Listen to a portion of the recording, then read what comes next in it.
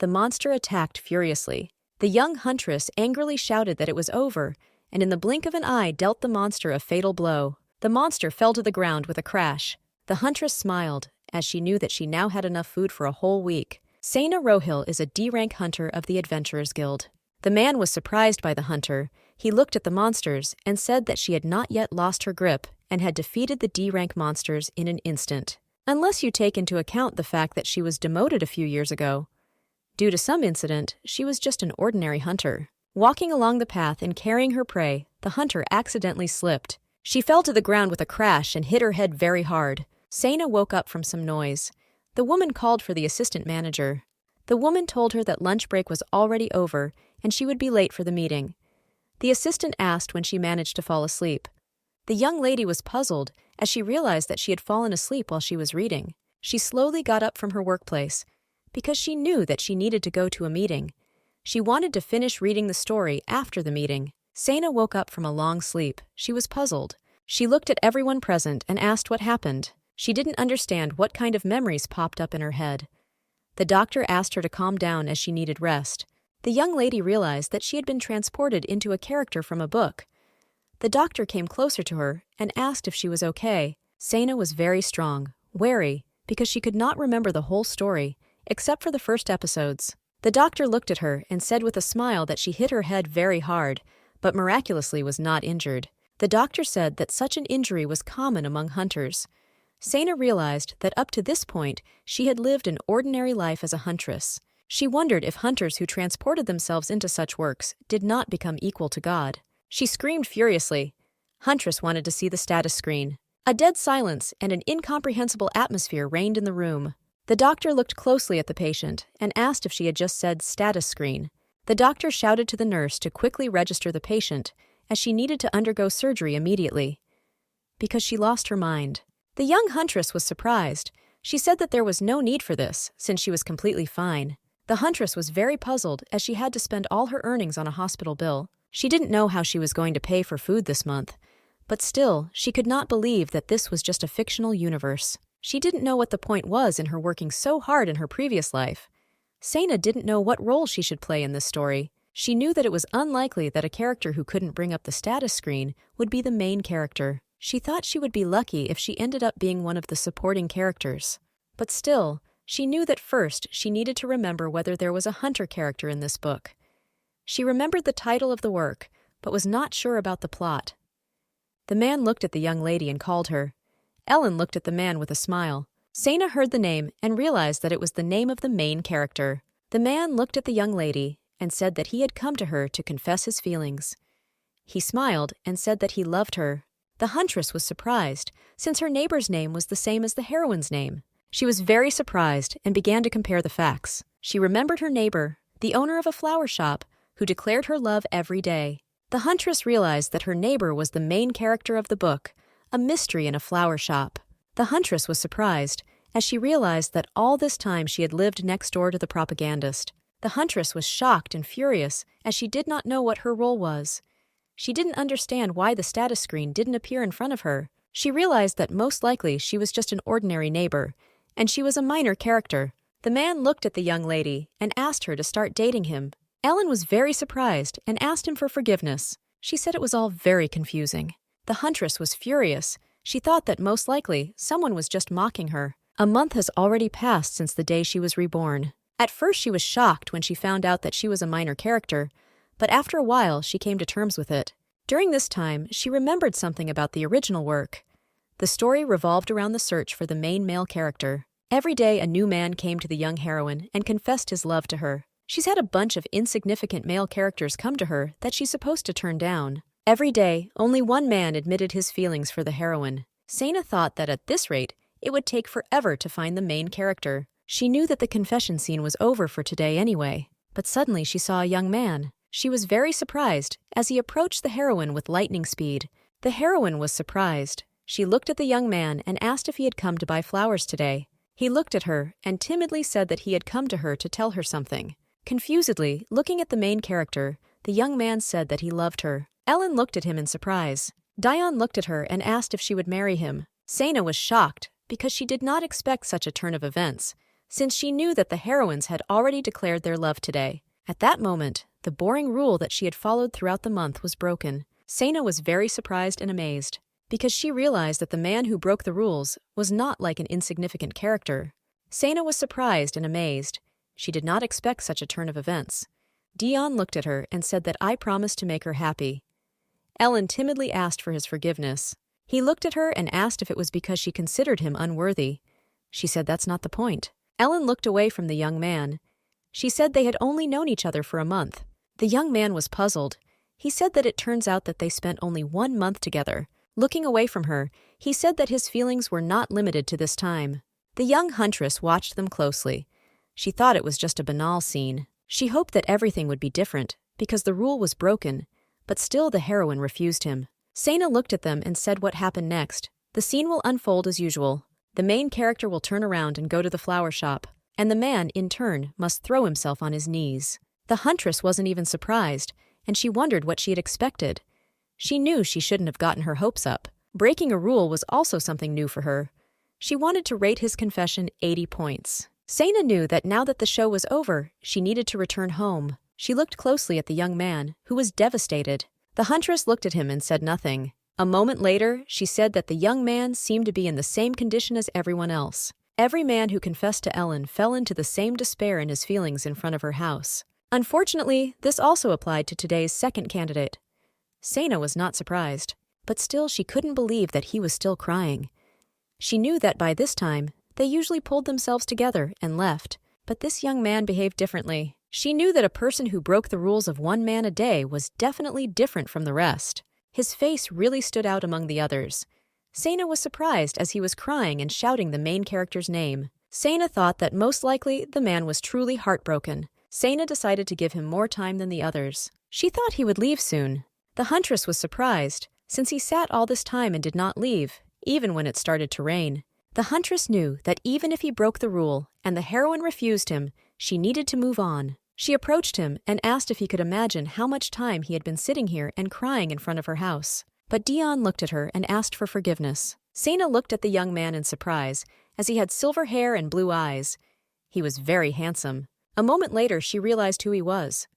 The huntress looked at him and asked if his name was Dion Fravel. He looked at her in surprise and asked if she knew him. Sena asked him, puzzled, what such an important man was doing here. Sena looked at her friends and asked who Dion Fravel was. Her friends were surprised that she really didn't know who it was. They said that he was the eldest son of the head of their guild. They were greatly admired by his beauty, as he had silver hair and blue eyes, which were very unusual in their empire. They said that the eldest son of the Fravel family falls in love at first sight. Sena said that this simply couldn't be true, since if such a guy was in their guild, she would probably have heard about him. Her friends said that not everyone knows about him, since the head did not allow him to join the guild, since he has a very bad character. They said he was very hot, but still had a nasty personality. Sena said with a smile that if he was really real, she would like to meet him someday. The huntress was surprised and puzzled, as she realized that in front of her was Dion Fravel. She understood that now in front of her was the notorious son of her boss, who also sits in front of her house. She understood that even if he wasn't the most respected guy, he was still her boss's son. She thought that if he was on her side, she would surely get her rank back. The young man looked at her intently and asked what she wanted to tell him. She asked him for forgiveness and said that she did not want to keep such a long pause and make him wait. She looked at him and said with a smile that he was just sitting in front of her house. The young man looked at the young lady in surprise. A moment later, he turned his gaze to the door. He looked at her and asked for forgiveness. He said he didn't plan to disturb her. She looked at him and said that everything was fine, and she also asked if he wanted to come over for a while since it was raining. Dion looked at her in surprise. He looked away embarrassed and thanked her. Sometime later, he was sitting on the sofa drying himself. Sena came closer to him and said that she had had some warm tea. She looked at him in surprise, as she saw that he was all wet and attractive. She looked at him dumbfounded for some time. She looked at him confused and wondered what she was doing. She came closer to him and pushed a cup of tea towards him. The young man thanked her with a smile. Sena said with a smile that there was no need for thanks. She knew he thought it was just a shabby place. She was surprised because she realized that he was not like the guy from the rumors. She knew he must be a scumbag with a nasty character. But still she was surprised, since she had not seen him like this. But she was puzzled, because she didn't remember seeing a guy with silver hair and blue eyes. in illustrations for the novel. A moment later, she realized that he was most likely a minor character. She understood that he was nothing more than one of many who would ultimately fail to win the heart of the main character. She thought that he was soon and just a tool to make the real main male character jealous. Sana thought that even the head son was powerless before the plot of the book. She thought it was simply the author's fault that he broke the rules. The young man said that he was grateful to her for what she did, and he also asked if she saw everything that happened. The huntress asked what he was talking about. The young man said that he knew that she was sitting on the bench when he confessed his feelings. She said, puzzled, that everything was correct, and she just didn't want to disturb them. But he doesn't have to worry as much as it's just part of life. Dion asked if she could listen to his story until the rain stopped. Sana said that she would listen to him, and he could continue talking. The young man thanked her. Dion said he has known Ellen since childhood as they were friends, and she was his first love. Sana was surprised. Sana could have sworn that the heroine said they had only known each other for a month. Dion, puzzled, said that she thought so. There was silence for some time. Sometime later, he said that she erased her memories of him. Ellen Euclid, the main heroine of this world. Due to the fact that she is the illegitimate child of the Marquee of Euclid, everyone bullied her while she was growing up. Eventually, she ran away from home. However, she could not forget her painful past, so she found the witch and erased all her memories. Sana remembered all the backstory about heroine. She was surprised and realized that she seemed to have a photographic memory. Dion said that when he was younger, he went to a prom. But he was there, completely alone. He said Ellen was the only person who approached him. Ellen's warm hand led him forward. But he was shocked that such a sweet girl suffered. When he learned that she had erased her memories and ran away, he searched every corner of the capital to find her. And when he finally found her, he didn't care that she didn't remember him. He knew he could protect her no matter what. Then he thought that he could just start all over again. When he saw that many men were coming to her, he began to lose patience. He said that, by the way, he saw a suspicious man. Sana asked what it was about. Dion said that He-Man looked like an ordinary visitor, but it was obvious that he was of noble birth. Sana asked what exactly he was talking about, and she also asked if the young man happened to think that Ellen's family had sent him. Dion said that he was also very worried about this, because people from the House of Euclid were also looking for her. Dion said that now he is no one for her, and can help her. Now she understood why he wanted to marry her. The young man was silent for some time. He looked at his companion and said that it seemed like the rain had stopped. He said, puzzled, that he had taken up too much of her time and said that he had to go. She looked at him and asked if he would be too sad about this. Dion asked what she was talking about. Sana smiled and said she was sure there was still hope. Dion looked at her and thanked her with a smile for listening to his story. He left. She sat down on the floor with the speed of lightning as she was very tired. She hoped that he was not offended by her after all. Sana decided to take a shower first and then go to bed. A moment later, she thought a little, as he called her by name as he left. She was very surprised because she had not told him her name. The next day, there was a roar in the street. The huntress was furious because she couldn't get enough sleep, because of the noise that was on the street. She threw her pillow furiously because she couldn't get enough sleep. She was golden, as if she'd gone to bed very late yesterday.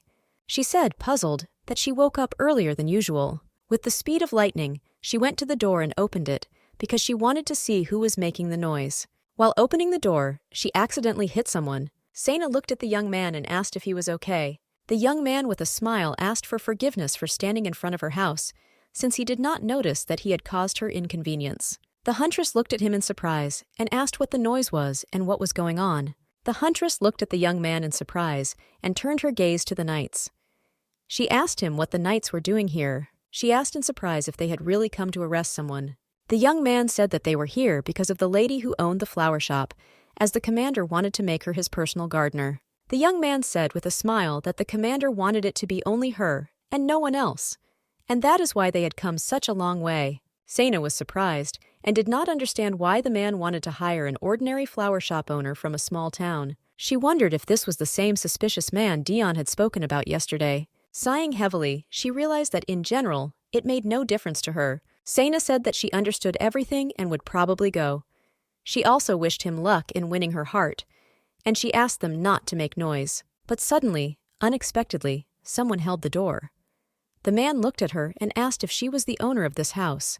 The huntress was shocked. She looked at the man with rage and asked why he was breaking into her house. The huntress looked at him and said that he heard himself at home, since the flower shop was nearby. The man looked at them and said that he was already done with his business here. The huntress asked why he was breaking into her house then. The young man asked if the owner managed to make a deal with the flower shop. The man looked at them and said that he had been refused. A moment later, he looked at the young huntress and said that he would like to buy her house. The man looked closely at the young lady and told her to tell him the amount. Sana looked at him and asked if he really wanted to buy her house now. He looked at her and said his name was Rashid Karlman. Sana looked at him in surprise and asked if he was the same duke. He looked at her and said that he was a duke. A moment later, he asked how much he needed to pay for her house. The huntress was surprised, but did not understand why he needed such a discreet house. She said he was an important person in the capital. A moment later, she realized what he was up to. His plan was to get closer to the main character. She couldn't let him leave after such a questionable act. The duke looked at her and said that he would certainly pay a generous fee. The huntress looked at him and firmly said that she refused, because her grandfather built this house. Sana said the house is filled with memories of her family, which is why she would never sell it. The man looked at the huntress and asked how she dare refuse the duke. Sana said that she is not his subordinate. The man attacked her with rage. The huntress parried the blow and asked why he was letting his hands go. She said with a grin that he could try if, of course, he succeeded. The huntress angrily told him not to think that she would stand like a pillar and not fight back. The duke looked at them and told them to calm down. The duke said that we need to calm down and talk normally. The hunter struck with the speed of lightning, and the man flew away. A moment later, Dion walked in. He looked at the man and asked if he was okay. The huntress looked at the young man's feet and was very surprised. She greeted him. The young man greeted her in return. She came closer to him and asked what he was doing here. The duke looked at the young man with fury and asked what he was doing here. The huntress was surprised. She looked at the young people and asked if they knew each other. Dion, puzzled, said that they knew each other, and he also asked the duke what brought him here. Rashid said that he came to buy this house. The huntress shouted with rage that she was not selling him. Dion looked at the duke and asked what he was talking about, since he was going to buy this house. The huntress was furious and did not understand what they were even talking about. The duke looked at him and asked if he was challenging him. A few minutes later, the duke began offering sums of money.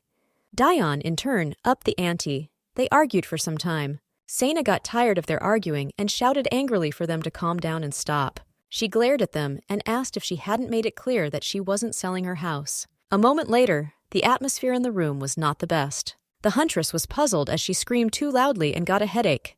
The duke said he didn't think they could reach an agreement today. He said he would come next time. The duke slowly left the house. Sana watched the duke. She was surprised because he said he would come back again. The huntress was angry and did not understand what was happening at all, and she also had a headache. Dion said he wanted to ask her something. Before he could finish speaking, she fell. He picked her up. Dion was in shock and did not understand what was happening. The huntress said in a trembling voice that she was nervous, and now her head hurt very badly. Sometime later, she was examined by a doctor. The doctor said it was a common cold. The doctor looked at Dion and said that she needed rest, and then she would feel better. The doctor looked at her and said that she needed to rest a little and that she would certainly feel better. The huntress was surprised. She said that she had never had a cold. The doctor looked at her intently and said that anyone could get sick. The doctor looked at her and asked if she wasn't in the hospital a few days ago. The doctor looked at the young man and told him to keep an eye on his wife so that she would certainly rest. The young people were at a loss. The doctor looked at them and said that it was time for him, and he also asked them to take care of themselves. They thanked the doctor and said goodbye. The huntress looked at the young man in confusion, as the doctor called her and the young man's wife. She understood that the doctor had misunderstood everything, but still, she was very sorry that Dion was refused yesterday. She sighed heavily and thanked him for his help and for calling the doctor. Dion looked at her and said that there was nothing to thank him for, since he had come to see Ellen in the first place. But then he heard a noise. Sana was surprised, but said with a smile that he arrived on time. Dion apologized for standing in the rain yesterday because of him. He said that it was his fault that she got sick. The huntress was surprised, but at the same time very touched by his words. She was shocked as she couldn't be angry at him since he was standing in front of her with such a beaming expression on his face. She looked at him and said with a smile that it was just a cold, and besides, the duke left thanks to him. The young man looked at her and said with a smile that he offered to buy her house simply because he thought she needed help. The huntress said with a smile that he really surprised her. She thanked him for being able to save her house. He said he was glad to hear it, and he also said he would look after the house until she was fully recovered. He smiled and said that she could rest for now. Sena asked in surprise what he was talking about, as she thought he was going to the neighboring house. He looked at her and said with a smile that everything was fine, and he would come there another time. He said she looked very tired, so much so that she needed to rest, and he will stay here until she gets better. Sena looked at him and said that she wanted to ask him something. Dion said she could ask. She looked at him and said that on the first day when he left, he called her by name. The huntress looked at him intently and asked if she told him her name. The young man looked at her in surprise and said what she told him. The huntress was surprised. She asked if she said exactly that. The young man said that she told him on the day of their first meeting. The huntress said, puzzled, that she didn't remember this. The young man looked at her in surprise and asked if she really didn't remember. The huntress was puzzled. She understood that he seemed to be not lying, and she seemed to have simply forgotten. Sena didn't understand why he would lie about something like that. She looked at him and asked about the suspicious man he was talking about earlier. The huntress looked at him and asked if it was the Duke. The young man said that it was not him. The huntress was surprised, because I thought that they would reveal the mysterious personality. Dion said that the suspicious man had dark hair, but it was longer and appeared to be purple in color. The young huntress realized that it didn't seem to be the Duke. The young man said that he also thought it was not him. Sena frowned and said that she wondered who it could be. The huntress said that it doesn't matter now, and she is not at all in a position to worry about her neighbor. She was puzzled by the fact that the Duke had previously said that he would definitely return. She angrily said, what if he tries to buy her house again? The young man looked at her and asked what she was going to do in this case. For a few minutes she thought about what she could do. A moment later, Sena asked the young man if maybe she should beat him up. The young man was surprised and said that this should not be done. She said that if she beat him, she could be arrested, and she needed to do it without there being any witnesses. Dion looked at her in surprise and asked if she really wanted to beat him when there were no witnesses. He laughed and said he thought it might work. The huntress looked at the young man and thanked him for his help. She wished him a good trip. He said that she should not worry and also wished her good night. Go outside. He looked sideways at the flower shop.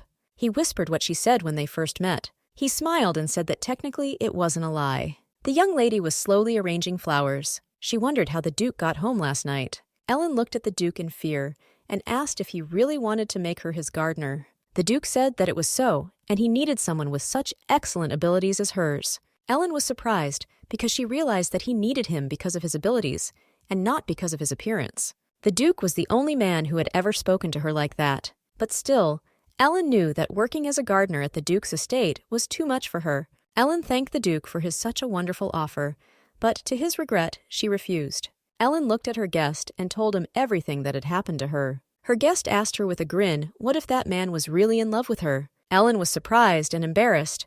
She said that this simply could not happen. At least that's what she thought. But she still admitted that it did give her butterflies. Ellen wondered confusedly what if he really was just using the job offer as an excuse to get closer to her. Sena shouted to her neighbor. Sena smiled and said that she would like to buy some white flowers. Ellen greeted her with a smile, and she asked if she really lived next door. Sena said that it was true. The huntress looked at her and asked if something good had happened, because she noticed that Ellen looked really happy. Ellen smiled and said that yesterday a man of high status came to see her, and he offered her the position of gardener. Ellen looked at her neighbor and said that she thought he had come to confess, like everyone else. She was happy and said that for the first time, someone was interested in her skills and not her appearance. Ellen said that's why she's in a good mood today. Sena was shocked because she did not expect such a reaction. Ellen said she turned him down because she wasn't sure she could handle the position. Ellen hurriedly said that she would stop talking about it, as she wanted flowers. Sena, puzzled, said that she needed white flowers. Ellen looked through the flowers. She didn't know which ones were best to choose. Sena knew that Ellen had refused the Duke this time, but she did not know when he would return again to convince her to accept his offer. Sena understood that in this case, Dion would not be able to be with Ellen. She wondered if his fears would become reality. She knew she couldn't just let it go, and she needed to intervene. Ellen asked who the flowers were for. Sena said that she was going to visit her grandfather's grave. Sena said, puzzled, that something happened yesterday, and it bothered her a little. Ellen looked at her neighbor and, puzzled, asked if she could ask what happened to her. Sena said she wasn't sure if this was okay to share. Sena said in a whisper that yesterday someone broke into her house. Ellen was horrified by what she heard. She knew the same thing had happened to her. Sana said that, of all people, it turned out to be Duke Carmen. Ellen was surprised. She had it the same way. Sana said he demanded that she sell him her house, and he was very aggressive about it. And it was as if he was threatening. Ellen was shocked. She asked if the Duke had been aggressive and threatening. Sana said that she can take care of herself, but she is very worried about Ellen. Ellen asked in surprise why she was worried about her. Sana said that apparently the Duke is hunting for houses in the area, and this one likes to annoy those who helped him. Ellen was shocked and didn't understand how he could do something like that. She wondered if he really came to her just for the sake of the house. She knew something was wrong here. He offered her a room to stay for the night, along with work. She didn't understand why he would do such a thing for the gardener. And after the story, I realized that everything was for the sake of the house. Ellen looked at her neighbor and said that everything was clear to her now. Jonah now understood his grin. Ellen believed that he was simply an immoral person. Ellen said she had no idea he was such a person. Sana said that since she is a hunter, she was able to protect herself. But she said Ellen is much more vulnerable. Sana looked at her neighbor and told her to be careful and try not to mess with him.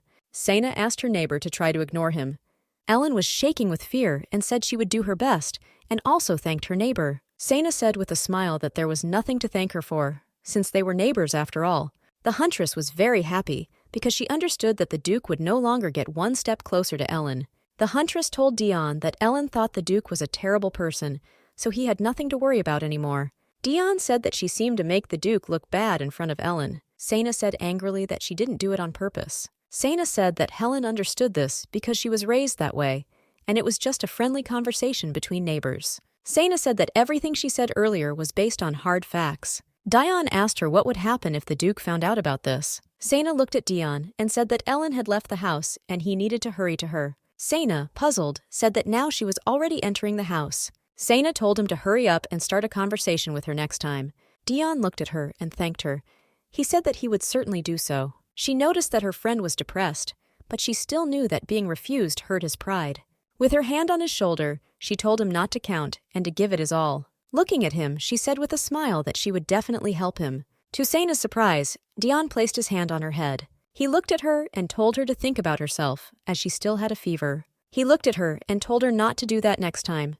She was surprised and asked what she should not do. Dion told her not to get in the way of the Duke, just to help him. He looked at her and said with a smile that he had now decided to let Ellen go. Sana was surprised and did not understand how he could leave after such words. She thought he was very shaken, but she was also puzzled because he had previously said that he was in love with her. She was very worried that he could, like last time, go cry alone. She remembered how last time he burst into tears. It seemed to Sana that he was now hiding somewhere and crying with all his might. She was worried that he would wander down the street in tears. The men looked at him intently and asked if he would share his money with them. Sitting on the damp ground, he burst into tears, and the men came closer and closer to him.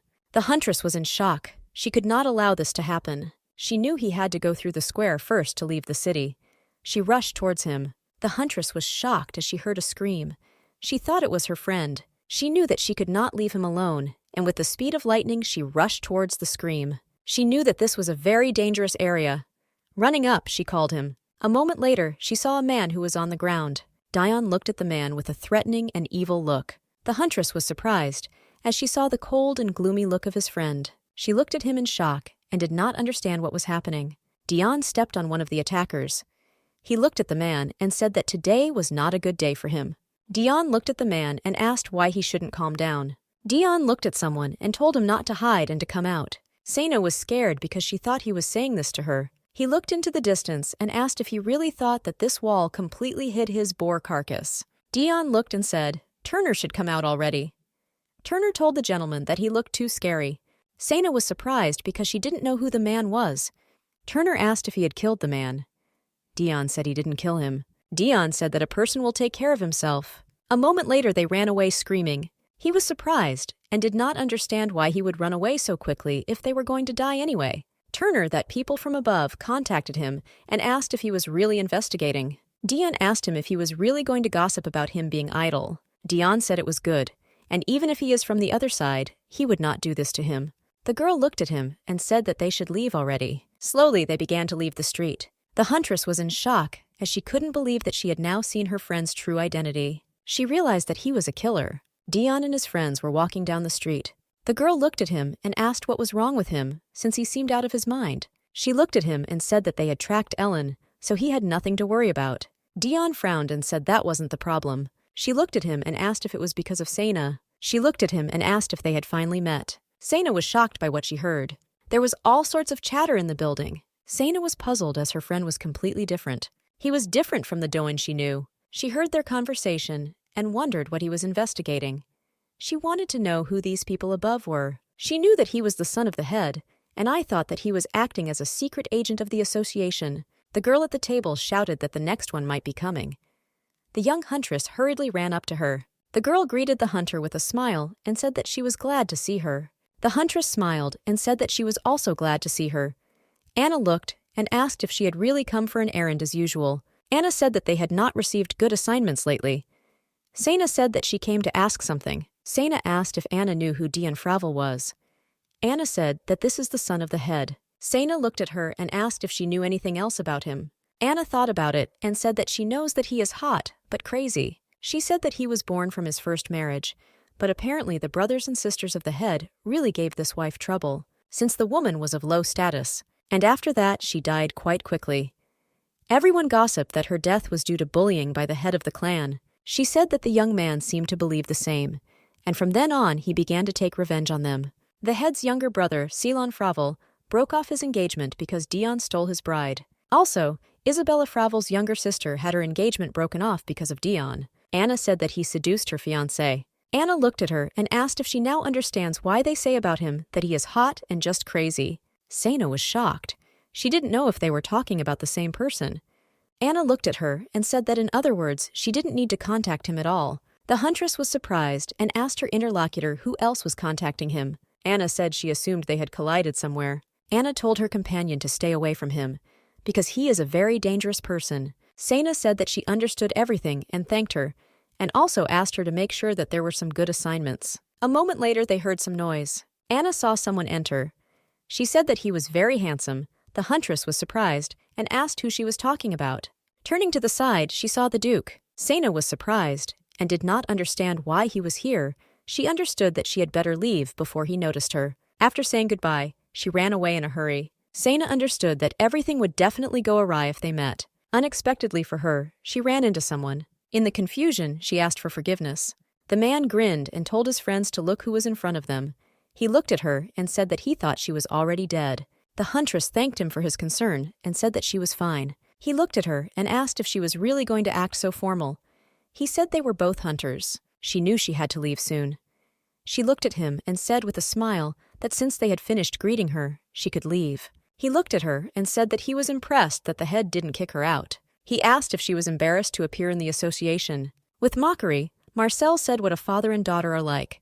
They all said that she was his exact copy. The man asked with a grin if this meant that she would meet the same miserable death as her father. She came closer to him and told him that he should watch his words since her father was still alive. He looked at her and asked with a grin if she was still clinging to stupid hope. She looked at him and said that they were not friends at all. She asked why every time they met, he started talking to her. She looked at him and said that was presumptuous of him. Marcel gnashed his teeth nervously and angrily. She said she would like to give him some advice. She told him to brush his teeth. She said with a grin that now no wonder every girl was running away from him. He looked at her in rage and asked how she dared to say such a thing to him. He looked at her and told her to shut her mouth. Sana told him to stop getting on her nerves and leave. She looked at him with a grin and said that he couldn't even beat her in a fight. The man looked at her with rage and asked how she dared talk to him like that. He wanted to stab her. The huntress was very glad that he decided to start a fight first, since on her part it would be considered self-defense. But suddenly someone grabbed her hand. The huntress was surprised and did not understand what was happening. The Duke looked at the man and asked how he dared to attack like that. He said it was a cowardly act on the part of the man. The huntress was surprised, as she did not expect to see him. The Duke furiously squeezed the man's hand. The man looked furiously at the Duke and asked who he was, and also told him to let go of his hand. The Duke looked at the man with fury and told him to stop playing the fool, as he could barely hold his hand. The Duke pushed the man, and he did a somersault and fell to the ground. The man was furious. The man angrily asked the Duke if he thought he could get away with this. The Duke looked at the man with a grin and said that he was just a shrimp. The Duke looked at the huntress and called her. The huntress shuddered. The Duke came closer to her and asked if she was injured. The huntress was shocked. She did not understand why the Duke intervened. Sena understood that talking about self-defense would not help, since he struck first. She looked at him and said that everything was fine, and also thanked him for his concern. She was furious as her plan had failed. The Duke looked at her and asked if she was sure that nothing hurt anywhere. He looked at her intently and asked if she happened to be the owner of that house. The huntress said, puzzled, that it was her. Sena was shocked as she noticed that the man stood up and began to attack. The huntress shouted to the Duke to be careful, as a man was approaching from behind. The Duke turned to the man with lightning speed. The Duke quickly struck the man, thereby deflecting his blow. The Duke looked at the man with contempt and said that in addition to being weak, he was also very slow. The man was furious. He looked at the Duke and said that he was just a bastard. With lightning speed, the man pulled out a knife. Sena was shocked. She angrily told Marcel that he was just a coward. She knew that she could not allow Marcel to be so willful. And with the speed of lightning, the huntress approached him and kicked the knife out of his hand. A moment later, the Duke struck the man and he fell to the ground. Marcel fell to the ground with a crash as all his supporters screamed at him. Marcel's supporters asked him if he was okay. The huntress, in turn, was very pleased, as she understood that he finally got what he deserved. A moment later, the guards flew up to them and angrily asked what they had done within the walls of the guild. The guard looked at them and said that they were under arrest.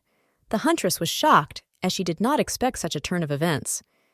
The huntress was furious because she understood that this was just some kind of bad luck. The huntress was very puzzled that the guards came running just when they struck the only retaliatory blow.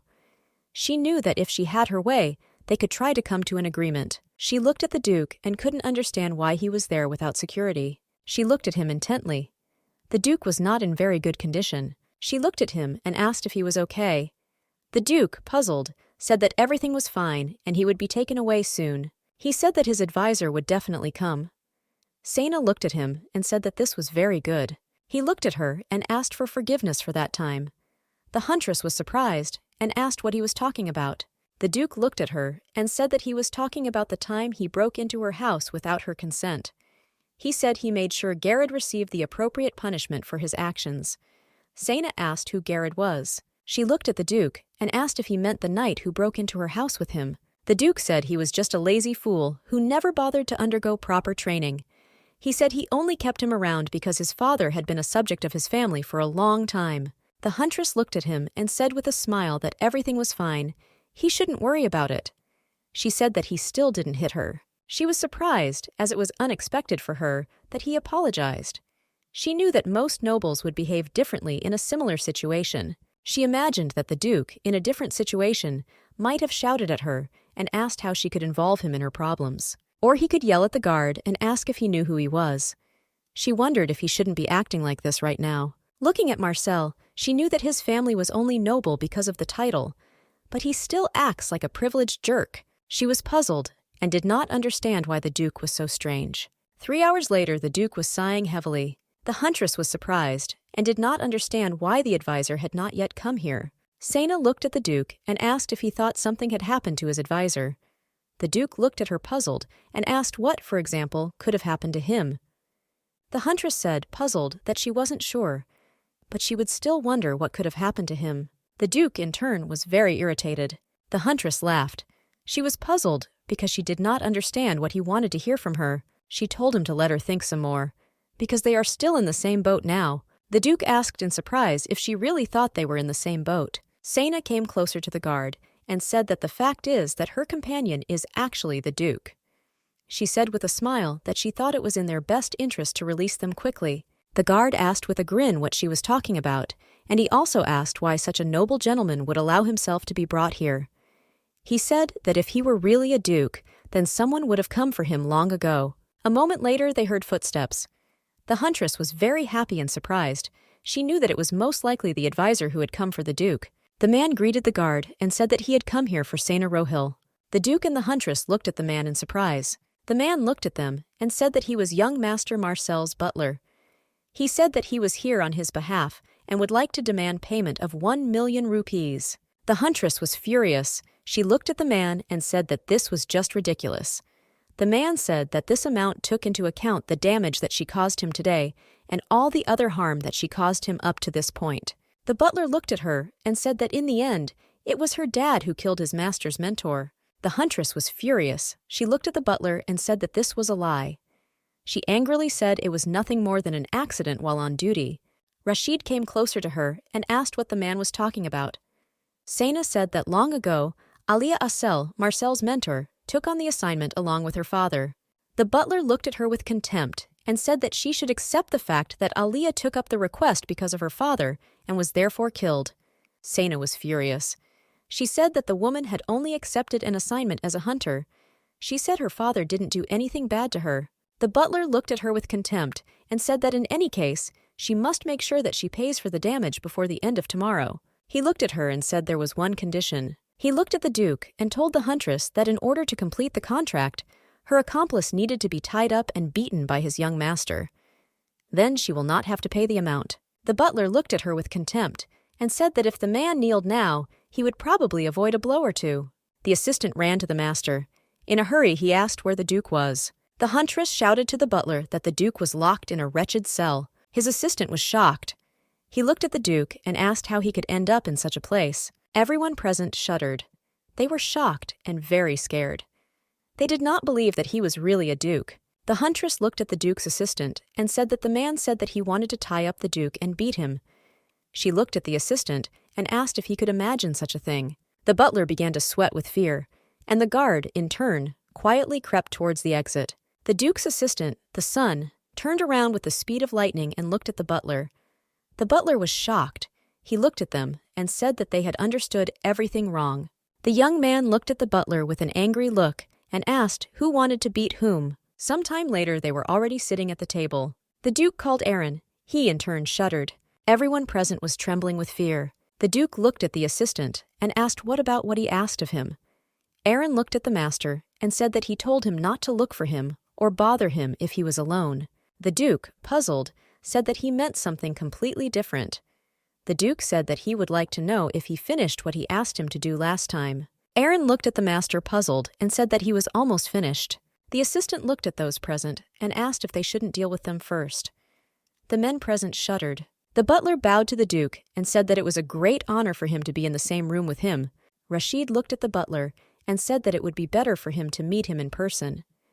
The butler looked at the Duke, puzzled, and asked who he was talking about and who he wanted to meet. Rashid looked at the man and said that earlier he had said that his young master was not well.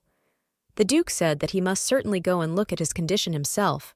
The butler, puzzled, said that this was not necessary, since he knew that the Duke was very busy. The assistant looked closely at the butler and asked how about resolving the conflict. The butler shook his head nervously and said that they didn't need to worry about that. Aaron looked at the man angrily and asked what all this talk about beating the Duke was all about. The butler said, puzzled, that he seemed to have gone crazy for days. Once he allowed himself to say that. The butler looked at the huntress and said that she was the only one who had to pay according to the agreement. The huntress asked, puzzled, if he really wanted her to pay such a large sum of money. He looked at her and asked if she really thought they would just let her go without paying money. She said that she had no need to pay, as there was no reason to do so. The Duke looked at them and said that he would pay on her behalf. Everyone froze intently, looking at the Duke. The huntress was in shock. She did not understand what he wanted to do. The butler looked at the Duke and asked for forgiveness. He said it was the hunter's duty. The Duke looked at the man angrily and asked if he really had any problems.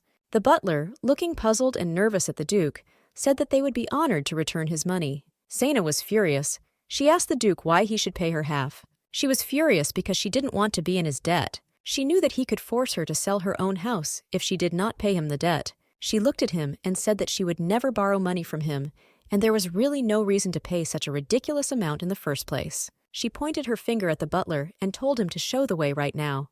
She said angrily that she herself would like to see what condition Marcel was in. The butler was furious. He said that she was a very impudent person, and his master was not in a position to date anyone at the moment. The huntress was furious. She said that if he didn't go with her right now, she would certainly go alone. She looked at the butler and said that finding out where Marcel lived was, in any case, as easy as pie. The butler was shocked. He said that she had better stop right now. Saina was in shock. She screamed at the butler to let her go. The butler shouted to her that he had already told her that his master was not well. The Duke looked at them and said that he thought that as cellmates they should be in the same tray. The Duke looked at her and asked if she hadn't said that earlier. Sena looked at him dumbfounded. She didn't expect him to behave like that. His assistant was shocked. Aaron came closer to him and asked the gentleman in a whisper if he really felt bad. The Duke sighed heavily and told his assistant to keep quiet. Sena was furious, because instead of the required amount, they agreed to half. But the worst thing was that the Duke actually paid the entire amount. She knew this meant her home would be in exchange. The huntress turned around with lightning speed and told the Duke that she refused to sell her house. The Duke looked at her in bewilderment. She said angrily that she meant her house. She said she would never sell it for anything. The Duke looked at her and said in a calm tone that she shouldn't do that. Sena looked at him in confusion and asked what he was talking about. He looked at her and told her that she didn't have to sell him her house. He asked her if this was what she was so worried about. She looked at him in surprise and asked why then he paid the amount of money on her behalf. He looked at her and said that it was to make up for his actions last time. He smiled and said that moving forward, he would not pester her to sell her house. He smiled and said it would be nice if she could let him know if she ever changed her mind. She looked at him in surprise and asked if he really just gave her the money. Rashid looked at her and said that everything was correct. A moment later, he said goodbye to her and left. The huntress was stunned and didn't understand if he was really leaving now after coming all the way to her house. The huntress wondered if he had seen her off for a reason. She looked after him in surprise and wondered what was wrong with him. The next morning she woke up and heard some noise on the street. She nevertheless decided to see what was happening on the street, since the noise did not stop. She moved closer to the window because she wanted to know what was happening this time. She was surprised because she saw that many people had gathered and there were also police. The huntress felt an incomprehensible chill throughout her body, since everyone was walking near her neighbor's house. She ran with the speed of lightning. Because I wanted to see what happened there. Sena was very worried about her neighbor and wondered if something could have happened to her. When she ran to the place, she saw a lot of people, and their chatter did not subside. Out of breath, she looked at all the people with horror. They were shocked and couldn't believe that this happened. Sena grabbed the woman's hand. She asked her what was going on and what happened at the flower shop. The frightened woman looked at the hunter and said that a thief had broken into this house. The huntress was shocked. Those present whispered as they saw the blood. The huntress was very scared because she had heard about the thief and seen blood. She looked in horror at the body that was being carried. Sena thought it was her neighbor's body. With the speed of lightning, she ran up to them. The man blocked her path and said that she could not come here. The huntress was furious. She said that she had to check if it was Ellen. The man angrily said that she couldn't go there. The huntress squeezed his shoulders. He was amazed because he didn't understand where she got so much power. Sena pushed him furiously, and he fell. She grabbed the blanket. She was hoping to see someone other than her neighbor. A moment later, she saw a frightened man. He looked at her in horror. He asked in a trembling voice who she was. The huntress was in shock. She did not understand what was happening. The man asked again who she was. Ellen looked at her neighbor and laughed. She asked her if she really was that worried about her. Sena, looking away, said that she was told that there had been a burglary. And then she saw someone being dragged on a stretcher, and of course she became worried. She smiled and said that she was safe and sound, and everything was fine with her. Sena looked at her neighbor and asked who the poor guy was who was lying on the stretcher. Ellen said it was one of the police officers who came to her when she filed a report. She said that he simply slipped on the water that she accidentally spilled and hit him very hard, and they covered his face because he was too ashamed of the fall, which is what started all the confusion. The huntress was shocked. She shuddered, because she thought that the officer was just a fool. She looked at her neighbor and asked if they had caught the thief. Ellen said he was not caught because the thief escaped through a window before police arrived. She said with a smile that she thought he left when he realized that she had nothing to profit from in her house. Sena said with a smile that she was glad Ellen was okay anyway. Ellen said that she breathed a sigh of relief, since it would have been much more dangerous if he had mocked her while she was sleeping. Sena wondered if this situation with the thief was part of the plot. She thought that if the Duke had bought her house and started living there, then everything would have been different. She imagined the moment when a thief broke into her neighbor's house. The man looked at her and angrily told her to give him everything she had. Ellen screamed with horror on her face and asked anyone for help. A moment later, the Duke burst into her house and, looking intently at the man with anger, told him to let her go now. The young lady looked at the Duke in surprise. The Duke, in turn, looked intently at the young lady and gently asked if she was injured. The young lady looked at him with a loving gaze. Sana knew it might be something like that. She understood that her neighbor could be in danger because of her. Ellen looked at her neighbor and said that she was really fine. She smiled and said that she was well aware that their area was not the safest. Sana said, puzzled, that they had a very dubious area. Looking at her neighbor, she knew that more incidents would occur in the questionable area. In other words, this is the perfect place for the main character to get into trouble. Sana understood that this also meant that the heroine could face a real threat if she kept the protagonist from engaging with her. Sana didn't know if Dion could protect Ellen on her own. Ellen took her neighbor's hand and asked her to calm down. She said with a smile that she was very glad that she was with her now. Sana looked at her neighbor in surprise. She did not expect such pleasant words from her. Ellen smiled and said that a little earlier a lot of neighbors came to check how she was doing. Ellen said with a smile that the fact that she is surrounded by the greatest blessing. Sana smiled, looking at her neighbor. A moment later, she saw someone outside the window. Sana looked at her neighbor with a puzzled look and said that it was time for her to go. Ellen was surprised by such a quick change in her neighbor. She looked at her intently and asked if she really had to go. Sana hurriedly said that she had to go, as she remembered something urgent. Sana smiled and told her neighbor to remember to close the doors. Ellen said with a smile that she would certainly do everything and said goodbye to her neighbor. A moment later, the young lady plopped down on the sofa. She was very glad that she had such a kind and sympathetic neighbor. Sana ran with the speed of lightning after the man she saw outside the window. She knew that he was definitely following the main character, but she was still puzzled because she didn't know who it could be. She didn't understand why he needed to keep an eye on them. A moment later, she saw his silhouette. She looked at the man and shouted who he was. The man flinched, as he did not expect that he would be chased. Sana turned on hunter mode and looked at the man with fury. With the speed of lightning, she rushed at him. A moment later, she tackled the man to the ground and asked why he was there and why he was following Ellen. The man screamed in pain. He frantically asked her to get down and let him go. Sana was furious and screamed at him to answer her questions immediately. The man was spinning in different directions and shouting that he had done nothing wrong. The huntress was furious. She screamed and asked him who he was to keep an eye on Ellen. The young man shouted that it was he, Aaron. The huntress looked at him in surprise and said that this was the first time she had heard this name. Aaron was shocked. He looked at her and asked if she was serious now, speaking as they had just seen each other yesterday. The huntress looked at him in surprise. A moment later, she remembered where she had seen him. A few minutes later, she realized that it was the Duke's advisor. She looked at him in horror, because I didn't expect it to be him. The huntress was a little puzzled, as she realized that in the end, the Duke still bought a house next to the main character. Considering this, he must be filthy rich. The Duke's advisor looked at her and shouted with rage that he was not a spy or a thief.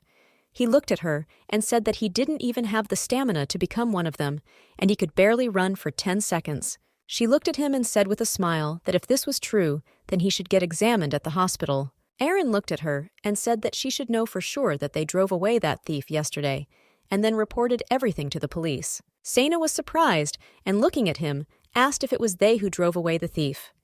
She now understood why he ran away before the police arrived. Aaron said that it seemed that the thief had not yet let them meet him, and so he ran away through the window. He smiled and said that they were very lucky that they immediately noticed this incident, and after which they became even more observant. He said no one knows what might have happened if they had not intervened.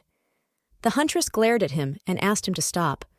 She asked him if he had been a spy all this time. She looked at him and asked if he had been watching Ellen all this time, because she understood it from his words. She looked at him with a contemptuous look and asked if the Duke was really a stalker. Aaron was shocked. He looked at the young lady and said that the Duke is not that kind of person. He said that she didn't think at all in the morning. He looked at her and said that Lady Ellen was simply a very important person for the Duke, and with such actions, he was simply trying to protect her from those around her. Sana looked at him in surprise and wondered why he stuttered so much. She understood that this behavior of the young man made him even more suspicious. Aaron said that in any case, he was very glad that Lady Ellen was okay, and nothing else mattered, but he still felt a little sorry. After all, in fact, they do not have such an opportunity for the lady's house to be completely under their supervision. He said that, because of this, it took them a long time to realize that someone had broken into the house. Sana gave her companion a cold and angry look and said that she was not selling her house. She looked at him and said angrily that she would not sell your house under any circumstances. The young man said in a trembling voice that he understood her. A moment later, the huntress looked at her companion and said that since they had cleared up all the misunderstandings, she could leave. Aaron completely agreed with her and asked her to be careful. Sana was puzzled. She knew that something about this case was still very suspicious. She remembered the conversation with the advisor. Sana remembered that he stuttered too much, which made him very suspicious. She didn't know what that could mean. She didn't know who they were to protect Ellen. Previously, she thought that the Duke simply fell in love with the main character, but now it seemed to her that the reason lay deep. Since he wanted to stay close to her, Sana went to the window and looked intently at the house. She looked closely at the house that the Duke had previously bought. She was shocked because she realized that the Duke forced his men to stay up all night just to keep an eye on the main character. It was even difficult for her to imagine that they did not have ulterior motives. She did not understand what exactly the Duke was trying to do with the main character. A moment later, her thoughts disappeared as she heard some kind of roar. She didn't understand what it was. She was surprised because she saw that the lights in the house had gone out, and the roar only intensified. She heard the Duke's voice. The huntress was furious. She knew that she simply could not ignore her cellmate, who paid for her to live here. With the speed of lightning, she took the sword and headed straight into the house. The huntress quietly crept up to the house. She was a little puzzled because she became too quiet. She didn't know if it was all because of her, and she was just exaggerating. A moment later, she quietly opened the door. The huntress was surprised and did not understand what had happened, that the Duke did not even close his door. She smelled some strange smell. She was surprised because she smelled a sweet smell. What was alarming was that during the fall, there could be such a strong smell of flowers. A moment later, the huntress heard an incomprehensible creaking sound. She shuddered. She was puzzled because the sound did not stop, and she did not know what it could mean. The huntress reached into her pocket because she wanted to get something. She looked closely at her watch. She was surprised and did not understand why he appeared in this city. The huntress was puzzled as she heard noise and the Duke's voice. She turned toward the noise because she remembered it. A moment later, she saw the Duke. She was at a loss because she did not understand what had happened to him. The Duke was shaking with fear and asked the noise to stop. The huntress looked at the Duke and asked if he was okay. The Duke muttered something under his breath. He droned on and on. The huntress came closer to him and, grabbing his clothes, told him to come to his senses. He looked at her in horror. She furiously hit him on the back and told him to come to his senses. Sana gave the Duke an angry look. The Duke looked at her in surprise. The huntress looked at him and asked if he was okay now. He looked at her and the task, but asked if she could not have told him about it in advance. He said angrily that she should have warned him that there were ghosts in this house. The young lady was surprised because she did not expect that there would be ghosts in the house. The Duke, puzzled, said that if he had known that there were ghosts in the house, he would never have stayed here alone. Sana was surprised, since he was now accusing her in all seriousness. She looked at him and said that she thought this city was so dark that it attracted ghosts. She looked at him and asked if maybe they should find the source of that sound. The Duke looked at her in fear. The huntress looked at him and said that she heard that the sound was coming from this direction, and they could easily find the source by heading towards it. The Duke looked at her fearfully and said that she said that they might meet a ghost. The huntress glared at him and said it was just a joke. A moment later, she asked him to wait a moment. She looked at him and asked with a grin if he was really afraid of ghosts. The Duke shuddered. The Duke looked at her with anger and embarrassment and said that he was not at all afraid of ghosts. The huntress mocked him, as she saw that he was not generally afraid of ghosts. She looked at him and said that in that case, if he and she were not afraid of ghosts, then they should go and look for the source of the sound. The Duke was shaking with fear, but he said it was a great idea and they could go. He asked her to show the way. Quick as lightning, the huntress turned around and told him to follow her with a grin. A few minutes later, they were walking towards the source of the strange sound. The huntress froze. The Duke asked in a trembling voice if this was it. The huntress looked at him and said that she would open the door now. Entering the room, she saw nothing, and there was silence in the room. The Duke was trembling with fear. He looked at his companion and asked her to give him some time to prepare. She asked him what he was saying. The huntress asked if he really wanted her to open the other door right now. Opening another door, she said with a grin that the other room was also empty. The Duke looked at her in fear and quietly pulled himself together. He timidly said that he was very sorry and also asked if they should go to another room if there was nothing here. The huntress smiled and said that she was coming only after him. Sena felt sorry for him, of course, but she still liked to tease him. She looked at the door and said that the sound was coming from there, and they needed to go there. The Duke looked at her in fear and asked if she really wanted to go down to the basement. The huntress said that she could go down herself, and he could stay upstairs. The Duke angrily said that he would not allow her to go downstairs on her own. He said, puzzled, that maybe there were no ghosts there at all. She looked at him in surprise and wondered how he was going to protect her if it wasn't a ghost. But still, she was truly touched by such sudden gallantry. She looked at him and told him not to worry, as she was a professional hunter and he should know about it, and she would not be easily hurt. The Duke, puzzled, said that in any case it would not be safe to go there alone. Sena looked at him sideways and said that if something really happened to her, then he should know something. The hunter said that if trouble happens to her, her house will become his private property. The Duke was shocked. From such a statement, he looked at her and asked what she was talking about. He was furious because he didn't expect her to say something like that. He looked at her and told her not to make him laugh or say things like that. A moment later, she laughed and told him to relax as it was just a joke. The Duke was furious. He looked at her and asked how she could even joke at such moments. She looked at him and asked for forgiveness, saying that she had her reasons. The Duke, furious, said that whatever the reason, she should know the appropriate time and place before making such jokes. She knew this perfectly well, but she still knew that nothing conquers fear like blinding anger. They slowly went down to the basement. The young huntress looked sideways at the Duke and said that it would still be better if he stayed here, since such things are really her specialty. The Duke looked at her in surprise and asked if she really wanted to go alone. Sena said that he didn't need to worry and that she could handle it herself. She was puzzled as it was getting darker and it was difficult for her to see anything. A moment later, she took out a mana stone from her pocket. The huntress looked closely at the door and realized that the noise had stopped. The Duke looked at her and said they could go back now.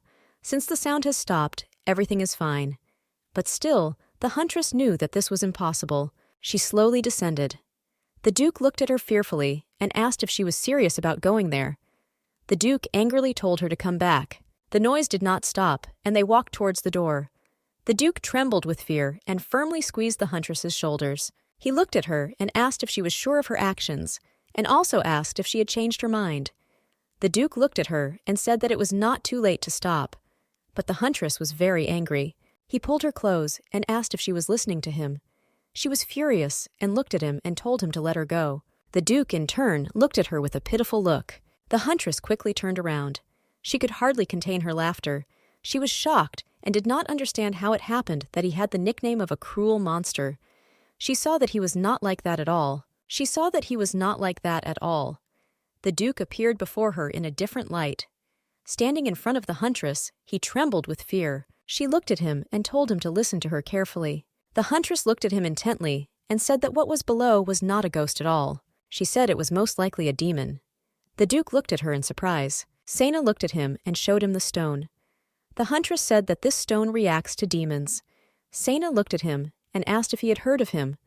She said that magicians often use it too. She looked at him and said that the sweet smell that spread throughout the house was also proof. She was still puzzled, since she had no idea what this demon was doing here. The Duke looked at her puzzled and asked how the demons both walked through the capital's barrier. Sena said that she doesn't know either, but still, there is no need to worry about it now because she knows what type of demons they will face and how to get rid of it. She did not have time to open the door when a strong stream of air knocked her off her feet. The Duke rushed towards her screaming. With the speed of lightning, he caught her and pulled her towards him. Sena was surprised and puzzled. She didn't understand why he pulled her so sharply. The Duke looked at her angrily and asked if she was okay. She looked at him in surprise and a moment later became embarrassed. Having come to her senses, she stood up with lightning speed and asked what he was doing. The Duke, looking at her, said that there was a sudden gust of wind. He said that this was simply absurd, since there were no windows in the basement so that the wind could enter the room. The huntress looked at him and, puzzled, asked what was wrong with the small draft. She said that now her back hurts. The huntress looked at the ground in surprise because she did not know where her stone had rolled. A moment later, she saw her stone. Sena was surprised and puzzled, as she noticed that a woman similar to Ellen was sitting in the corner. The huntress looked at the doll in surprise and said with a smile that it looked like it was just a fake. The Duke in turn shuddered. The Duke was trembling. Sena smiled because she realized that he was scared again. A moment later, she looked at him with a smile. She had an idea. Sena asked him, puzzled, how she could pick up the stone. She said her back hurt a lot, and that's why she was afraid she wouldn't be able to do it. Sena looked at him and asked if he could lift the stone. He was very frightened and asked if she really wanted him to go and pick up the stone. Sena looked at him and said that she couldn't move an inch because she hit her back. She looked at him and told him to go and pick it up. The Duke understood that it was his fault, and he had to do it. Walking towards the stone, he trembled very much with fear. The huntress could barely contain her laughter. She couldn't believe that this was really the same man who had broken into her house a couple of days ago. The Duke looked at her and said with a smile that he had taken the stone. The huntress glared at him and cursed. The Duke was scared. He asked her what happened. He turned around and saw an unpleasant and terrible sight. The Duke froze in place. He heard different voices. A moment later, a demon was flying towards him. The huntress got scared and called the Duke. She rushed towards him. Sena was furious because she knew she was right, and it was a demon. Sena ran up to him and asked if he was okay. The Duke trembled and said in a trembling voice that it was Serena. The huntress looked at him and asked him to pull himself together, but he trembled with fear and repeated that it was a siren. A moment later, the demon appeared near them again. The huntress looked at the demon in surprise.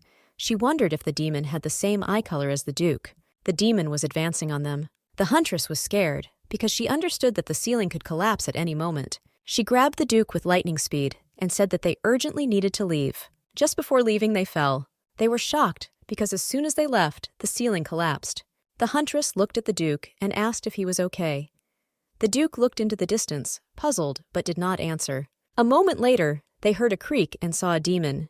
They saw the sinister smile of the demon who laughed in front of them. The Duke trembled with fear and shouted that he had not killed her at all. The huntress looked at him and told him to close his eyes. Sena looked at him intently and said that everything he sees now is unreal. The huntress said that it was just an illusion and there was nothing to be afraid of. She looked at him and with a smile told him to close his eyes and sit quietly.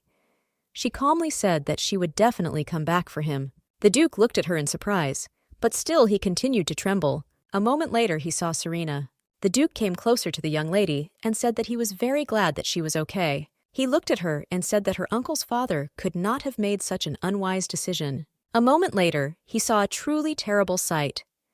The young lady turned around and asked with a smirk on her face why he thought that. Sena looked at him and asked why he killed her.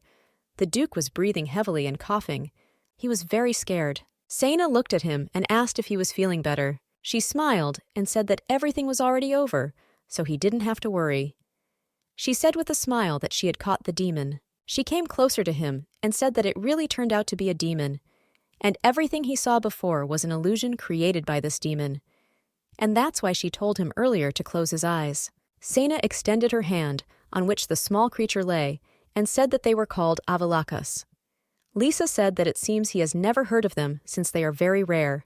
The huntress said that they usually look like little bees, but they use their stingers to stab their prey and peer into their nightmares. She said they then project these nightmares into the real world as illusions, and while the victim is in confusion, they absorb his energy.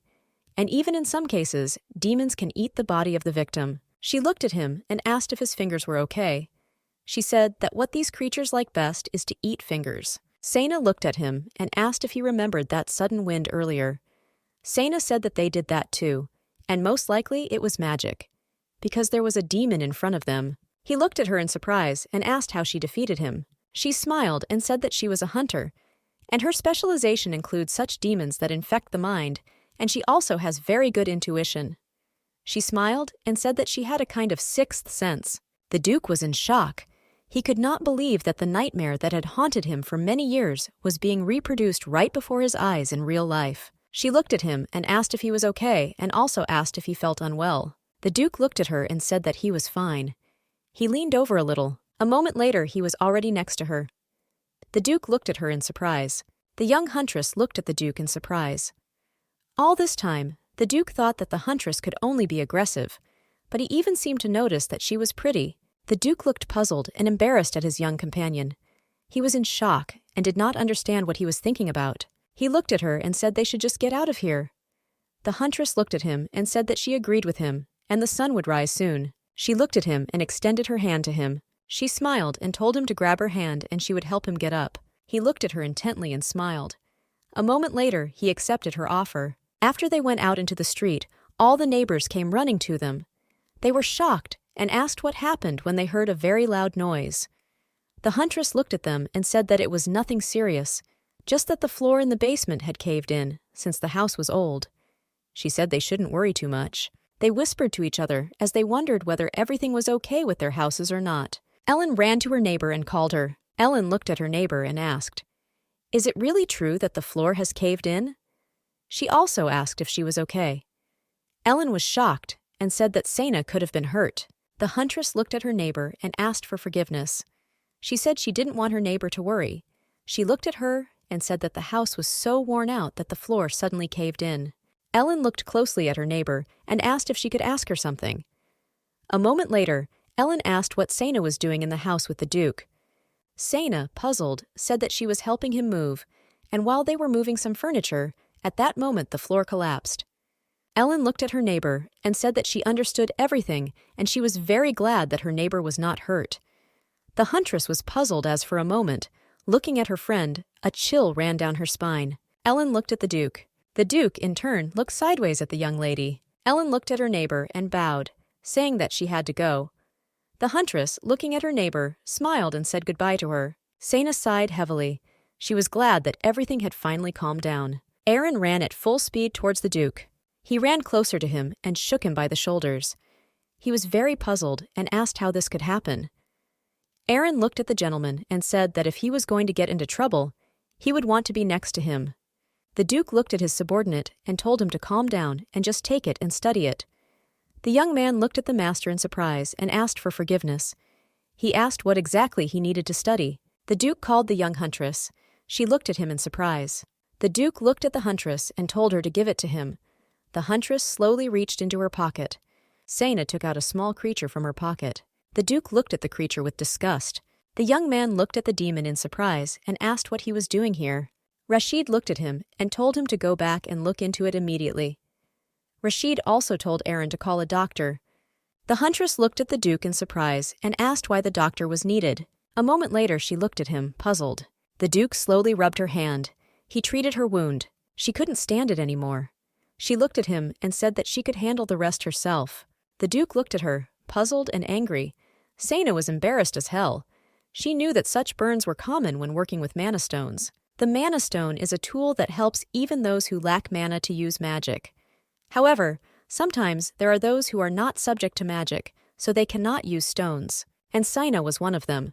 When a person uses magic with the help of a stone, as soon as the mana in him runs out, the stone turns black. But the huntress came up with her own way of using the stone. To fight monsters, she came up with different ways to use the stone. It causes the mana inside the stone to quickly seep out, and then she used the stone as an explosive. This method is very effective, and the explosion is very big. In this way, you can defeat the beast with ease. The huntress, in turn, was very happy that she was able to win with ease. Sana was a little puzzled as she was wondering what the demon was doing in the capital. She had previously heard that demons had not been able to break through the barrier for hundreds of years. The Duke watched the huntress closely. He looked at her and asked if this happens often. She looked at him and said that she was a hunter. She said she didn't think she owed him any more anyway. He looked at her and asked in surprise what she was talking about. Sana smiled and said that she was talking about how he recently helped her get out of prison. She said that she was still not sure that her help was valued at the amount he paid for her. Rashid sighed heavily and said with a smile that it was worth that amount and even more, since, in the end, she saved his life. He looked at her and said with a smile that if there was anything she needed, she could contact him. Sana looked at him in surprise and asked with a smile if it was true. She said that she wanted to know from him what he knew about that demon. The Duke looked at her and said that he could not tell her anything. The huntress was surprised. She looked at him and said that he himself had recently said that she could ask for anything. He looked at her and said that she could ask for anything except this. The huntress was furious. She said that not only is she a hunter, but she also lives here. She said that the demon appeared right next to her house, and therefore she has the right to know why. He looked at her and said that he would not talk. She was furious because she said that a demon had appeared in the capital. She looked at him and asked if no one would be worried that something like this could happen again. The Duke looked away and said that he still wouldn't tell her. She was furious because he kept repeating the same thing. She didn't understand why she was sitting with him if he told her the same thing. Aaron entered the house and asked for forgiveness. He said he had brought the doctor. He noticed that the atmosphere between them was very tense. He stared at them as they continued unabated, and the atmosphere grew tense. The young man, puzzled, asked if everything was okay. The huntress was furious. She looked at them and shouted that everything was fine. Sena was furious. The huntress glared at the Duke and wondered if he thought she didn't have other places she could get information. Sena really wanted to tell him that she has her own methods, but still she remained silent. The huntress walked down the street and remembered what happened. Sena was puzzled to see the demon in the city. She understood that even though it was a low-class demon, it still existed. She knew that if a demon showed up in the capital, then something was wrong with the barrier. She understood that if this became known, the entire empire would tremble. She thought that it seemed that because of this, the Duke did not want to tell her anything, since he was worried that he might make a fuss. A moment later, she felt that there was someone behind her. She was puzzled and scared, because she didn't know who it was behind her. She didn't understand why she didn't notice them while walking down the street. Suddenly, someone grabbed her hand. Mentally, she scolded herself because, of course, she was lost in thought. But still, she knew that this was not a reason not to monitor what was happening around her. The man looked at her and asked if she was injured. Sena was shocked as she heard a familiar voice. The young huntress looked at her friend intently and in surprise. She stared at him for a while without answering his question. She was a little puzzled, because for some reason it seemed to her that a chill went through her body from his gaze. She felt uneasy and wondered if it was because she hadn't expected to see him. If you think about it, she hasn't seen him since that day. As her thoughts were occupied by the incident with Marcel and with the Duke, she was a little puzzled, since she completely forgot about her friend. Dion looked at her and called. He wanted to hear the answer to his question. He looked at her and in a voice full of anxiety asked if she was hurt. The huntress was surprised, because now he was completely different. Sena looked at him intently and in surprise, as it seemed to her as if she saw two different people in front of her. Since a moment ago, he was completely different, and his gaze was cold and angry. Dion asked, puzzled, what happened to her? She looked at him and said with a smile that a small problem with her had changed, and it was nothing serious anymore. The young man was surprised. He looked at her and asked what the problem was, after which her entire arm was wounded. She looked at him puzzled, as she did not know how to answer his question. But a moment later, she remembered that he was the son of the head of the guild. Sena thought that he might still know something about the demon. She looked at him and asked with a smile if he had a free minute. Sometime later, they sat in a cafe and ate. The huntress enjoyed the delicious food. He looked at her and asked if she liked it. She smiled and said that she had not hinted at him giving her a treat, since she just wanted to talk a little. Dion looked at her and said with a smile that it was already time for lunch anyway, so that one does not interfere with the other. Dion looked at his companion and asked if the demon had really appeared in the capital. He said it seemed like things were more serious than he thought. She looked at him and said that if he managed to find out anything about it, she would be very grateful if he told her too. He looked at her and said with a smile that he would definitely tell her everything. The huntress was amazed, as she noticed that her companion behaved very elegantly at the table. She understood that he looked like a well-mannered young gentleman in every way, but she still wondered who Dion she had seen then. Sena thought that he most likely had a split personality. He looked at her and told her not to help the Duke from now on. He said that their first meeting with him did not go well. Dion asked her if she knew about the bad rumors that surround him. Dion said it was best for her to stay away from him. The huntress looked at her companion and said that she was not sure about this, since, first of all, he was her neighbor, and besides, he had recently helped her out a lot. She looked at him and said that she no longer held a grudge against the Duke, and he seemed to her to be a good person. She said his men helped Ellen when thieves broke into her house. Dion gave Sena a cold look and asked what kind of thieves he was talking about. Sena looked at Dion in surprise and asked if she wasn't talking about them. The huntress told everything to her companion and said that he had nothing to worry about, since everything was fine with the young lady. Dion looked at her silently. A moment later, he looked at her and asked what about her. The huntress looked at him in surprise. She looked at him and said that she was fine, since the thief did not break into her house, but into the neighboring one. She looked at him and asked if he wanted to visit Ellen. Dion looked away and said he was thinking about it. She saw that he was still worried about how he would meet Ellen. Sena knew that it didn't matter how real he was. Still, Sena thought that his feelings for Ellen were malicious. She thought that if all this turned out to be a sham, then he was probably a brilliant actor. Dion looked at her with a smile. He moved the plate of food closer to her and told her to eat another portion, since he had cut the meat especially for her since she had injured her hand. The huntress was surprised. Sena looked at him and asked if she could really eat it. A moment later, she was enjoying the comforting food. She understood that she still did not need to pay attention to the fact that he had two personalities. She knew that the main thing was that he was kind to her. Dion looked at her and asked what she was going to do after lunch. The huntress thought for a moment. She said that she would like to go to the library and find some information about the demons that appeared in the capital. He looked at her and asked if she wanted him to come with her. Sena looked at him and said that everything was fine, and he had already done a lot for her, treating her to delicious food. He looked at her and said that she couldn't even hold a knife because her hand was wounded. He smiled and said that she might need his help. She looked at him, puzzled, and said that he seemed right. Some time later they came to the library. The huntress gazed around the library. Sena was a little puzzled, as this was not part of her original plan. Actually, she wanted to ask the guards if there were any leads in the demon case. She wanted to discreetly and inconspicuously obtain useful crumbs of information that would lead her to answers. But she still knew that she would be too conspicuous if she walked around the capital with her friend. She understood that in the future, with his help, she could meet with the magicians of the guild. The huntress decided to push all thoughts away and focus on the demon she had seen that morning. She wanted to get more information about him. A library worker approached the young men and greeted them. Then she asked for their identification. They slowly showed their documents. The young lady was shocked when she saw the young man's document, as he was very handsome.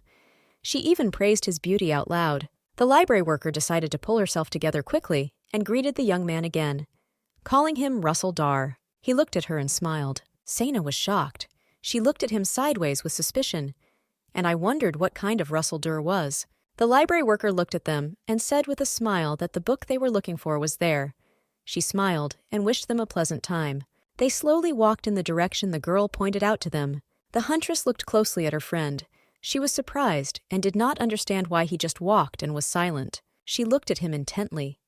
Sena wanted him to reveal his identity already and tell him who Russell Dar was. She wondered if this guy was the same Dion she knew. Previously, she had heard that several hunters had a chance to meet him in person. She thought that, most likely, he was a simple fake. She glanced sideways at him. A moment later, she asked him what was the matter. He looked at her and said that he had something to tell her. The huntress was surprised. She did not think that he would reveal his identity so quickly. Looking away from the huntress, he said that the truth is that. Sena looked at him intently and impatiently. She wanted him to explain everything to her as quickly as possible. The young man shouted with rage that he hated libraries with all his heart. The huntress was surprised. She did not expect to hear this. She was surprised and looked at him with a smile and asked what happened this time. He looked at her and timidly said that he might just fall asleep while reading. He asked her not to leave without him. After his words, an incomprehensible atmosphere reigned between them. She looked at him and was puzzled, but said that she understood that it was difficult to call him a book lover. Dion looked at her and said that he hated books very much. Sena was furious because she didn't understand how he could say this seriously. Looking away from him, she said that she was simply curious to know who Russell Dar was. Dion looked at her in surprise and asked what she was talking about. She looked at him in shock, because she didn't expect him to say that. He looked at her and asked with a smile if she was really asking him about the documents he had recently shown. Dion smiled and said that his father ordered documents to be made for him, and he himself does not know who this name belongs to. The huntress looked at him and said with a smile that she understood, but a moment later, she asked if it wouldn't be better to use her real name. He looked at her and timidly said that he was not registered as a hunter at all. Sena was surprised. She looked at him and asked why this happened. He said that this is because many people are wary of him because he is the eldest son of the head. That's why no one wants him to become a hunter. He looked at her and said with a smile that, to tell the truth, he did not want to take over his father's business. The huntress was surprised. She said that it seemed to her earlier that the head really cared about him. She smiled and said that he even created fake documents for him. He looked at her and said he wasn't sure about that. Sena was very puzzled, because as soon as she mentioned his father, his mood immediately deteriorated. She thought that she should talk less about him. She tried to reach the book, but her hand hurt very much. Dion came closer and asked if this was the book she needed. She looked sideways at him in surprise. He looked at her and asked with a smile if she was glad he went with her. She looked sideways at him and thanked him for his concern. He saw the book and its title. It was a bestiary of telepathic demons, authored by Elliot Raffman. Sana smiled and said that he had been tracking and studying demons all his life, and he was also the first to compile a bestiary of demons. She said that this book specifically describes telepathic demons. She was very happy, since the fact was that the demon she had recently encountered in the basement was a telepath. Dion looked at the book and said that he understood everything. He looked at the book in surprise and read a passage. The author wrote that as soon as she used her spell, he froze in his tracks. The author wrote that she touched his lips with her tongue and began to slowly run her red claws along his thigh. With the speed of lightning, the young huntress slammed the book shut. She was shocked and did not understand what was wrong with this book. She looked at the book and saw the subtitle, A Study of the Irresistible Seduction Charms of Succubi. Sana was shocked. Dion called her. Sana looked at him, puzzled. The young man smiled and looked at his companion. The huntress, in turn, looked at him confused. She was very embarrassed and did not know what to answer him at all. About this book, the young man looked at her and said with a smile that the author seemed to be very dedicated to his work. She looked at him confusedly and said that it seemed like that was the case. She looked at him and said that he could go and sit anywhere and she could handle it herself. With the speed of lightning, she ran away from him. Dion was shocked. All he had time to do was shout to her to get established. He was very surprised because she left, and very quickly.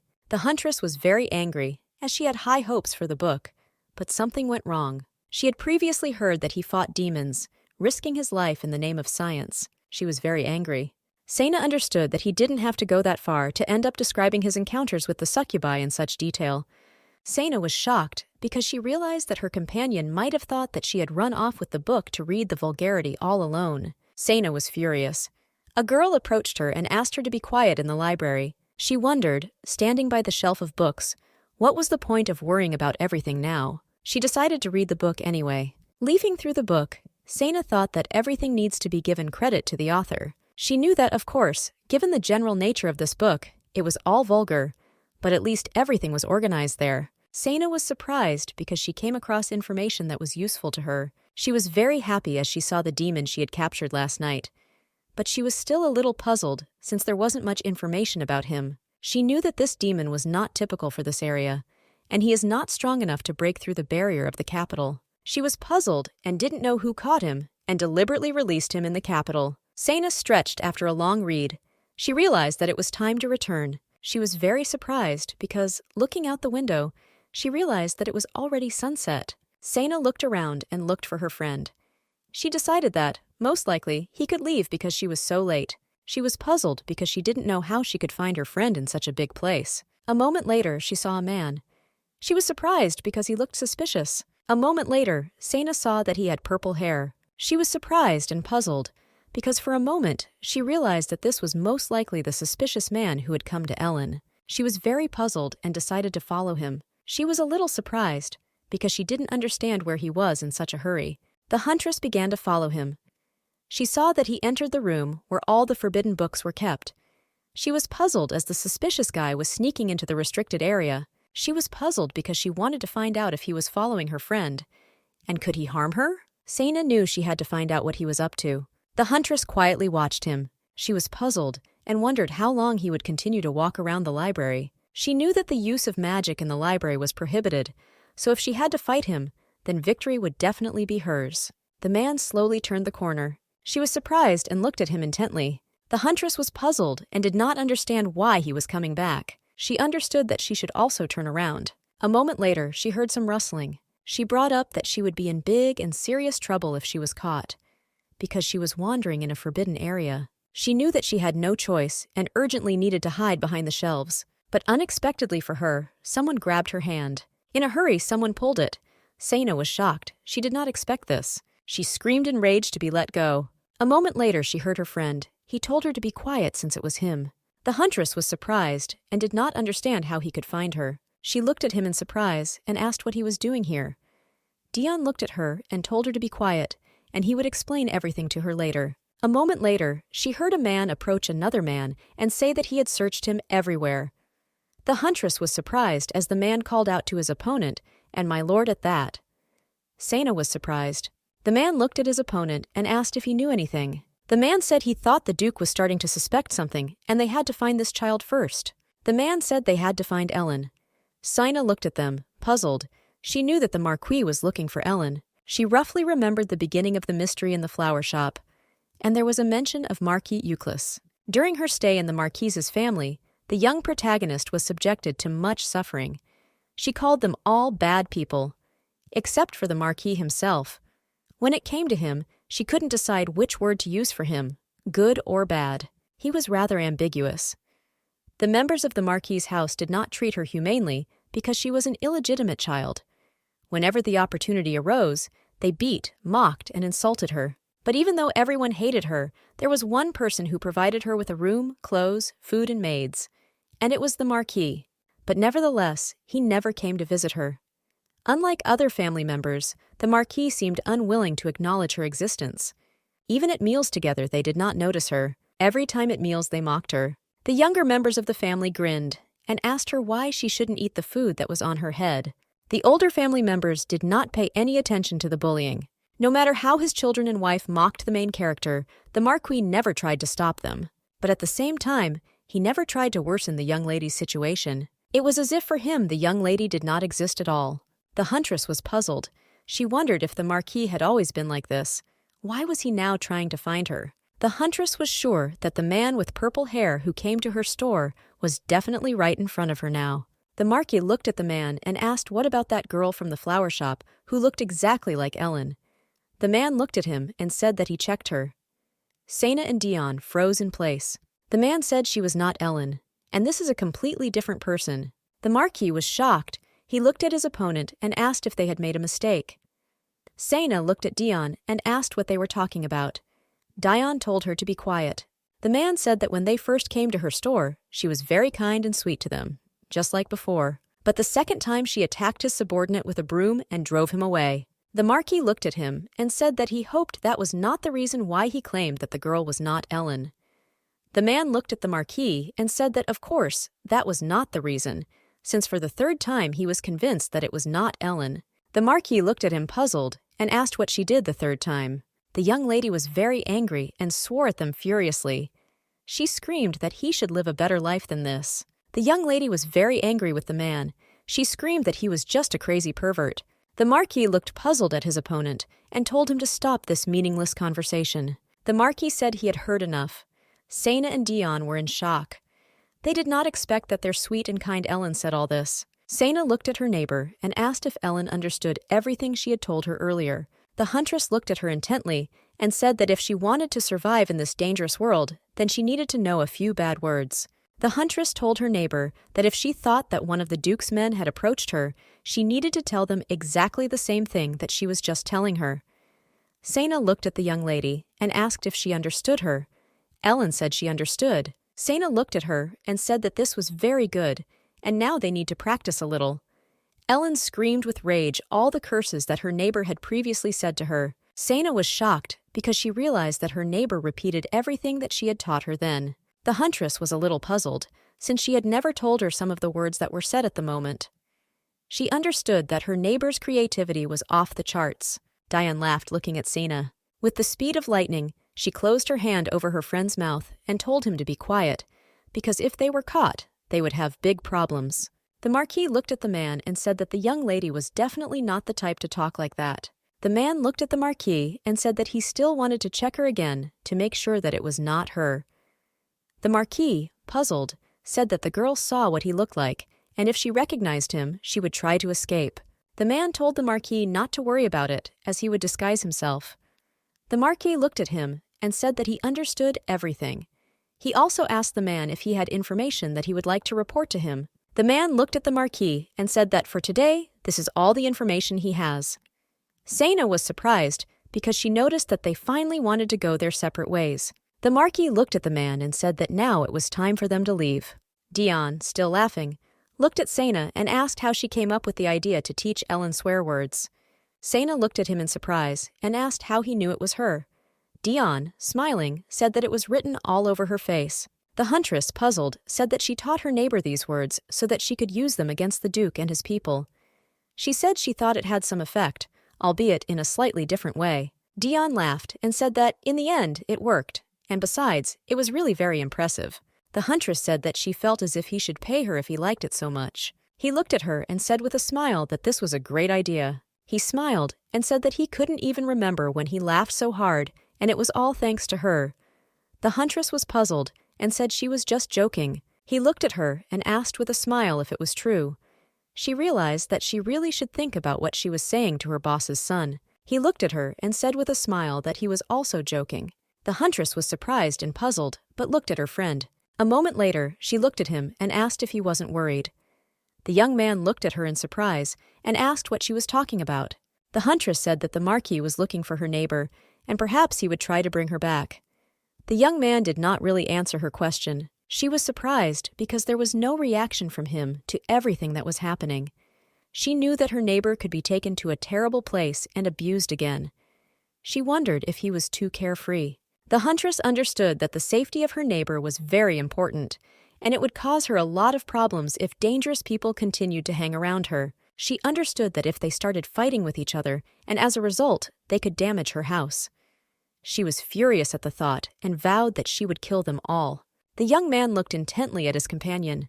She looked at him in surprise as she noticed his gaze. She looked at him and saw a beautiful and soft smile on his face.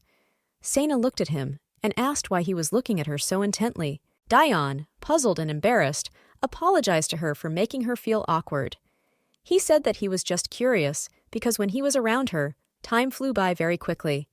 He said he also had a lot of fun with her. She was surprised because he said he was having fun around her.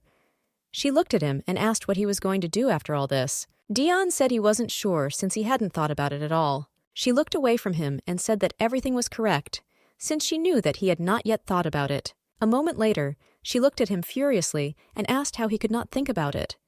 She asked what about Ellen. He looked at her in surprise but did not answer. The huntress was furious as he had no reaction. She wondered if he shouldn't be in love with the main character. She didn't understand why he was behaving this way. She was furious and did not understand how he could react this way when he was told that his loved one could be in danger. He looked at her and said that her friend was safe because of her. He asked her if she was going back home now. Dion said with a smile that he could see her off now. The huntress was in shock. She did not understand what was wrong with him. She didn't understand how she could understand this. Anna looked at the huntress and said that, probably, in fact, this could only mean that he no longer loved her. The huntress was shocked. She said that this simply could not happen, since he had previously said that she was his first love, and that he had been in love with her for a long time. Anna said that she understood everything, and in this case, he tries not to think about it anymore and move on with his life. The huntress was a little surprised, as she did not expect that he could change his mind so quickly. She quietly said that the fact is that this is the storyline, and was intended to be like this from the very beginning. Anna looked at her in surprise and asked what she said. The huntress looked at her and said with a smile that she didn't say anything, and she didn't need to worry about it. The huntress was a little puzzled, as she had driven the Duke away to help the young man get closer to her neighbor. She didn't know what to do next now. Sana didn't know who would protect her now. Anna looked at the young hunter and asked who they were talking about. Anna smiled and told her not to say that Sana was talking about her. Sana smiled and said that it was not about her, but about her friend. Anna looked at the huntress with a smile. Sana said that they need to stop this conversation, and she actually came to her to ask her something. Anna looked at her in surprise and said that she thought she was just there to ask for dating advice. Sana said in surprise that she said it wasn't about her. Anna looked at her and asked what she wanted to ask her. The hunter asked if there was anyone from the operational search department in the association now. Anna looked at the huntress and told her to wait a little and she would find out. Anna was surprised because she saw information that everyone had left on business today. The huntress looked at her in surprise and asked if the entire department had really left somewhere. Anna said that this was very strange, since this usually does not happen. The huntress thought about it. Sana thought that maybe the Duke was deliberately preventing outsiders from contacting the departments in order to hide the case about the demon. She looked at her and said that maybe there was something wrong with the recording, and they were already back. She looked at the huntress and asked if she could go up and wait for them.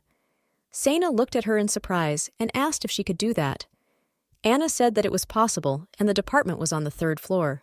The huntress was a little surprised. Since the door was closed, she thought that she should just burst in.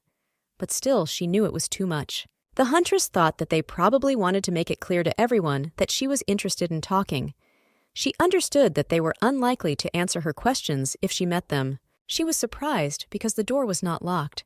She couldn't believe it and wondered if the author had given her power to open doors. The young man looked at her and said that she came earlier than he thought.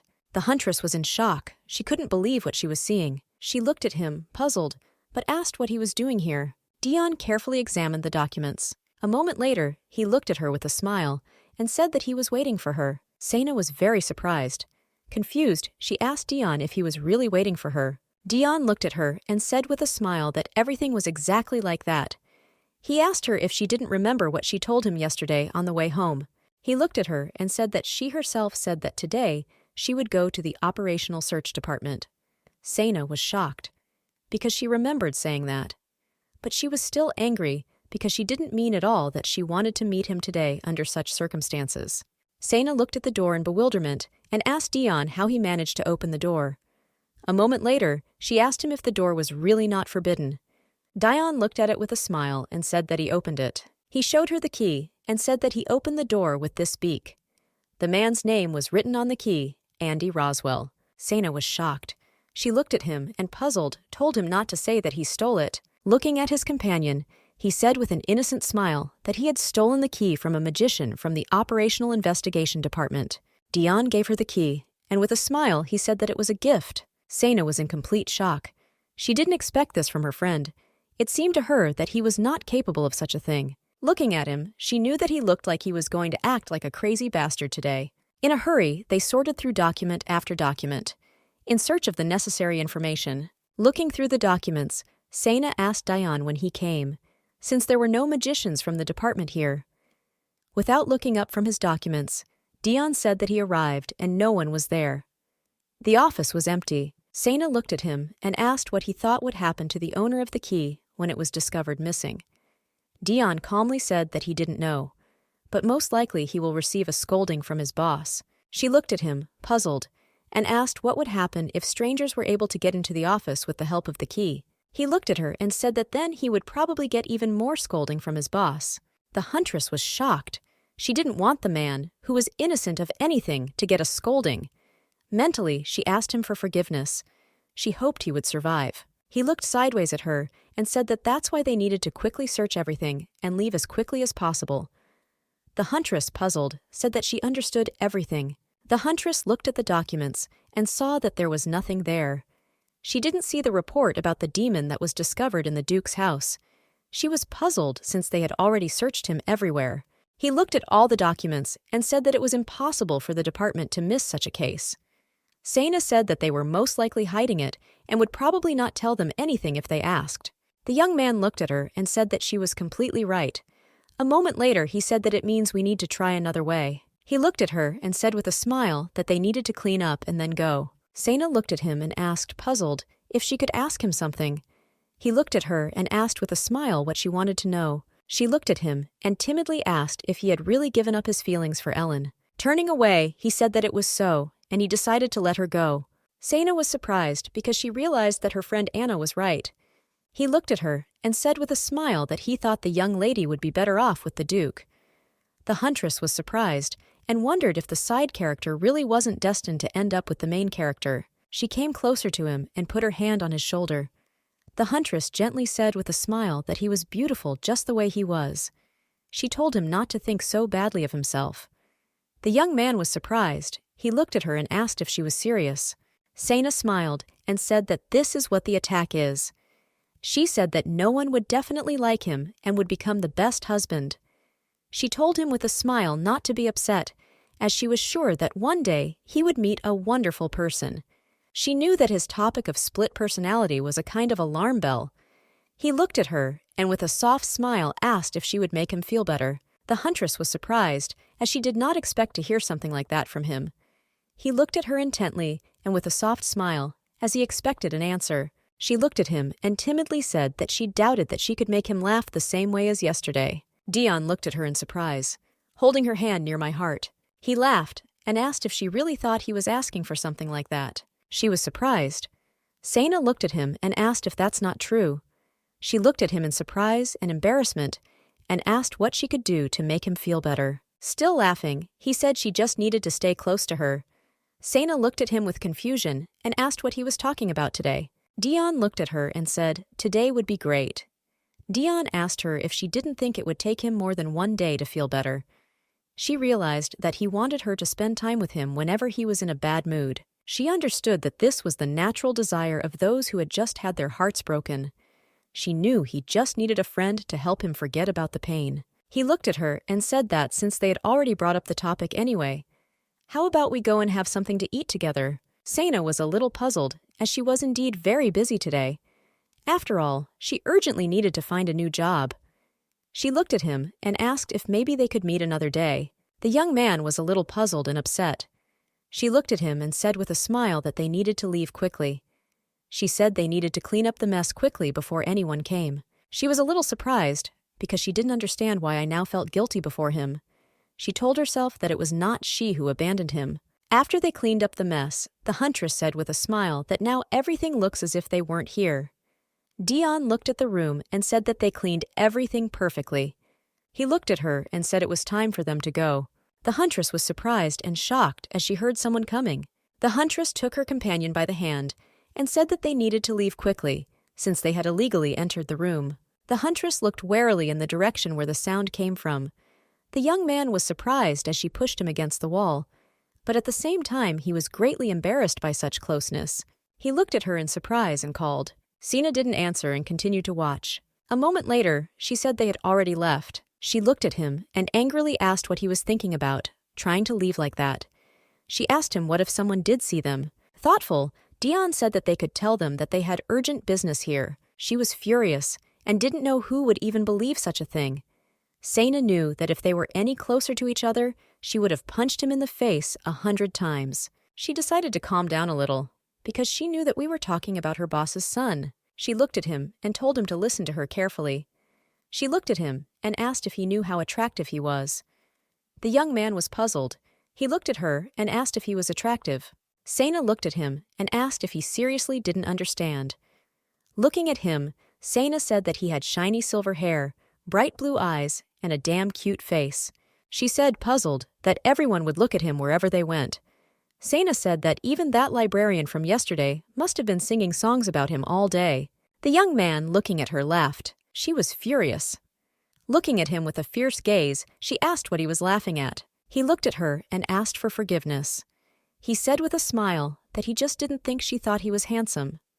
Dion smiled and said that she was very serious about it. Dion came closer to her and said that in any case, he understood everything, and from now on, he will be more careful. He said she still had to keep her promise. The huntress was surprised and asked what promise we were talking about. Dion looked at her and said with a smile that she had said earlier that she would make him feel better. He asked if she remembered this, the huntress of the task, but looked away and said that she remembered. She looked at him and said that she would make sure that he kept his promise. Some time later, the huntress got tired and looked at the young man who was knocking on her door. Dion looked at her and asked if maybe they could go somewhere to eat. He smiled and said he wished he could feel better. She looked at him in surprise and said that it was only 12 o'clock in the afternoon. Sana was shocked because she didn't know that their parties would start the very next day. He looked at her and asked if it was time for lunch. She looked at him in surprise and asked what of this. The young man looked at her with a smile. A moment later, he took her hand and pulled her. He said it was time for them to eat. The huntress was shocked and screamed for him to stop. The next day, Dion also came to her. He looked at her and embarrassedly said that today he came at 1 o'clock in the afternoon, because yesterday she said that 12 was too early. He sheepishly said that he promised her that this time he would not force her out. The day after that, he also came and asked with a smile if she wanted to check out the new dessert cafe. And the next day he came to her and asked if she liked Western food. He said with a smile that he was in the mood to try it today. Sana looked at him, puzzled, and asked why he didn't come in first. She said she needed to clean the house today. He looked at her and thanked her for the invitation. A moment later, he walked in on her. She was shocked because she noticed that he didn't even hesitate to go inside. She was shocked and furious because she didn't know that her promise meant hanging out with him every day. She was in shock as she did not even have time to begin her investigation into the case of the demon and the Marquee. She also hasn't found a job yet. Sometime later, they heard a knock on the door. The huntress looked at her friend, puzzled, and said that she was not expecting anyone today. The young man looked at her and said that he would open her place. The huntress thanked him for this. Opening the door, he saw the Duke. The Duke, in turn, thought that a huntress had opened the door for him, and he asked her if she had a minute. Dion closed the door with lightning speed. Sina was surprised and called Dion. A moment later, they were all sitting in the room. She looked at them and offered them tea. Dion and Rashid thanked her for the tea. The huntress looked at them intently. She realized that this is how workers who serve inconvenient guests feel. The atmosphere between them was oppressive. Sina knew she needed to pull herself together, as she shouldn't feel like this since this was her home. The Duke looked at her and said that he had come to her to make a deal with her. Dion, in turn, was very angry. He looked at the Duke and said that there would be no deal. The Duke looked at him and said that he had not asked him. Dion looked at him and said it didn't matter because she would tell him anyway. No. The Duke looked at the young man and asked if anyone had ever told him that he was a real pain. The young man looked at him and said that he had just said that. Dion knew and asked why she invited the Duke here. The Duke infuriatedly asked why she invited this bastard to her house. The huntress was furious. She looked at them and shouted that this was her home. She said she could do whatever she wanted since he belonged to her. She looked at them and said angrily that she could get them both out of here if she wanted. A moment later, silence reigned between them. The huntress knew that everything was right since she was the queen of her house. The huntress looked at the Duke and asked what kind of offer he wanted to offer her. The Duke hesitated for a moment. A moment later, he said that, as she already knew, the basement of his new house was in some disrepair. Consequently, he planned to tidy it up, but he was told the basement wasn't the only problem. She looked at him and nodded. The huntress said that this was an old house. He said that for this reason he decided to renovate the entire premises while he was at it. It will probably take a month or two. Dion was angry. The huntress looked at them and said that it sounded reasonable since it would be a lot of work. The huntress was puzzled, as she understood that this meant that no one else would protect the main character. The Duke looked at her and said that this was his proposal. Looking at the huntress, he said that he would like to rent this house while construction is underway. Dion was furious. He looked at the Duke and said that he would never allow this to happen. The Duke looked at them and said that he did not mean the whole house, but that he just needed one room. He said that he would definitely pay her, so they can even sign a contract. Dion, furious, said that the answer was unchanged. The Duke looked at the huntress and asked why they didn't renew the contract monthly. He said that he would definitely pay rent once a month. He showed her the contract. Dion was furious. He looked at the lady and told her not to say that she was actually thinking of renting out the room to the Duke. The Duke, in turn, looked at her and said that he could pay more if necessary. The huntress was shocked as she looked at the promised amount that the Duke wanted to offer her for rent. The Duke looked at her and said with a smile that everything was correct and he would pay the promised amount. He said with a smile that this was a very good deal for her. A moment later, she walked up to him and took his hand. She said with a smile that she welcomed him to this house. At the same time, she called him a precious guest. Dion was shocked. He looked at the huntress and asked if she was serious. The Duke looked at her and said with a smile that this was simply wonderful, and he was very glad that she accepted his offer. The huntress knew that the promised amount was much more than she earned in a year. Sena knew that if she helped him, the Duke would remain here, and he would certainly rush to the aid of the main character if she was in trouble. Dion looked at the huntress and angrily said that he would not accept this and asked her not to do it. The huntress looked at him in confusion and said that this was a very good deal for her. She smiled and said it was an amazing deal. He looked at her and said that he could give her the amount that was written in the contract. The huntress looked at him in surprise and asked why he would do this. The Duke looked at them and said that he was also curious why he wanted to give her such a sum. The Duke looked closely at the young people and asked what kind of relationship the two of them had. Sena looked at the Duke in bewilderment and asked if they were really being asked about their relationship. She looked at the Duke and asked what kind of question this was. Dion, in turn, shuddered at such a question. A moment later, the huntress said that they were just friends. Dion was shocked because he didn't expect her to say something like that. Dion looked at her dumbfounded and asked if they were just friends. Rashid looked at her and said that he understood everything and they were just friends. The huntress looked at him in surprise and asked what was wrong. The Duke looked at her and said with a smile that since she said so, he would not argue. He said he would leave the contract here, so she needed to think about it carefully. The huntress was surprised, looked at him, and asked if he was already leaving. The Duke said that he was leaving because he wanted to give her enough time to think things over. He smiled and said she could add her own terms if she wanted. He said with a smile that he was taking his leave. Sena was amazed and surprised, because compared to how he behaved when they first met, he became much kinder. She was surprised because she didn't know if he really was the Duke who forced her to sell her house. She wondered if he had just suddenly changed. Dion looked intently at the huntress without looking away. Still, Sena decided to look at the contract. She understood that although at first it seemed that he had missed nothing, there were still no conditions here. The huntress reread the contract and added her own conditions. Dion was shocked. She looked at him and asked him with a smile what he thought about this. She smiled and asked if this was enough. She showed him the contract. He looked away, puzzled, and asked why she was asking him about this now. He said he was just her friend. The huntress was shocked.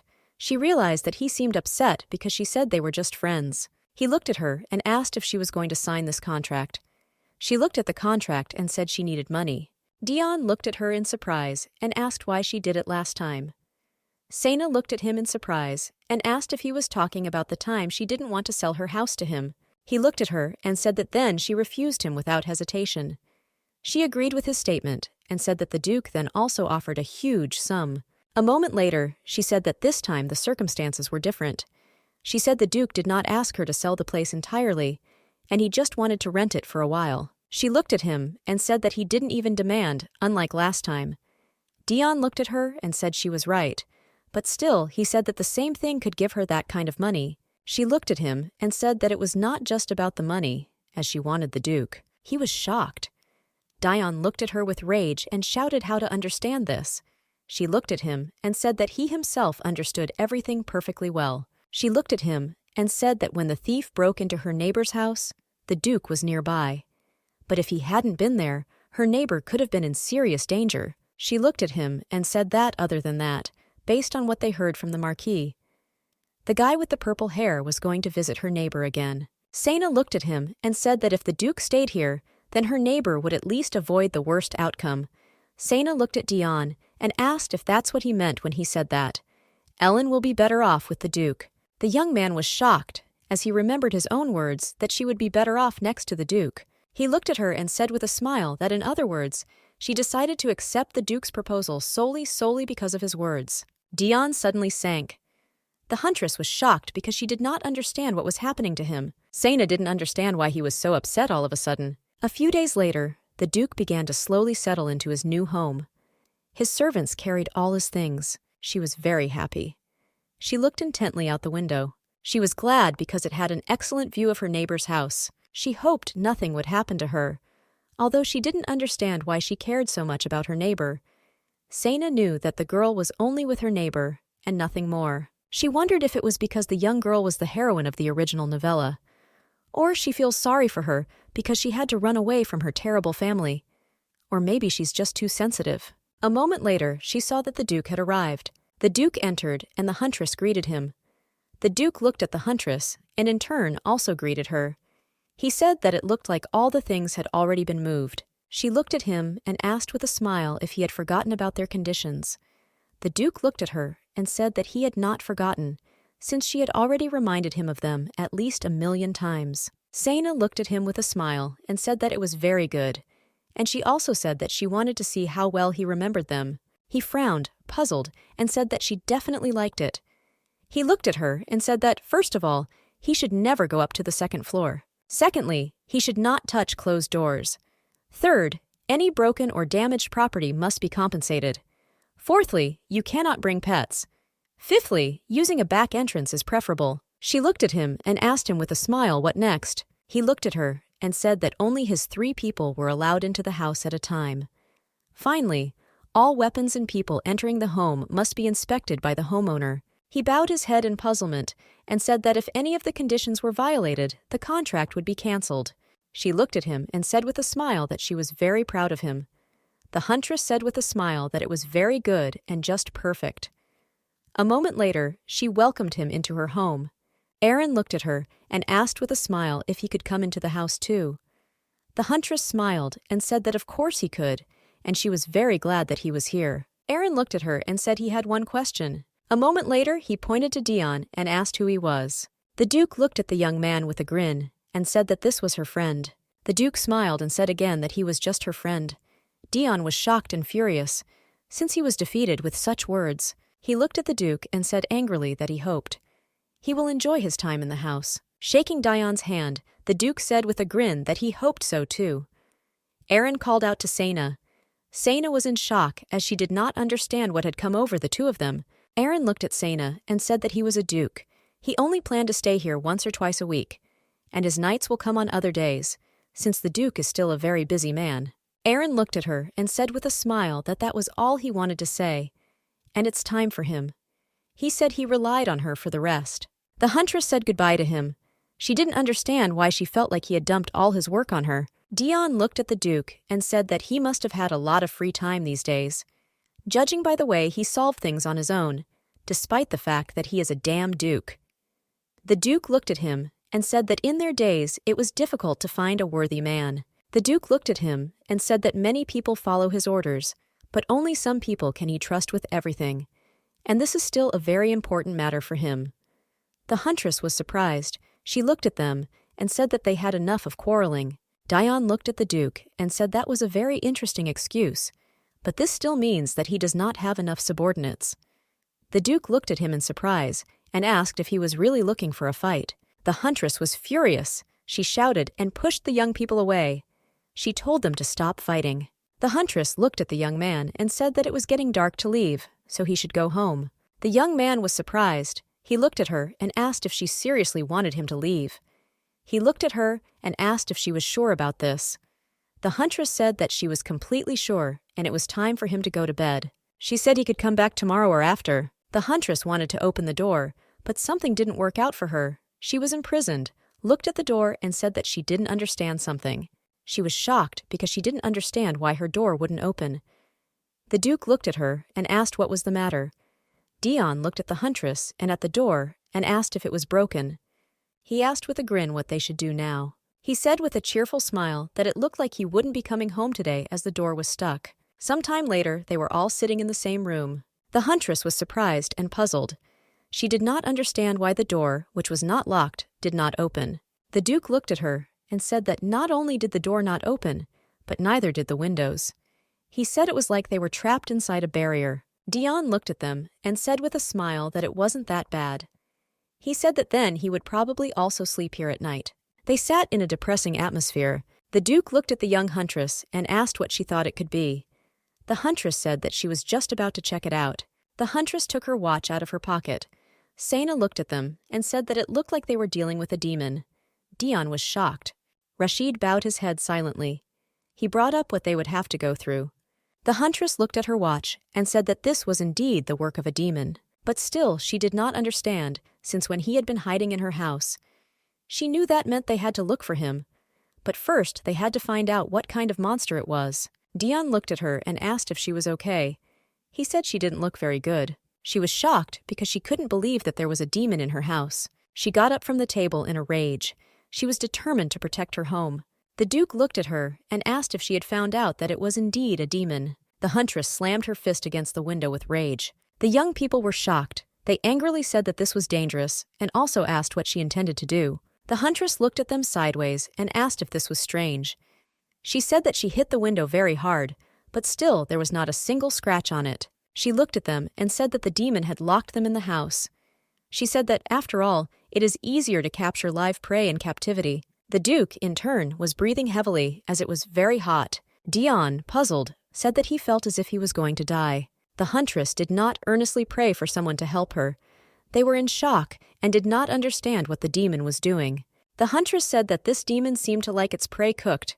She said that this is a very rare type of demon. The young man looked at her in surprise and asked how she knew about him if he was so rare. The The huntress looked away, puzzled. But later she said that she read about him in a book. The Duke looked at her in surprise and asked if the book really mentioned a similar case. The huntress said that a similar case was described in your book, and it talked about a demon who likes to steam its prey before eating it. Plus, the next page was about the devil they had previously seen in his new home.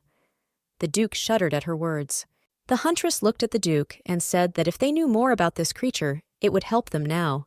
The young man came closer to them and with a smile said that they needed to calm down and drink some water, as it would cool them down. He also asked them to move away from each other. The huntress was shocked because she saw that the young man offered her cold water. She looked at the glass of water in surprise and asked him where he got it. Dion said with a smile that he actually had a couple of tricks up his sleeve. Using magic, he smiled and said that this was his trump card. Sena was very surprised and amazed. She, of course, had no idea how he did it, but it was very good for now. Dion greedily drank the water. Because his shirt was wet, the huntress noticed a tattoo on his right arm.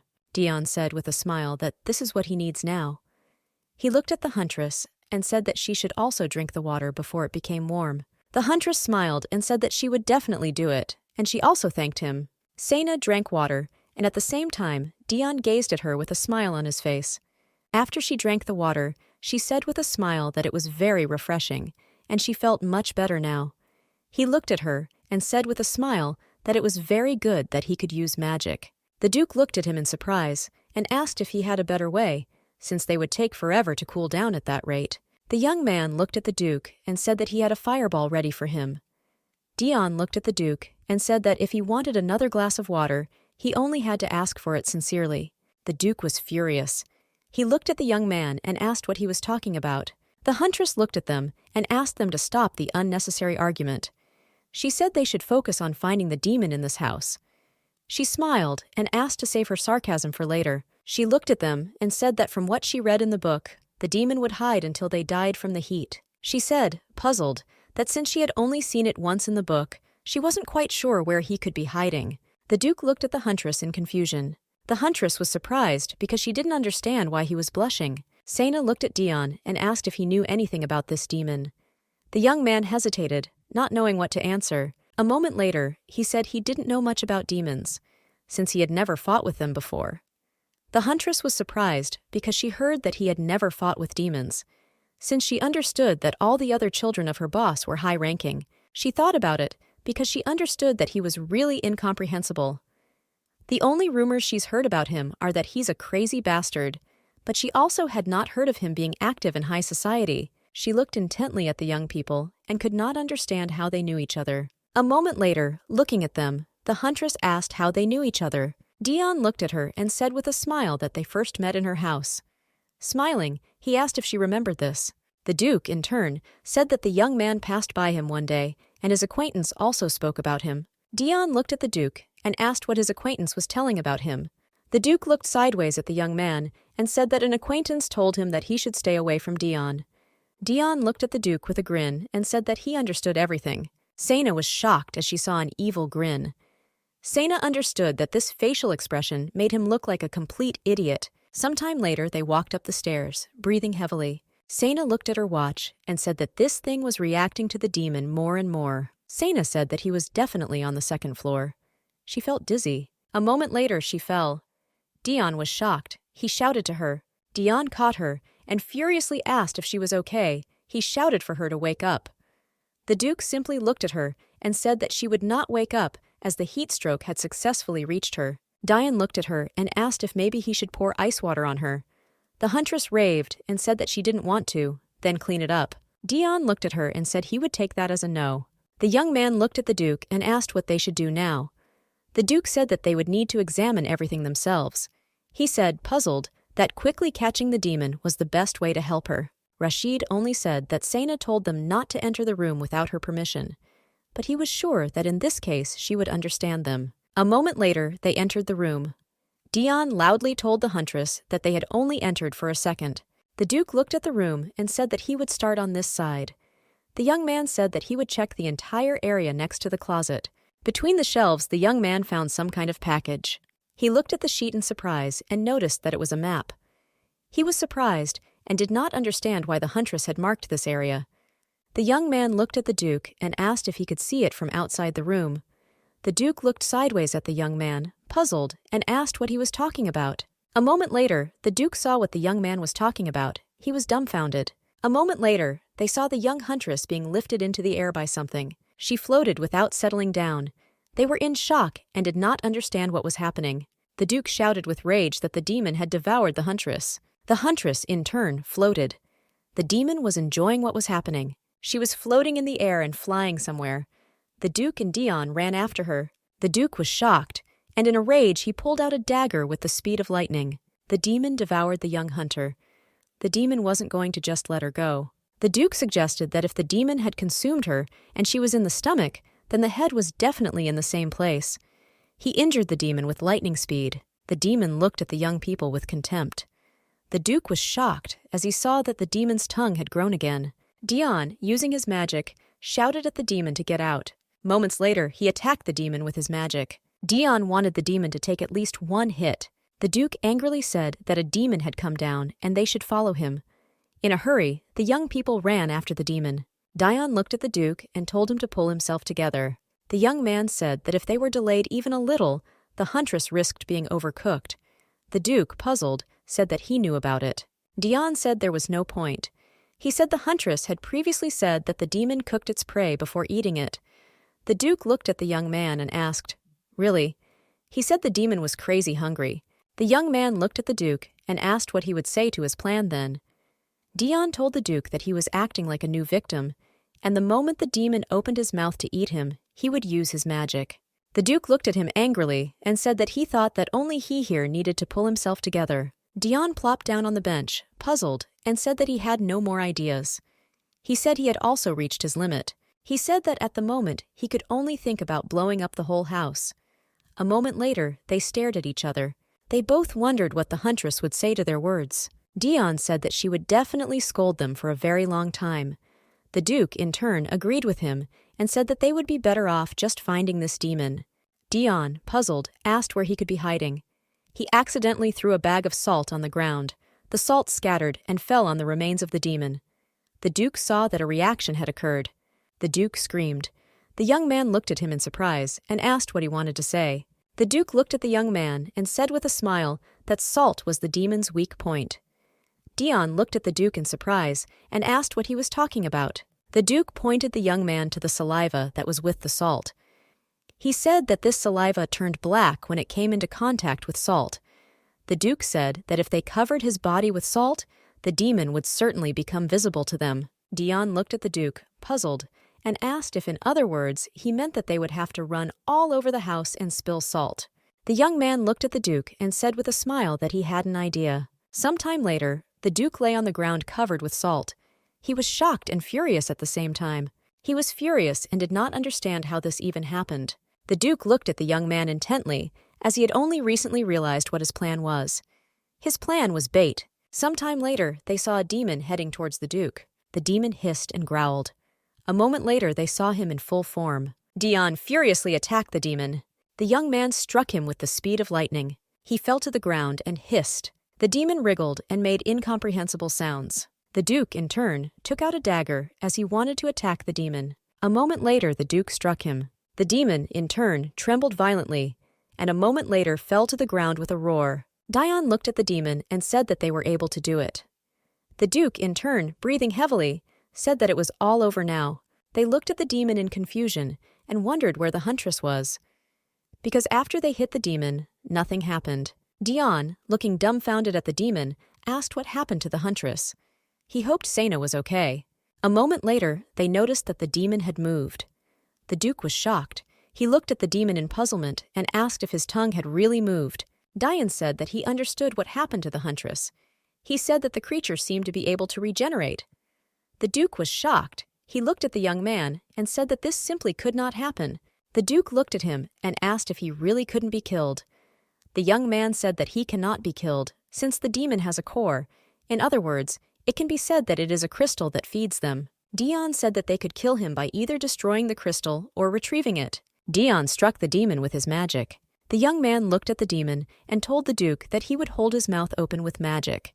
He said everything would be fine as long as she didn't disappear. The young man smiled, looking at the Duke, and asked what he was waiting for. He said that the Duke needed to go inside and free Sena. The Duke looked at the young man dumbfounded and asked if he was really telling him to do this. He was shocked because he needed to get inside the demon now. The young man looked at the Duke and said that he needed to hurry immediately. He said that if the Duke did not go inside, the demon would definitely eat her. The young man said that the demon could then grow and become bigger. The Duke, puzzled, said that he understood everything and asked the young man to be silent. A moment later, the Duke heard the cracking of ice. He looked at the demon in puzzlement and surprise. A moment later, the demon consumed the Duke. The young man looked at the demon in surprise. A moment later, he grinned and told the Duke that was why he needed to hurry. The young man looked at the demon with a grin and said that it looked like he wanted to free himself. He used fire magic. The demon, in turn, was ablaze all over the fire and wriggled. The young man looked at the demon and told him not to break the house. He looked at the demon with fury and said that the huntress would certainly be angry if he destroyed the house. Demon track from fear. A moment later, he froze. Dion looked at the demon in surprise and realized that since he froze, it meant that the Duke had found Sena. Suddenly, the demon growled with a furious roar. He vomited the contents of his stomach. A moment later, the Duke and the huntress found themselves outside. For some time, the demon growled and squirmed, and then in an instant he flopped to the ground with a roar. Dion came closer to the young people. The Duke was breathing heavily as he held the huntress in his arms. Dion looked at the Duke and said with a grin that he was a little late. The Duke shuddered and angrily asked him why he didn't climb in with them himself. The Duke showed the crystal to the young man and asked if it was his. The Duke asked what would happen if he took out the stone. The young man looked sideways at the Duke and said that he himself could see what would happen next. A moment later, they turned around and saw an incomprehensible sight. They saw that the demon had disintegrated. A moment later, he disappeared. Rashid sighed heavily and said that this time they got off easy. Dion looked at the huntress and asked the Duke if she was okay now. The Duke said that he was not sure about this, since she had not changed. The Duke looked at the huntress and asked her, puzzled, if she could hear him. The huntress, in turn, hugged the Duke tightly and muttered something inaudibly. The Duke was shocked by this behavior of the young lady. The young man came closer to them and told the huntress that she should wake up immediately. The huntress, in turn, hugged the Duke tightly and asked not to wake her, since today was already Saturday, and she wanted to sleep longer. The young people looked at each other intently and angrily. They called her, but she did not answer. Dion looked at the huntress and said that she did not need to go look for some pervert. He looked at her and said that she better hug him. The Duke looked at the young man puzzled. The huntress, in turn, muttered something, lying on Dion's shoulder. Sometime later, the huntress woke up in her bed. The girl came closer to Sena and said with a smile that she had finally woken up. The girl said that they were very worried about her, as she had been sleeping for quite a long time. The huntress looked at the girl in surprise and asked for forgiveness. Sena didn't understand what was happening. The young maid smiled and said that the huntress seemed to be interrupting in complete confusion. She said that now the huntress is in the Duke's palace, since the Duke brought her here. She picked up everything that was happening and realized that she had passed out due to the temperature. The maid looked at the young lady and said that the Duke brought her here because she fainted. The maid said they had a doctor, so it would be easier to wash her. Sena was shocked and did not understand what the maid was talking about. The maid looked at her and said that the Duke warned her that she wouldn't like them washing her while she was unconscious, so they just dried her with a towel. The maid smiled and said that now she could prepare her bath. Sometime later, Sena took a bath. She was very happy because she felt much better. Dion looked at her and confusedly asked how she was feeling. The young people looked at the young hunter in surprise. She came closer to them and said that she felt great. She said, puzzled, that she didn't remember anything after she fainted. Dion looked at her in surprise and asked if she really didn't remember anything. She looked at them and said with a smile that she didn't remember anything except the salty taste.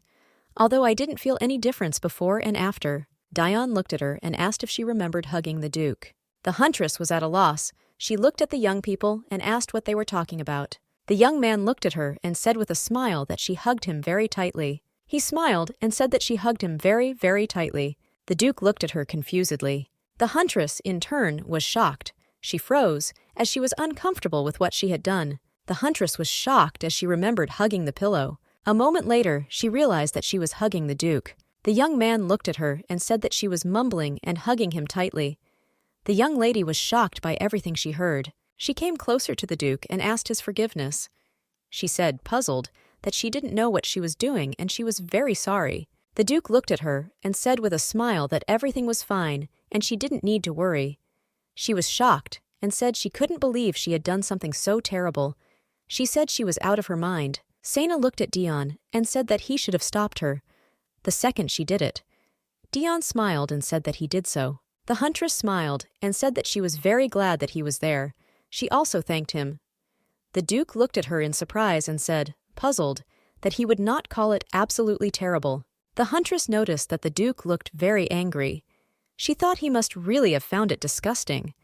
On the other hand, she understood that it was a sign of respect to always maintain some distance between herself and a noble person. She came closer to him and said that this would definitely not happen again, and she was very sorry. She said that from now on she won't even go near him. The Duke was shocked. He looked at her and said that she could come to him. The young man looked at the Duke and said with a smile that now that he knew that she did not do it on purpose, he is sure that his lordship will forgive her.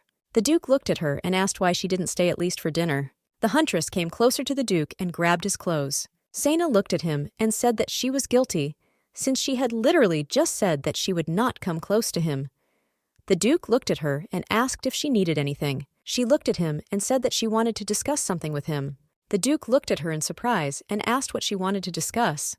She looked at him and said that she would like to discuss what happened last time and this time. He looked at her in surprise.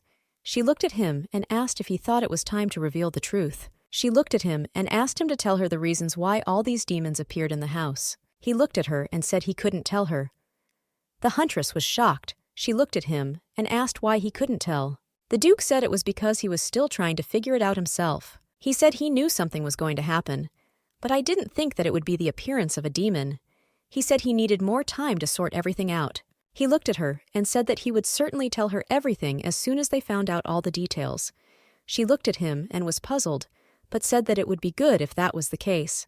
The Duke looked at the young man and said that he would certainly let him know about everything. The young man was surprised because he did not expect to hear this. A moment later, the young man yawned and said that he could tell. The Duke was greatly annoyed by his behavior. Aaron entered their room and asked for forgiveness if he was at the wrong time. The Duke looked at the assistant and said that everything was all right, since he was just about to leave. A moment later, the Duke and his subordinate were walking down the corridor. The young man looked at the gentleman and called him. The Duke looked at the young man and asked what happened, and he also asked if he had any information. The young man looked at the gentleman and asked what was going on between him and his landlady. Aaron, looking at the Duke, said that all the maids of the estate were delighted. They say that they have never seen a gentleman look at someone with such concern before. The young man looked at the gentleman and asked what was happening between them. The Duke looked away in embarrassment, as he did not know what to answer. Sana and Dion were left alone. Sana looked sideways at the young man and asked what he thought about this. Dion said he expected the food to be quite tasty since this was the Duke's home after all. The huntress looked at him in surprise and said that she was now asking his thoughts regarding demons. The young man smiled and said that he was just kidding. She was surprised and did not understand how this could happen in the capital, and even more so, why there was a demon in her house. She was puzzled and didn't understand what was going on. She knew that the capital was the safest place in the empire. After all, the most talented magicians, hunters, and scientists have united to build a barrier protecting the capital. But she still understood that the demons had somehow found a way to get inside. Dion looked at his companion and said what he thought about why the Duke did not tell them anything. Looking at the huntress, he said that he was sure it wasn't that he didn't trust them. He said the situation is likely related to various other issues. For example, about secrets that are simply too dangerous to know. Sana was furious. She said that even if that was the reason, she couldn't just sit idly by. She said angrily that this was her home and she needed to do everything in her power to protect it. The young man sighed heavily as he understood that only she could say such a thing. She said that demons are the sworn enemies of hunters. Therefore, she could not leave everything to chance. Sana said that if another demon appeared, she was going to find out the truth and then destroy him that very second. The young man looked at her and said with a smile that he understood everything. A moment later, he stood up and said that he was about to return. She looked at him in surprise and asked if he wouldn't stay for dinner. He said that he didn't have much of an appetite, and he also asked if she really wanted to stay. Sena looked at him and said that she wanted to stay as much as she wanted to try the food, and she also had something else left that she wanted to ask the Duke. Dion looked at her and said that he wrote he understood, but he already had to go. The huntress was puzzled, as she did not understand what the sudden change in mood was. Sena wondered if it was all because they were talking about demons. She understood that he had never seen them before, and it seems that because of this he found them disgusting, and therefore his appetite suddenly disappeared. But still, Sena was upset, as she hoped that he would at least tell her something like "take care of yourself" before leaving. As she watched him leave, she wondered what would happen if he never came home to her again. She thought that was the last time they would meet. The young man turned around and said, puzzled, that he almost forgot to tell her something. He looked at her, asked if he said her house was damaged. The huntress was surprised. She looked at him and asked if her house was damaged. Dion looked at her and said, puzzled, that the house was damaged, and quite severely. She was shocked and froze for a moment. Sena angrily asked him if he was seriously damaged. Sometime later, the Duke was sitting in his study. The young man came closer to his master, and with a smile asked what was going on with the Duke and the mistress of the house. The Duke sighed heavily. He did not know how to answer such a question. He wanted his subordinates to finally shut up.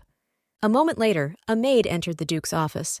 She said that the guests were about to leave. The Duke sighed heavily. He was puzzled because he thought that the huntress would stay longer. He looked at the maid and said she could go. The maid bowed and said that she understood everything. The young maids whispered to each other, as they thought that this was the first quarrel of the young couple. The Duke was puzzled and did not know whether he should follow her. The Duke sighed heavily. He mentally asked himself what he was thinking about now, since he couldn't just pick up and go after the hunter. He remembered how she apologized to him for hugging him. He knew that all she had done was briefly be in his arms, but to her it was disgusting. She said she wouldn't approach him again. The Duke understood that the huntress did not mind being constantly next to Dion. Still, he wondered if he was disgusted with hugging her. He mumbled quietly that he knew he needed to make a better impression of himself. The subordinate came closer to him and asked what the Duke was thinking about. The Duke looked at the man and said that he was not thinking about anything. A moment later, the Duke looked at the man and asked what kind of gifts girls like. The man was surprised by this question. The man looked at the Duke and asked if he really wanted to make a gift for the girl he was looking for. The Duke said timidly that it was true. The Duke froze in shock. He was puzzled because he had completely forgotten about Ellen. He remembered her and felt uneasy. The man looked at the gentleman and asked if this was really for some other lady. The Duke timidly said that it was for her. The Duke was shocked and got up from his chair. He couldn't believe that he had forgotten about her. He thought he was probably just too distracted. The man looked at the gentleman and asked where he was going. The Duke said that he would like to visit that girl's house. The man looked puzzled at the gentleman and asked for forgiveness. He said, today is not his day. The man said that, according to his assistant, he had a lot of pending work. The Duke looked at the man angrily and asked if he could go when he finished work. The man timidly looked at the gentleman and said that, of course, he could go the way it was up to him. The Duke hoped that he could finish all the work before evening and then go to Sena. He didn't know why to go to her. He furiously and hastily went through all the documents. He knew he had a reason, as he needed to keep an eye on Ellen. Dion opened the door and asked if he was serious. Dion looked at the Duke and asked why he had come again. The young man looked at the Duke and said with a smile that he could go inside. The Duke looked sideways at the young man and said that he spoke as if this was his home. The Duke asked if Sena was there. The huntress looked at the Duke and said with a smile that he seemed to have come to them. The Duke smiled and asked how her house was. Sena sighed heavily and said with a smile that it was a complete mess, since the whole house was covered in demon saliva. And she's not just getting cleaned up, and she's still trying to clean everything up. The Duke slowly began to look around the room and asked the huntress if something had broken during the hour. The huntress smiled and said that fortunately there was only one box, and some of the floorboards were a little damaged too, but she has already replaced everything. The Duke thought for a moment and said that it must have cost a lot of money. The huntress smiled and told him not to worry. She said with a smile that she sold the mana stone extracted from the demon, and she received a good sum for it. Sena looked at her friend and said with a smile that he had helped her with the sale. She looked at the Duke and asked if he wanted his share too. The Duke looked at her and was puzzled, said that he did not want to, and also thanked her for the offer. The huntress looked at her friend and asked if he felt any discomfort while sleeping. He smiled and said that everything was fine and he liked everything. The Duke was shocked by such a conversation between the young people. He froze in bewilderment. The huntress looked at the Duke and said that Dion was a little tired from helping her clean the house, so she gave him a room to sleep. The Duke looked at her and said that he understood everything. Dion looked at the Duke and asked with a smirk what he thought she was talking about. The Duke looked at the young man grayly and told him to be silent. The huntress looked at them closely. She was glad that they were similar and began to get closer. The young man looked sideways at the huntress and said that she had nothing to worry about since he slept well. And this was what he missed so much in the Duke's house. The huntress was surprised. She looked at him and asked if it was true. The Duke watched them closely. He was furious. He knew that the young man was lying to the huntress, since he ended up spending every second at her bedside. Then he looked as if he was ready to destroy any demon that stood in his way. He didn't know if it was true that they were the same person, because now he was smiling brightly at her. The huntress looked at him and timidly said that she was worried because the room she had assigned him had been empty for 10 years. But she was glad that he slept well. The young man was surprised and asked if this was true, as the room was surprisingly clean. Sana smiled timidly and said that her grandfather lived in that room. She said she cleaned it every day so it was in good condition. Dion looked at her in surprise and asked for forgiveness. He said that he didn't want to cause her any problems at all. Sana looked at him and timidly said that it was nothing like that. Sana asked what he was talking about. She said that she was sure that her grandfather would not mind, considering that he had helped her with a lot of things. They communicated with each other in a friendly manner. The Duke looked at them puzzled and asked what work still needed to be done. The huntress looked at him in surprise and asked what he was talking about. She asked if he meant himself. The Duke looked at her and said that he was also to blame for the damage to her house. He asked her if he shouldn't try too. She smiled and said that he had caught the demon after all. The young man looked at the Duke and said with a smile that he could cook dinner.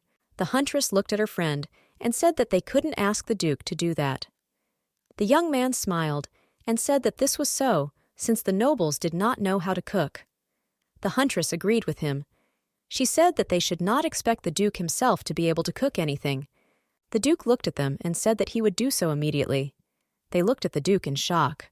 The Duke looked at them and said angrily that he would cook dinner himself. Sometime later, the Duke was ready to cook dinner. The Duke slowly busied himself with the preparations. He was a little surprised because it didn't work out for him. The young man looked at the Duke and asked Sana if he would be okay. The huntress looked at him, puzzled. She sighed heavily, because she knew that the Duke would never have cooked before. She knew that he probably only ever ate what the servants prepared for him. She came closer to him and asked, why don't they take it upon themselves? The Duke looked at her and said that everything was fine and he would do everything. She looked at him and said that he was here as a guest, and she can't get the guest to work. The Duke looked at her confusedly, because she took the knife from him. The huntress smiled and asked him to leave everything to her. The Duke looked at her and said that they could cook together then. The huntress smiled and said that, of course, they could do it together, and she would immediately chop the vegetables. The Duke said that in that case he would deal with other ingredients. Dion looked at them angrily. The huntress threw the ingredients into the pan. She was a little surprised as she should have added the butter first, but unfortunately she forgot to do this. A moment later, Sana threw the butter, and she said that it makes no difference what order. She smiled and said we might as well add some wine. The Duke looked warily at what she was preparing. He was scared because he didn't understand what kind of dish it was. She looked and asked with a smile if it was not obvious what she was cooking.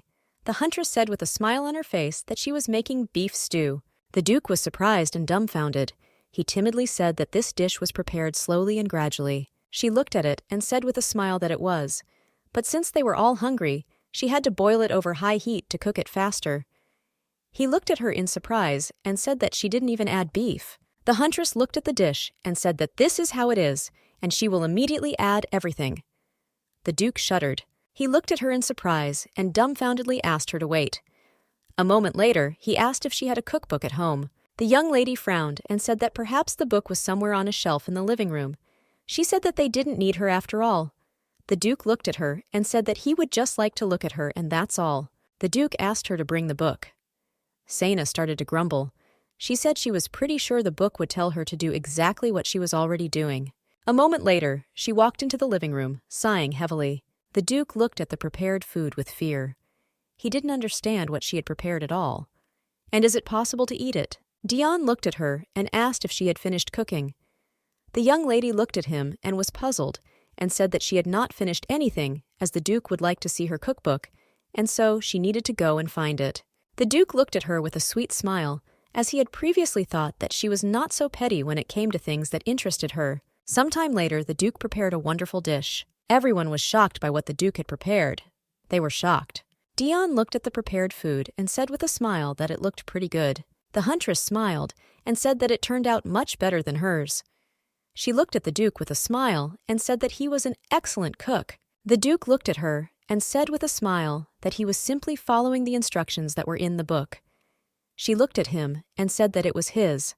The cutting has also improved. The Duke smiled and said that maybe it was because he knew how to wield a sword, and he very quickly got used to the kitchen knife. The Duke smiled and said that it was time for them to sit down and eat before it got cold. Dion smiled and said that he could not even think that he would live to see this day. He said that he never would have imagined what it would be like to eat the Duke's own stew. A moment later, he saw another dish being prepared. Dion looked at the dish in surprise and asked what it was. The huntress smiled and said it was a stew she made herself. She told him with a smile to try both and then tell him which one tasted better. She smiled and said that she was also confident in her cooking abilities. Dion looked at the prepared dish, puzzled and fearful. He said it looked amazing. She looked at him and asked him with a smile what he thought. She said it looked really good. The young man, puzzled, said that the dish was simply amazing. The huntress smiled and said that first they would try what the Duke had prepared today. She looked at them and wished them bon appétit. The huntress enjoyed the pleasant food. After Dion tasted the prepared food, he blossomed before his eyes. He was amazed as the dish was excellent. The young lady looked at the Duke and said with a smile that he seemed to have a natural talent for cooking. Dion looked at the Duke and asked if he could have some more. The Duke smiled an embarrassed smile and said that of course it was possible, because they still have a ton left, so they need to eat it. The Duke knew that it had been an eternity since he had shared food with others. He knew that, after all, he had no family or friends with whom he could share food. The huntress looked at him and said that she thought he was a duke for a reason. The Duke looked at her in surprise. She said with a smile that he seemed to be good at everything. He looked at her confused and said that he was just following the recipe. The huntress was puzzled. She wondered if maybe she should have gone alone. Dion looked at the huntress and asked what it was. The Duke looked at the young man and said that there was quite a lot of interesting things here. She looked at them and told them to be careful, because it is very easy to get lost here. The Duke looked at her warily and said that they were little children. Dion smiled and told the Duke not to worry so much. In the store where she had just been, they said that the carpet would only be delivered tomorrow morning. She was going over in her memory what else she needed to buy. She saw the lamp and remembered that the demon had broken the lamp for her at home.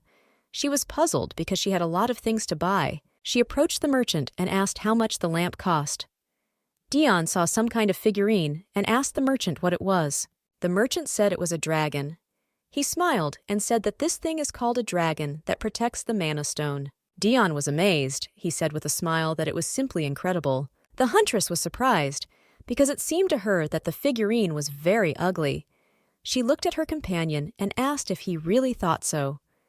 The merchant smiled and said that he made it himself and had very good taste. The merchant looked at the young man and said that he must be very fond of dragons. Dragons are mythical creatures, so no one has ever seen them in real life. But still, the dragon can be seen on the details of the product.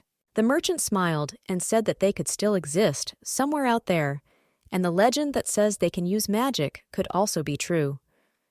The young man looked at the merchant in surprise and asked if magic is not about demons. The merchant looked at the young man and asked who could know this. He said it was just a theory, but demons could actually be dragons.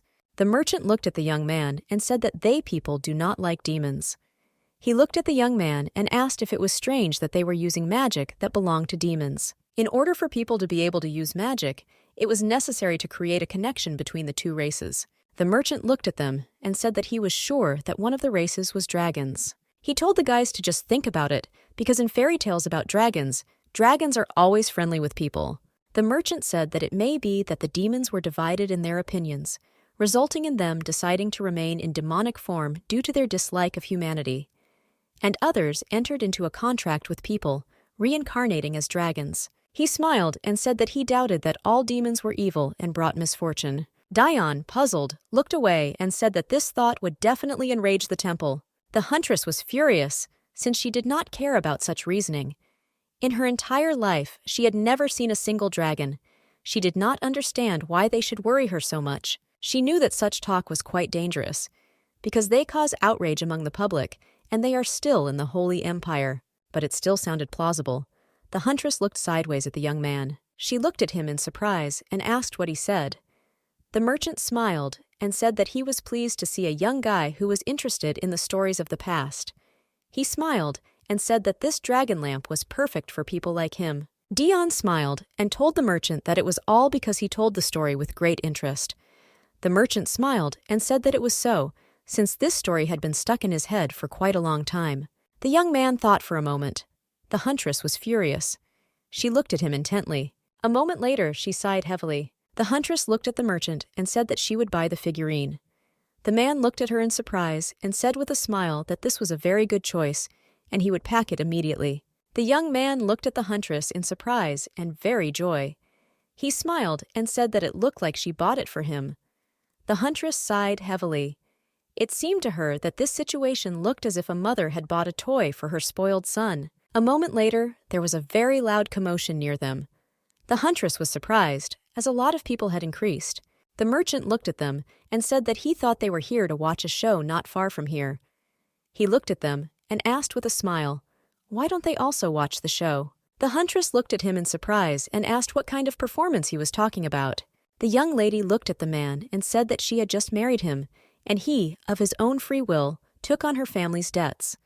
She said that she wanted to remain happy with him, since today is their first wedding night after exchanging rings. Frightened, she came closer to him and asked what happened. Having removed the blanket, she noticed something strange and black near it. He sighed heavily. She was in shock and, looking at him, screamed very loudly. She came closer to him and asked how it happened and who did this to him. The young man, breathing heavily, said that he could not see his face. He looked at her and asked her to find the one who killed him. A moment later, someone entered the room. The young lady was surprised and puzzled. She did not know what to do, because if someone saw her right now, they would think that she had killed him. The young man looked at his sisters and asked for what purpose they came here. The lovely ladies looked at their brother and asked if they really needed an excuse to visit their brother. They said they just wanted to make sure he was okay. He was glad that his disguise was working. A moment later, a man burst into their room shouting that this marriage should be annulled. The man said angrily that the truth was that Ulysses was Aaliyah's long-lost younger brother. The young man was shocked. The huntress smiled because she thought that this story only seemed terrible to her in the novel, but its film adaptation looked even worse. But two young people are very invested in this soap opera. She called them here, no longer holding out their hopes, but she couldn't even imagine that they would like everything so much. She knew they would be very upset if they just went home. She became thoughtful, since more than 10 years had passed since she last went to the opera. Then she came to the opera with her grandparents. Grandfather looked at her and said that next time they would buy her a toy, and he also asked if she wanted to watch a funny opera today. She was sad and thought that she wished she had smiled more that day. She didn't even understand why she behaved this way when her grandmother didn't even do anything wrong. A moment later, there was a burst of laughter in the hall. Dion looked at his companion in surprise. He noticed that she was not laughing, and she had a very sad expression on her face. Dion looked at her and asked what happened. He asked her, puzzled, if she didn't like the show. The huntress smiled and said that the opera was very good. He looked at her and said that it sounded like she was lying. She looked at him and asked if he was really so curious to know who killed Ulysses. He looked at her and said in surprise that, of course, he was curious. She looked at him because she wanted to tell him who the culprit was. Dion, the son of lightning, began to calm her down and told her not to speak. Sena, with a smile, told him to listen to her because she wanted to tell him who killed him. He looked away from her and covered his ears. He said he didn't want to hear it at all. She looked at him and said with a smile that she was just joking. Sena smiled as she realized that having fun at night wasn't so bad after all. The man watched them sideways. Sena looked at the young people with rage and told them to put the books away, since they were sitting at the table. They looked at her and said that they were in the most interesting place. They said they would like to read a little more. She glared at them and told them to put the books away now. The young people closed the books with lightning speed and put them away. A moment later, they began to discuss who had read what. The huntress was furious and did not understand why the affair they attended at the opera yesterday ended up in her house. Dion looked at the Duke and said that he would finish reading in a few minutes. The Duke said that he would finish reading faster and would be the first. Dion said that 3 minutes would be enough for him. The Duke looked at him and said that then 1 minute would be enough for him to read. The huntress looked at them and told them to stop quarreling and start eating already. Sana said that she needed to go to the guild. They looked at her and asked if she wanted to go now. Dion looked at her and told her to warn him if she came back late. The Duke looked at her and said that today would most likely be chilly, so she needed to wear something warmer. The huntress was surprised, since she had the same feeling now as before. Grandfather told her not to leave for too long, and her grandmother told her to dress warmer. Sana smiled and agreed with them. She said that she would return immediately. She felt like they were family. Anna looked at the huntress and said with annoyance in her voice that she was very bored. She looked at the huntress and said that lately they had no work at all. The huntress was surprised, as she had asked her to come see her first in the morning to discuss an important matter. But what she really realized was that she just needed to talk to someone. Anna looked at the lady with a puzzled look and said that at this rate the company would soon close and she would be left without a job. Sana looked at Anna in surprise and asked if there wasn't enough work on her last visit. She said everything was right. But unfortunately, this is much less than the number of orders that we had last year, and people swept away all the remaining orders, so they have practically nothing. Anna said that something tells her that this winter will be incredibly boring.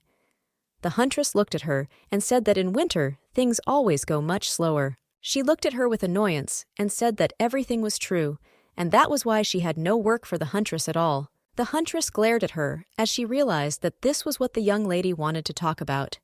She noticed that she was very sorry that there was no work. The huntress looked at the young lady and said with a smile on her face not to worry, since, to be honest, she had recently earned a lot of money.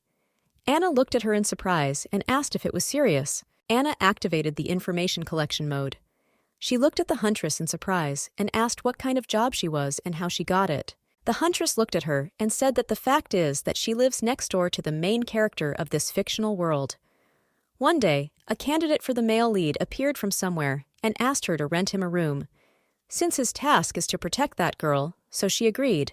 The huntress said that he offered a good amount per month, and while they are talking here, he is reading romance novels at her house. Anna looked at the huntress, puzzled, and asked what she was even saying. She asked her if she was crazy. Sana thought that, most likely, Anna would have told her that.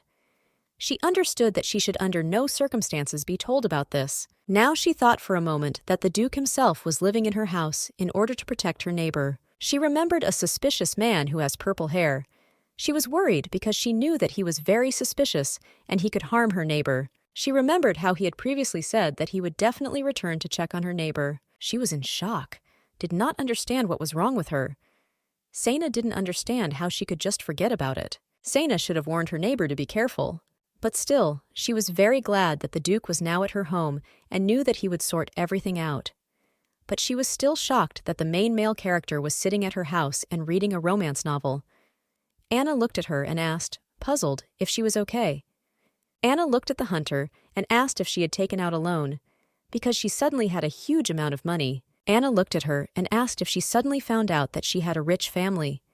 The huntress looked at the girl with a smile and thought that, most likely, she had read too many romance novels. The huntress smiled and said that she didn't take out any loans and didn't have a rich family, so the young lady shouldn't worry about her. The young lady smiled and said she was just joking. Anna looked at her and asked if it turned out that she would not take orders for now. The huntress looked at her and said that it must be so, since she has been very busy lately. She looked at her and asked not because of Dion for an hour. The huntress was shocked by this question. Anna looked at the huntress and said that it looked like she was right. She also said that, in fact, there have been a lot of rumors about them lately. The huntress looked at the young lady and asked her to wait. She said she didn't have to talk about it. Anna said she just thought it needed to be heard directly. She said it made sense. The huntress understood that this was simple gossip, and she did not know whether she should listen to it, since it was just a waste of time. A moment later, someone called out to the young huntress. She looked in surprise in the direction where the man was. Sana saw Robin. He looked at her and said with a smile that he recognized her, and it was really her. He came closer to her and said with a smile that he was very glad to meet them. Robin said with a smile that he had great news for her. The huntress was surprised. She looked at him, puzzled, because he smiled very brightly, but still she felt somehow uneasy because of his smile. With the speed of lightning, he pulled the piece of paper to her. He looked at her and said with a smile that they had received the order, and now they had a job to do. Anna looked at him and said with a smile that this was very good news. Robin smiled and said that this was just good news, and it was even very good that the task was not very dangerous. The huntress was in shock. She didn't understand why the job appeared only when she didn't need it at all. The little boy was crying very loudly. The man looked at the huntress and said with a smile that he could see that she still enjoyed helping others. He looked at her and said with a smile that she looked a lot like her grandfather. She thought about it, because she knew that she didn't really like it all. Either way, she knew she had to help. She was surprised, looked at everyone present in the room and asked what was going on. Sena was surprised and did not understand since when the police station had become a shelter for lost children. The young man looked at her and asked her not to stand there, but to do whatever. The huntress looked at him, sighing heavily. She said she would figure it out herself. She said the baby was crying because he was holding him wrong. She took the child tenderly, holding him in her arms, and patted him on the back tenderly.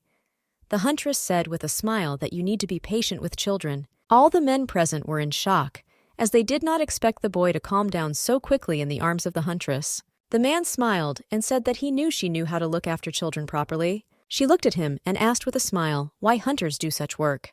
A moment later, the cute children were already asleep. Robin looked at her and asked her who she thought these children might be. She looked at him in surprise and asked if he was making fun of her. The huntress said she couldn't figure it out just from their faces. He looked at her and said that she knew a lot about different people. He asked her if she still kept in touch with her grandfather's friends. The smart girl sat down next to her friend and said that she was communicating with them because they had helped her a lot. But she had never heard of them having a new child. She didn't understand where children even came from. Robin said he found one child crying down the street, and he decided to bring him to the station, and by that moment, 4 people had already appeared there. Robin said that the problem was that none of the knights knew how to take care of children. That's why he immediately ran to the association for help, where, fortunately, he came across it. The huntress was shocked. She looked at Robin and asked if neither of the parents showed up to search for the missing children. Robin said no one came. He said he doubted the children would have remained on the street if they were being tried to find them. The huntress was puzzled and did not understand how 5 children could get lost at once. She stared at the children and wondered if this was really just a coincidence. The huntress slowly returned home. She thought about everything that had happened. At the police station, they thanked her for her help.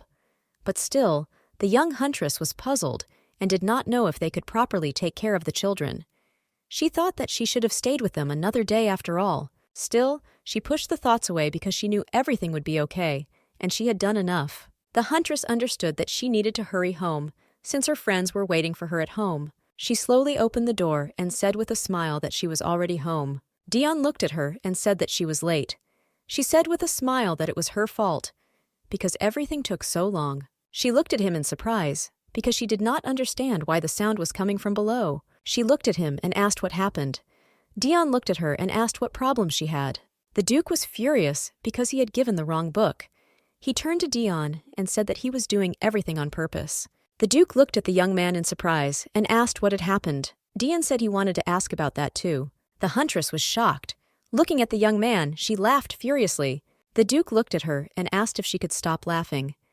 Dion smiled and said that he was very glad that at least she was having fun. She smiled and said that it seemed that they were so caught up in that romance that they didn't even notice how much younger they had become. Dion smiled and said that it was so.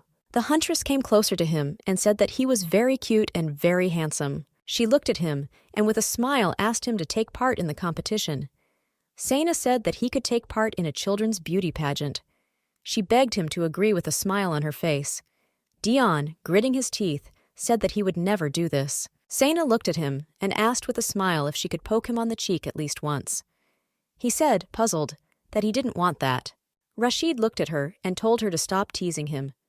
The Duke looked at her and asked if she had any idea what happened. She frowned and thought for a moment. A moment later, she said there were now 5 babies in the hands of police. The Duke looked at them in surprise and asked if there was a rejuvenation spell.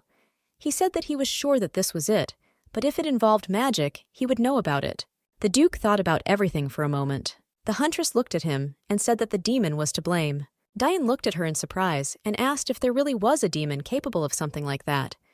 She looked at him and said that he exists, but she used to think that it was just a legend, because such demons are as rare as dragons. She was very wary since this was already the third time demons appeared near her house. She was in shock and did not understand what was happening. Dion looked at her and asked if this demon happened to appear in the book they were reading earlier. She said that she saw something similar, and tomorrow morning she would go to the library since she needed to reread the book again. The huntress glared at them. A moment later, she asked if they would like to just stay with her for a while. The young people were in no hurry to get dressed. She came closer to the young man and asked for forgiveness. She said that she should have paid more attention to the size before purchasing any items. She looked at them closely as she realized that Dion must be about 7 years old and the Duke about 12. She looked at him and asked with a smile if he wanted her to roll up his pants.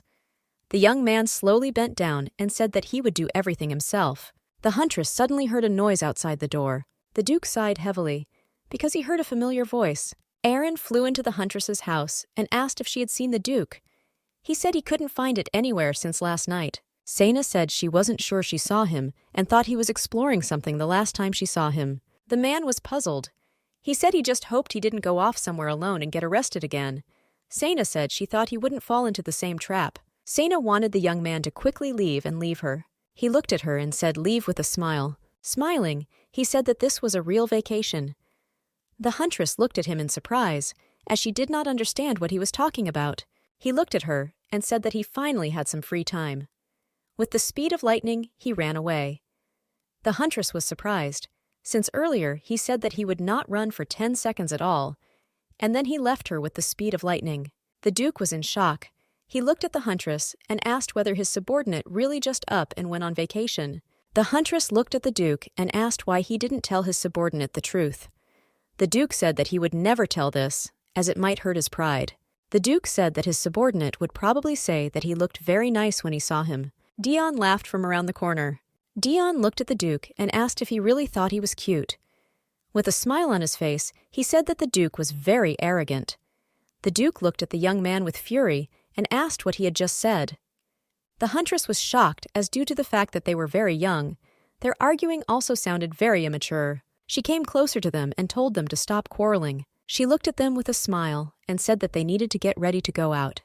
She asked if they remembered that they needed to go to the library. Sometime later, they were all sitting in the library reading a book, because we found information about a demon who likes to spread a curse just for fun. Those whom he cursed begin to grow younger, both physically and mentally, but over time they become younger and younger. Unfortunately, they are not able to lift the curse. The huntress read that this could lead to death. Dion looked at the huntress and asked her to calm down. He said they would be fine.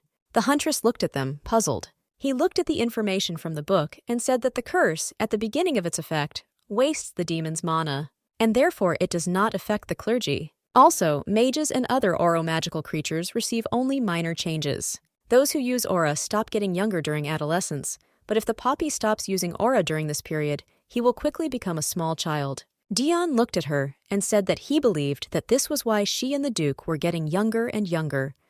The huntress looked at him and said that it looked like it. They also read that this demon was once the pet of an imp. That's why he likes to intrigue people. Anyone who pets the demon immediately becomes cursed. Everything is aggravated by the fact that it is too difficult to pass by a demon in the guise of a cute animal. The huntress was surprised because she heard that someone could pet the demon. She said that even if a demon looks so cute, it is still a demon. She didn't understand. What an idiot he decided to pet him. They looked sideways at each other, and both said that it turns out that this demon was the cat they had seen before. The young people remembered the cat, which looked very nice. The huntress was holding a cat in her hands. Sana looked at him, puzzled, and said that it didn't seem likely to work. The Duke looked at her in surprise and asked if she thought that this could lure a demon. She looked at the Duke and said she wasn't sure, but none of the kids at the police station had a scratch. She said that demons often try to eat people, so they leave wounds on the bodies of their victims. This demon turned his victims into helpless children. He didn't do anything with them, and most likely the demon did it just for fun. The Duke looked at her and said that, of course, this was also unpleasant. Dion brought her a big cat and asked what he thought about this cat. She looked closely at the cat and frowned, saying that he didn't seem to be coming. He said, puzzled, that they had already looked up and down the cats of this street. He looked at her and asked if they should go to another street. She glanced sideways at the Duke and asked if they should still ask the other hunters to help them. The Duke said that he would like to hide from prying eyes.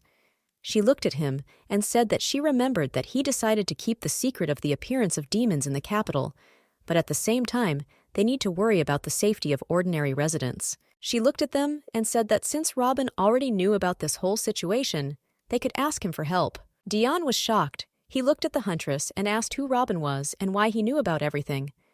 The huntress shuddered. Sena smiled because she wanted to tell them everything, but suddenly she heard someone's voice. Ellen looked at her neighbor and asked if these boys next to her were her little cousins.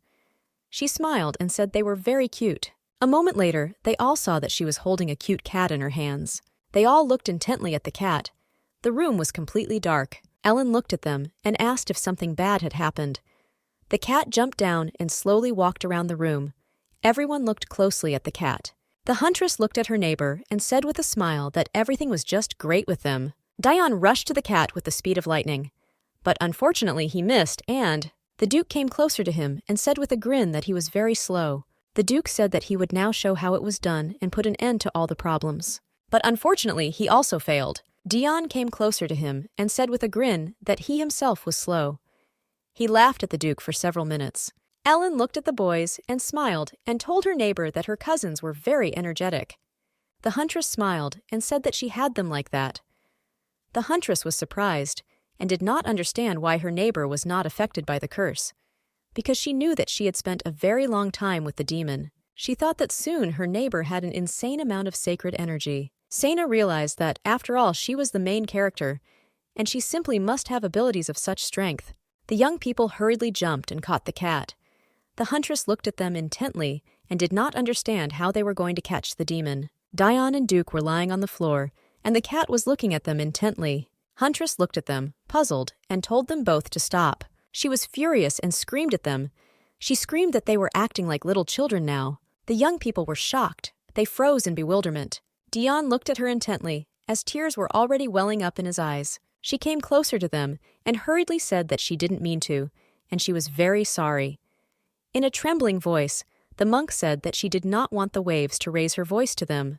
The Duke looked at his friend in shock. Dion was trembling, and his eyes were full of tears.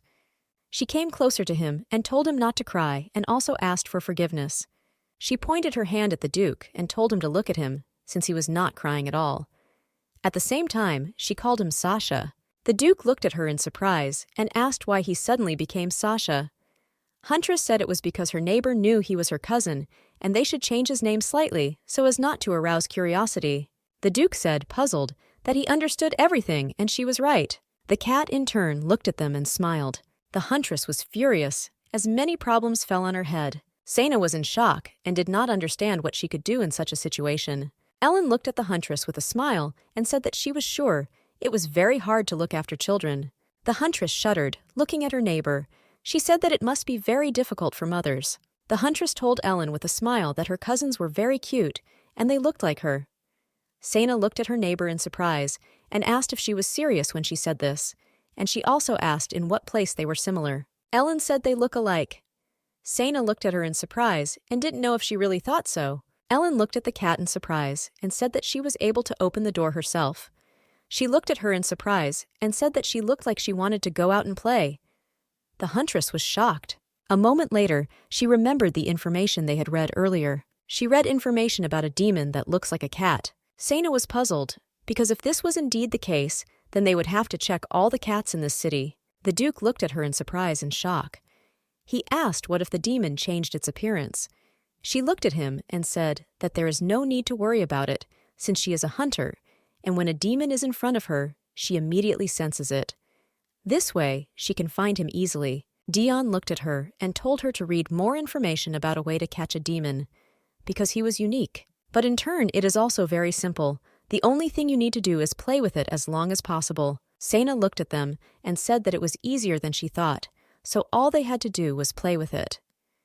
Dune looked at them and said that, however, they need to continue playing with him until he calms down. They were shocked by what they heard. The author wrote that since he had never encountered them, readers should find out the time required for this from their own experience. The author wished them good luck. They were shocked by this because they did not expect this. They expected more information and some clues. The huntress was furious, since the author gave no clues at all, and the book was of absolutely no use. Dion looked at the Duke and called him.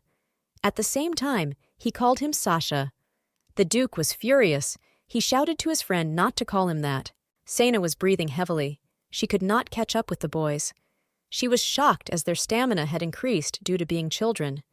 They ran for hours, and they didn't care, and she, in turn, was out of breath. She looked at them and shouted for them to stop and stop chasing him. She said they needed to corner him, but still the young people did not stop running. The huntress stopped and cursed at them. She shouted angrily whether they were even listening to her. She stopped and listened.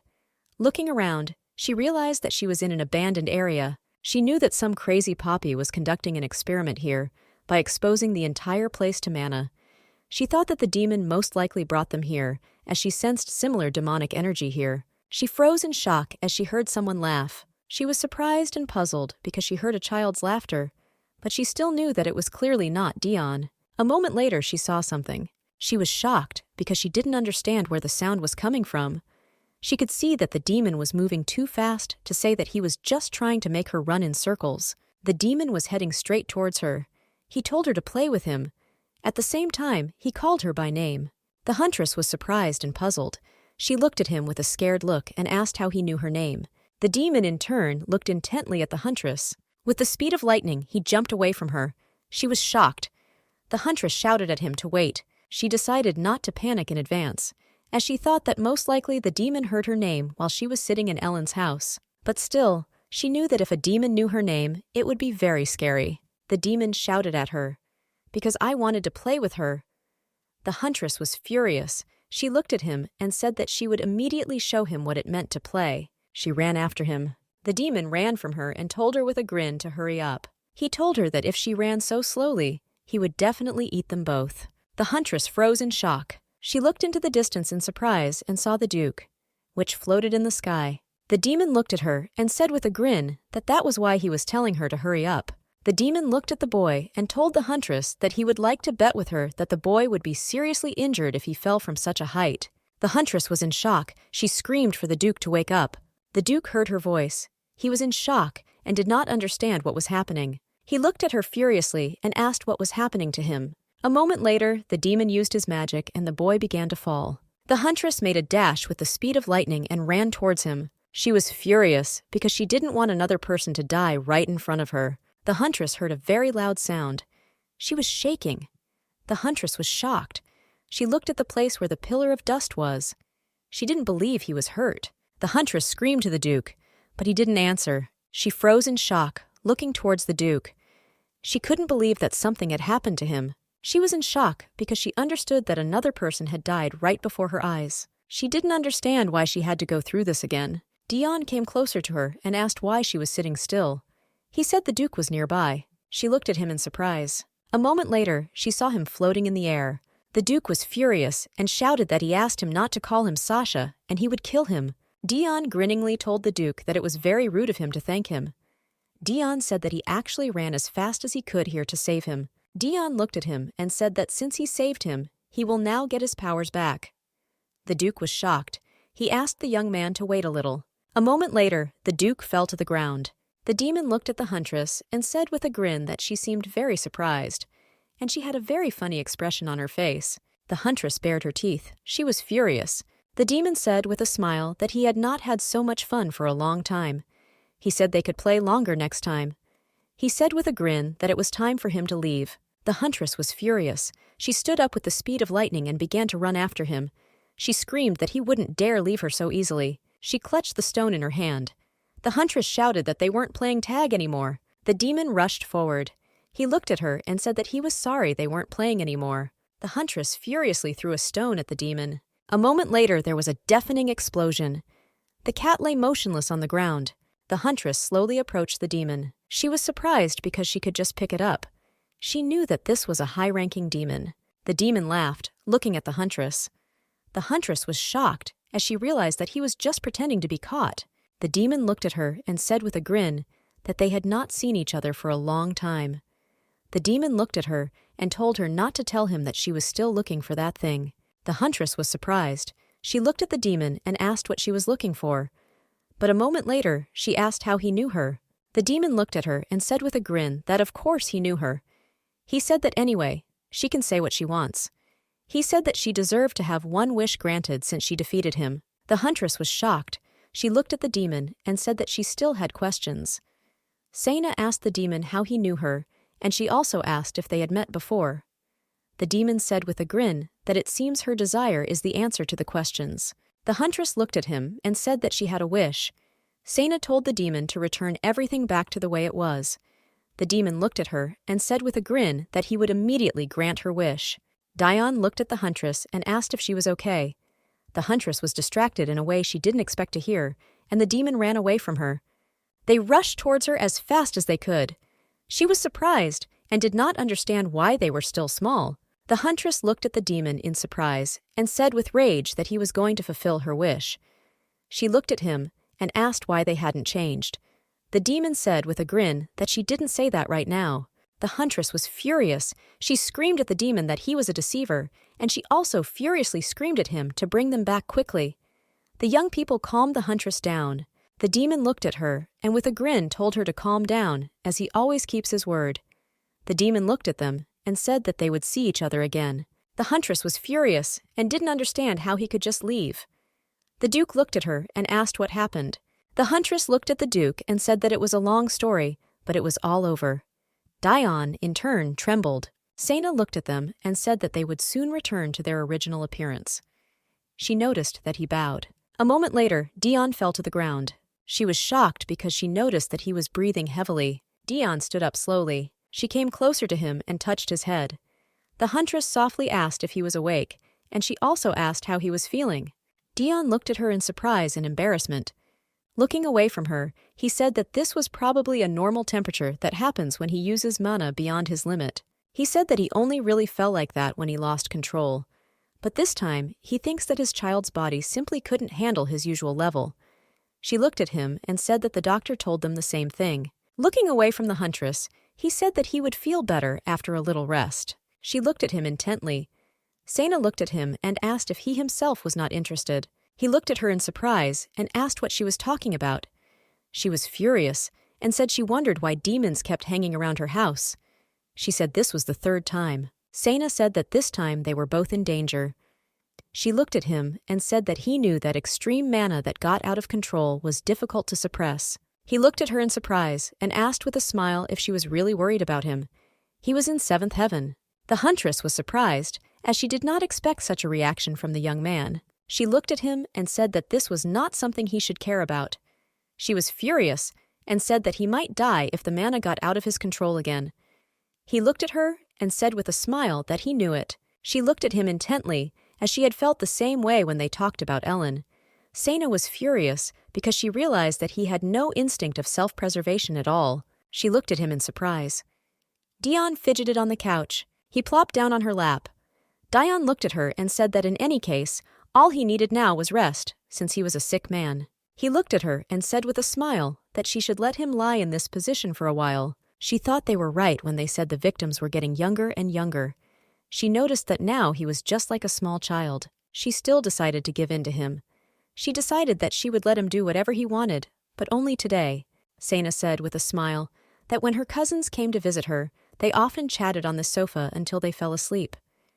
Dion looked at her in surprise and asked if she really had cousins.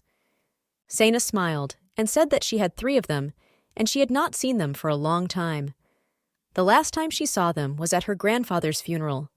They really enjoyed spending their time with her, but after the grandfather and his daughters could not share this house, she never saw them again. Sena muttered quietly, as she was curious to know how they were doing.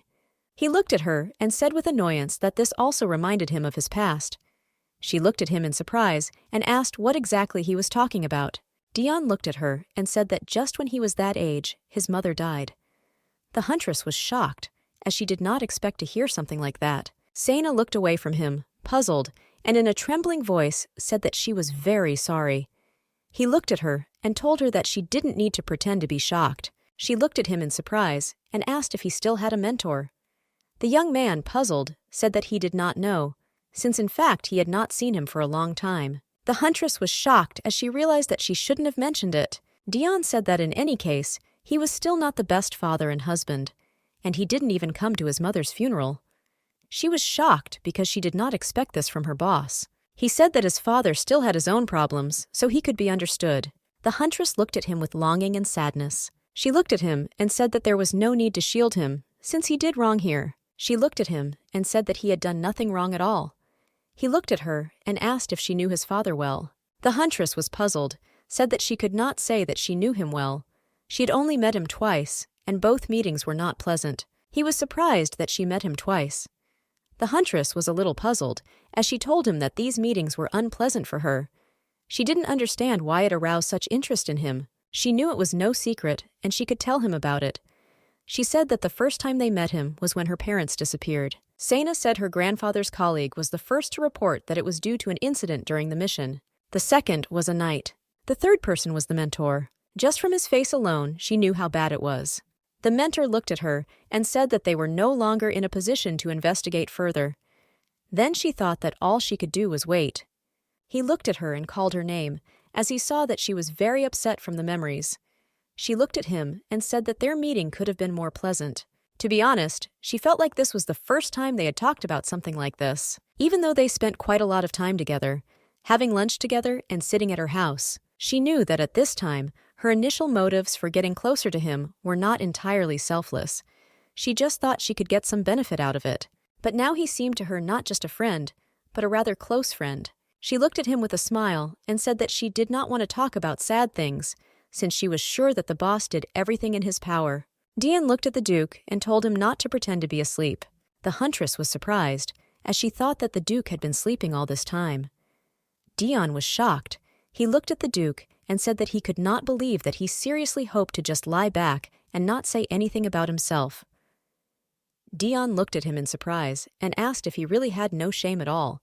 The Duke turned closer to them and said that he did not want to tell anything about himself. Dion looked at him and said with a grin that it was no wonder he had no friends. The Duke told them to stop chatting because they needed to get some sleep, since they will need to go to the library tomorrow and read something about the demon. He asked his friend if he didn't care that they might never get back to their age. Dion looked at him and said with a grin that he didn't really care. The Duke was shocked by this answer. The Duke said that he was a busy man, and Dion had no idea how much work he had to do, in addition to maintaining his dukedom, and if it remains in the child's body, it will be very bad. The Duke sighed heavily. The huntress looked at him and said with a soft smile that a few days would not change the weather. She looked at him and said that his subordinates were away now, and his parents might not be worried. The Duke said they were dead. The Duke said that he too had no more relatives left, since they had all died. The huntress was shocked, as she did not expect to hear something like that. She felt very uneasy. The Duke sighed heavily and said that that was why he didn't want to tell them anything. She looked at him and apologized for bringing up the topic. The Duke waved it off and said that everything was fine. She looked at the Duke and told him not to worry, as they would go to the library tomorrow and learn more about the demon. So now they all need to have a good rest. The Duke looked at her and asked how she was. Sana looked at him and said with a smile that she could easily last 3 days without sleep. But she was still puzzled because she didn't think her knees could last that long. The Duke lay on the sofa and could not sleep for a long time. He looked sideways at her and asked if she remembered what happened then. The huntress looked at him in surprise and asked what he was talking about. The Duke said that he was talking about that incident in the house. She looked at him and asked if he was talking about Serena. The Duke said it was his cousin, or more precisely, she is up to the person who tried to kill him. The huntress looked at him in surprise and asked if it was really his uncle. The Duke said it was so. And initially, it was he who was supposed to inherit the dukedom. But everything turned out that in the end, his father became the heir. So he became Duke after his father died. Rashid said that his uncle despised him as much as he could, and it got to the point where he wanted to kill him. And from that moment on, he did not feel safe even in his own estate. The only people supporting him were the butlers, the headmaid, and a few knights and servants. It is only thanks to them that he is still alive. The Duke looked at her and said that, of course, his relatives tried to finish off the few who sided with him. And this made him realize that he must rely solely on himself. The Duke said many things have happened since then, but he wasn't the one who killed his cousin. She looked at him in surprise and dumbfounded, and asked in a trembling voice who it was then. The Duke said in a trembling voice that it was his uncle. He said his uncle would rather slaughter his entire family than watch them become a bunch of weak-willed slaves. The Duke said with annoyance in his voice that it was because of him that all this began. And therefore, probably, it cannot be said that he was absolutely pure. The huntress froze in silent shock. He looked at her and told her that she shouldn't worry about him taking her home away from her. She looked at him and said that she understood everything. A moment later, she looked at him dumbfounded and asked what he had just said. She was shocked and didn't understand what her home had to do with it. The Duke said he knew she had heard rumors about him, and that seems to be why she's very worried. The huntress had truly considered him a decent person since the contract was signed. But nevertheless, she was very upset that he was hiding from her the reason for the continued appearance of demons in the capital. The Duke looked at her and said that he could swear that he did not harm people without a good reason. She was surprised because she realized that all this time he thought that she was uncomfortable around him. She looked at him in surprise and asked if he had really told about his uncle's secret to calm her down. He looked at her and said with a smile that he wouldn't call it a secret, because all the nobles already knew about it. She looked at him and said with sadness in her voice that she still doubted that it was easy for him to tell such things. He looked at her and said that he thought she was afraid of him. He said, puzzled, that she had previously said that she would never go near him again. The huntress was surprised, looked at him, and asked if she really said that. The Duke said that she said such things. The huntress looked at him in surprise and asked when she spoke like that, as she did not remember such a thing. He was shocked. The Duke screamed and said that she said that when they arrived at his estate. He was angry with her and told her to forget everything. She was shocked. The huntress looked at him and asked if he was sure she said that. She said, puzzled, that she really didn't remember that. The Duke grumbled and said that it seemed he had been worrying about it for nothing. Sena looked at him and asked if he was angry. The Duke said he wasn't angry and she didn't need to worry about it. Sena looked at him and said that she might have forgotten. The Duke was shocked. He looked at her and asked if she was serious. He rushed over and said that they could forget about it. He said angrily that he was going to bed now, so she didn't have to talk to him. The huntress looked at him and called. The Duke looked at her puzzled and asked what she wanted to tell him this time. Sena looked at him and thanked him with a smile for telling him about that situation. The Duke looked away embarrassed and said that there was nothing special about it. Sena looked at him in surprise and asked why he didn't go to the room to sleep. The huntress said that he should be uncomfortable here. She smiled and said that he should rest well before tomorrow. Sena said with a smile that she would definitely wake him up if she heard even the slightest sound from the door. He looked at her and said that this was not necessary. Sena looked at him and said with a grin that if he goes to sleep so late, he will never grow up. The Duke was furious, and he looked at her and asked if she thought he was a child. The Duke said that he would do as she wished. He looked at her and said that he could sleep here. The huntress looked at him and smiled. She said with a smile that, of course, he could sleep next to him, since it was warm and cozy here. The huntress was sleeping soundly. In her dream, she touched something. She didn't understand what it was because it didn't look like a pillow. She thought it was a doll, but she was puzzled because she didn't have a doll at home. Dion looked at her and with a soft smile asked if she was awake. The huntress was shocked by what she saw. She didn't expect to see her friend next to her in bed. She looked at him in surprise and dumbfounded and asked if he had really become normal. Dion looked at her and said with a smile that this is how it is. And this morning he changed his appearance. She looked at him in surprise and asked why he was next to her. He smiled and said that he brought it to her room because the couch was uncomfortable, and he was going to leave after he put her to bed. But she didn't want to let go of his hair. The huntress was shocked. She was puzzled, but she jumped out of bed and asked for his forgiveness. The young man grabbed her hand. Dion said that the Duke also returned to his original state and left to look for his assistant. She looked at him and said it was wonderful. He looked at her and pulled her a little closer to him. With a smile on his face, he said that it was just the two of them now. He looked at her and asked with a smile, "Why don't they have breakfast together now?" Robin looked at her and asked with a smile if it wasn't hard to believe. He said with a smile on his face that he went drinking with complete strangers and ended up passing out. She looked at him and said with a smile that sometimes he really wasn't himself. The huntress sighed heavily as she remembered her friend. She didn't expect him to just leave. For some important business, I didn't even eat with her. She thought she could eat alone in peace. But I came across Robin, of all people. The huntress realized that the demon had made everyone think they had passed out from drinking in order to well handle the whole situation that was going on in the city. The huntress sighed heavily, since it seemed that everyone really blamed alcohol for everything.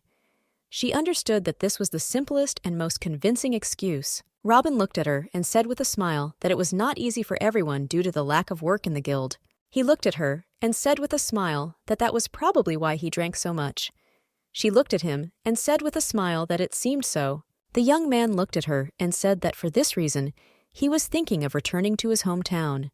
He said the city manager offered him a job as a freelance hunter if he ever decides to leave the guild and return. She looked at him and said that it was very good and sounded good. Aubin looked at her and asked if she really thought so. He said that in any case, it was high time for him to settle down. The huntress looked at him and said that she thought so too. Robin looked at her and said that he had thought of something. She looked at him in surprise. Robin looked at her and asked her with a smile if she wanted to go with him. The huntress froze in misunderstanding. Robin looked at her confusedly as he expected her to answer him. She looked at him in surprise and asked why she should go to his hometown. He looked at her, puzzled, but said that he had previously said that he knew the manager, so he could find her a job. Robin looked at her and said that, besides, his hometown is an ideal place to live, and the work there is not stressful, it's calm, and the people are friendly. He embarrassedly said that it is not hot there because it is the north. Since she does not like heat, this place is suitable for her. She looked at him and said that she would not go.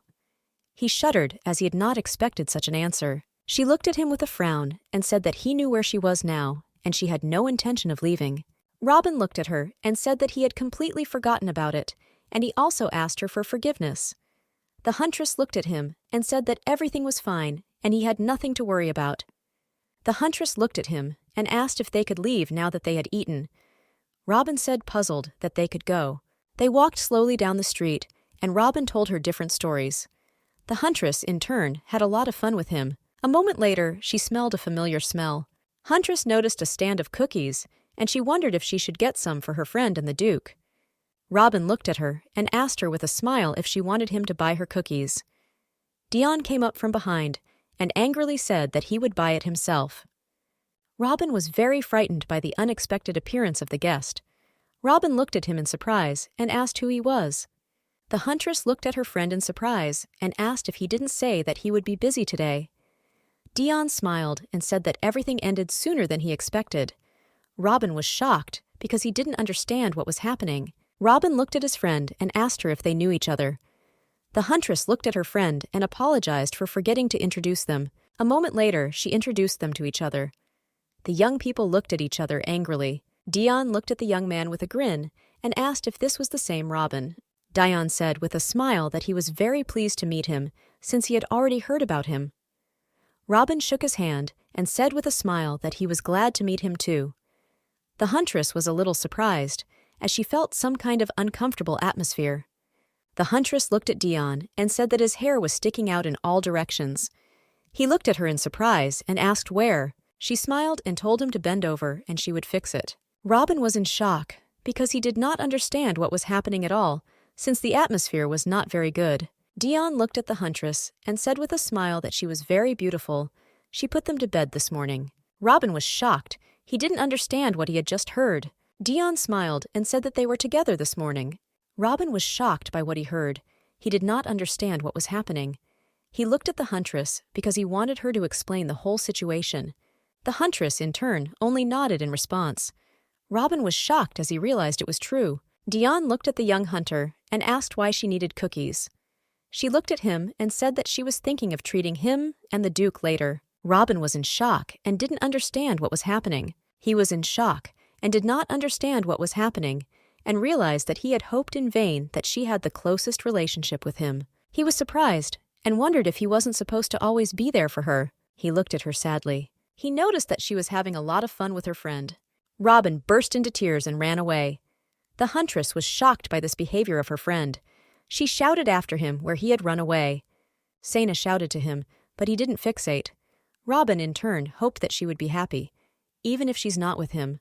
The huntress looked after him in surprise and asked what happened to him. Dion, in turn, watched the man closely and smiled.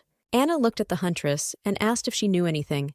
Anna said that they were saying that Robin got drunk and cried his eyes out. The huntress looked at her and said with annoyance that this was the first time she had heard about this.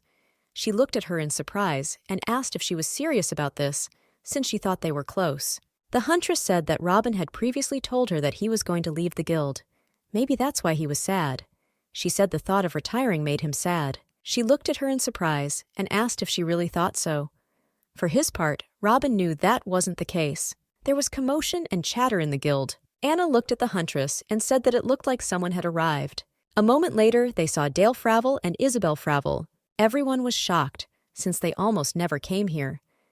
Everyone present did not understand what brought them to the guild. Anna looked at the huntress and asked why the boss was entering through the main entrance for once. Anna said that he hates annoying looks to such an extent that even with work, he crashes into the estate. The huntress looked sideways at him and said that it seemed that insanity had crept up on him. She said she had heard that for someone to radically change their behavior is bad news. She looked at the huntress and asked if they should look for a new job. The huntress smiled and said that if the association closes, then the table at the entrance will be hers. Anna said that this was not fair, since this was her favorite table. The huntress glared at the man who refused to attend his own wife's funeral. The huntress looked at him with fury. She knew he looked very terrifying. She realized that his son was not like him at all. For some time, the huntress was very immersed in her thoughts. She looked at her and said that she almost forgot one thing. The huntress looked at her friend in surprise and asked what she was talking about. Anna smiled and said that was the reason she asked her to come today. The point is that there is a very good job for the hunter, which is not dangerous and meets all its conditions, and they pay a very substantial amount for it. The huntress looked at her in surprise and asked with a smile if she really didn't want to entrust her to those who were really in need, since she was so good. The huntress knew that she was doing great so far. Thanks to Duke's rental. Anna looked at her and said that they were asking about her specifically. The huntress looked at her friend in surprise. The huntress looked at her and asked if the customers were by any chance hermits. Anna looked at her and said with a smile that it was not at all like that, and in fact, it was just the opposite. The huntress was surprised and did not understand what was happening. Anna said that Owen asked about Sane. The huntress looked at her in surprise and asked if this was who she was thinking about. Anna smiled and said that the huntress was thinking correctly. Owen is an S-class hunter. Owen is one of the 5 high-class hunters in the Adventurers Guild. As the youngest member of this rank, he has not failed a single task and is a legend. Owen is a brilliant scientist, recognized by the Academy, whose discoveries include the ancient ruins of Elioros, tombs of the Karnan royal family, grimoire of the sage Cyril, and much more. It is not only loved by both hunters and the general public. He was the best in this world. The huntress was surprised and did not understand how someone like him needed to hire her. Sana looked at her and said that the document said that he needed a hunter who spoke Polynesian. Anna looked at the huntress and said that they believed that he had found some inscriptions in this language in the runes that he had recently discovered. She handed her the documents and asked her to take a look. The huntress was surprised. She said that she did not know this language well. Anna looked at her and said that nevertheless, the huntress used to live in the police. She's also an experienced hunter, so he probably thought she'd make a good assistant. The huntress was surprised because she couldn't believe it. She was in shock and did not help believe that her idol chose her out of all the local hunters. Sana was shocked and hoped that this was just an opportunity given to her from heaven. Anna looked at her and said that it looked like Sana was refusing. Since she didn't seem to like this proposal, the huntress took the documents from her hands with lightning speed. She said with a smile that if he personally chose her, then she should at least pay him a visit before refusing. The huntress looked at her friend and asked if she thought she was doing the right thing. She was very happy because she would be able to see her idol. The huntress looked at her friend and asked when she could see him. Sometime later, she found herself at her idol's estate. She was shocked because she did not think that she would be brought here right away. The butler came out to greet the huntress. He said with a smile that the owner was waiting for her. A moment later, he showed her where she needed to go. The huntress, puzzled, agreed with him. They slowly walked towards the owner. She was surprised because she saw many statues on the estate. She didn't understand why they were needed. She was puzzled as their gazes were directed at her. She felt as if they were watching her. She felt very awkward. The butler looked at her and said that he would immediately take her to the master's office. She smiled and agreed. A moment later, she saw a beautiful picture. She was surprised because she didn't know what it was. She gazed at the picture. Looking down, she saw demons in the picture. A moment later, she heard someone's voice. The man looked at her and asked, "Isn't it charming?" The huntress turned around and saw a truly terrible sight. She swore at the top of her voice. The man laughed. The huntress looked at him, puzzled, and said that her heart almost sank to her feet. She was alarmed and asked when he came, since she almost hit him. The man looked at her and said with a smile that she had a great reaction. Taking off his mask, he asked her forgiveness for scaring her. A moment later, he introduced himself. The huntress looked at him and thanked him for inviting her. She looked at him because she wanted to tell him what her name was. A moment later, she was dumbfounded as she recognized the man. He was one of the candidates for the male lead she had seen on the covers of the novel. He looked at her and said with a smile that he was very pleased to meet her. Sometime later, they were sitting in the office. The huntress was surprised. She did not understand why the candidate for the main role wanted to meet with her, and not with the main character. She was shocked because she realized that there are now a lot of candidates for the main male role. According to her calculations, he was already the third. He looked at her and said with a smile that he had always wanted to see her. The huntress was surprised. She looked at him and asked if he knew her. He looked at her and said that of course he knew. He smiled and said that he enjoyed hearing about her exploits during the expedition. He said that he also expresses his respect for some incident with the fight with the demon. He said he heard she had been fighting demons all night to protect her wounded colleagues. She looked at him puzzled and said that she was just lucky, and that's all. He smiled and said that her colleagues were luckier than anyone. He said that people who are willing to do such a thing are very rare. She looked at him and said that maybe this helped her move to another class. Although immediately after that, she was demoted. He looked at her and said with a smile that he had also heard of her many nicknames. For example, one thing caught his attention. She was called a heroine. She was also called invincible. She looked at him and said that she didn't really like the nickname.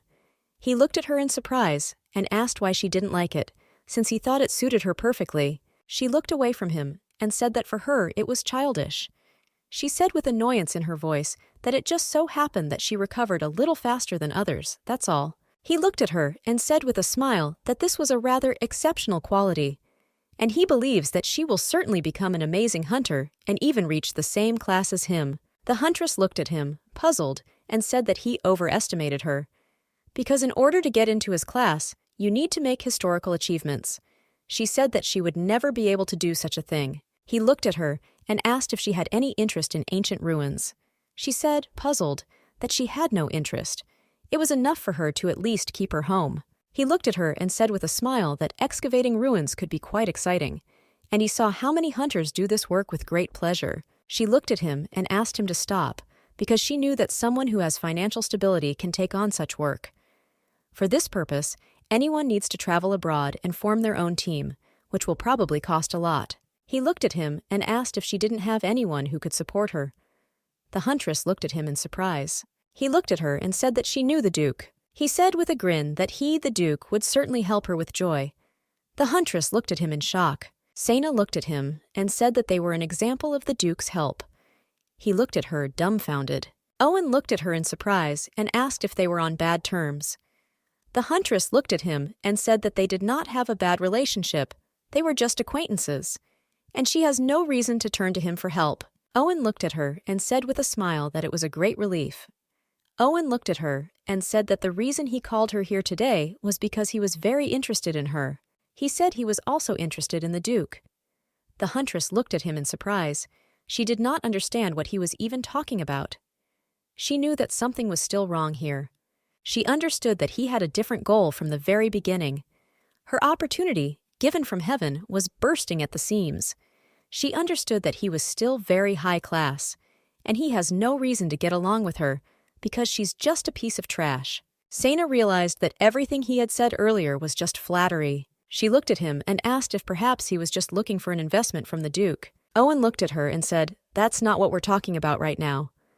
The huntress looked at him in surprise and asked what was the matter. Lost in thought, Owen said that he had another very important issue that needed to be resolved. Owen looked at her and asked her if she had encountered any demons while she was with the Duke. The huntress looked at him in surprise. She was shocked that he asked. A moment later, she said she never had. The young man thought for a moment and said that he understood. Sena was in shock and didn't understand how he even knew. She thought the Duke was hiding any news of the demon's appearance. Even she knew that the investigation department was not aware. She looked at him, puzzled. He looked at her and asked if he could tell her an ancient story. She looked at him in surprise and asked if he really wanted to tell her something right now. He slowly examined all the books, because he wanted to find the one he needed. A moment later, he found the book and opened it. The huntress was surprised. She didn't understand whether he was serious. He wanted to read to her now. He looked at her and asked her to listen to all the information carefully. He said that a long time ago there was a mouth of fiends. They opened the gates of hell and came to this earth, where they tortured people, getting pleasure from it. They could physically hurt people. They seduced them to the point of overthrow. They had a passion for turning people against each other, to ultimately kill them. They brought hell into this world too. They stored energy, polluted the earth, and modified its flora and fauna. The very beings that were created through this process are what they now call demons. The influence of the fiends on people, who gave rise to 3 different states of being. People who were losing their minds, and they turned into monsters.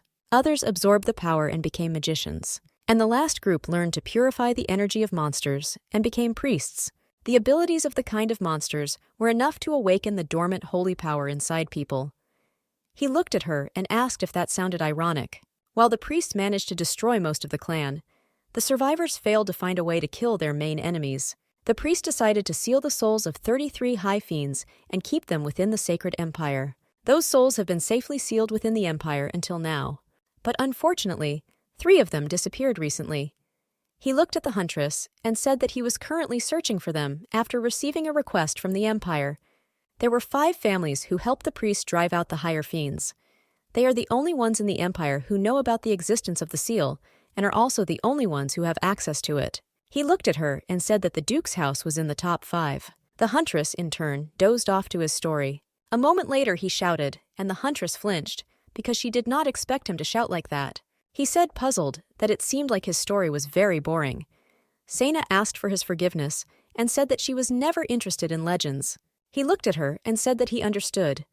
He said that he should have been more attentive to the timber given to his guest. Yawning, she told him not to worry, as everything was fine. He looked at her and said with a smile that this was very good and they should move on to another story. He looked at her and said that the mouth of fiends attracts demons. She was puzzled because she thought that the legends were already over. He looked at her and said that demons are born from the power of fiends. Therefore, they tend to follow them like children follow their parents. She said sleepily that she believed the legend was true. He said that fiends can actually summon demons even in their sealed state. And that is why the Holy Empire takes careful measures to protect the fiends' sealing stones. He looked at her and said that if the Duke had one of these stones, then demons would definitely start appearing around him. He raised his voice, and the huntress flinched. He looked at her and said that, in truth, fiends are not the only ones he is looking for. She was surprised, looked at him, and asked who else he was looking for. He looked at her and said that he was looking for a priestess. He asked her if the Duke was not pursuing a particular woman. Sena looked at him dumbfounded. He looked at her intently with a smirk on his face, and because he realized that she knew something. He looked at her and said with a grin on his face that he thought the topic was more interesting to her than the legend. She was shocked because she realized that she had made a mistake, and he could clearly see the shock on her face. He looked at her with a smile on his face. She understood that with all his appearance, he was showing her that he had caught her. She understood that he would now ask her a bunch of unnecessary questions. He came closer to her and showed her some sheets.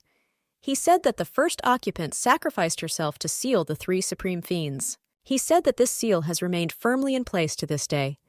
She looked at him and his task, but said that it was excellent and safe. He looked at her and said that there was one thing. He said that a priestess exists in every generation, and her blood is the only way to break the seal. He recently mentioned that the Duke was now looking for a specific priestess. He thought that most likely the Duke was planning to break the seal. He looked at the huntress and said that he would have to be killed for the greater good. She was furious.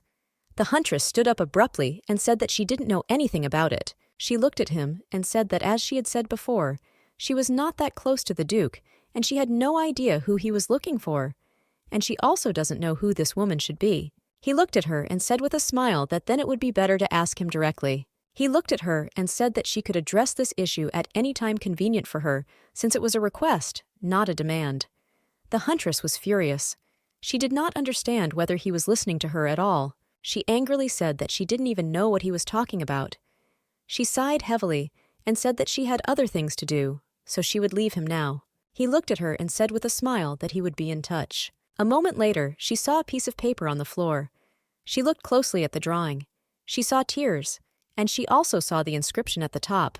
She looked at the drawing in surprise, and I wondered if it was a lie. The huntress looked at the man and said that he did not have to give her all this, and she also asked him to take it all back. The man looked at her with tears in his eyes and said that he was only fulfilling the requests of his master. He said that if he took everything back, he would be in trouble. She was shocked.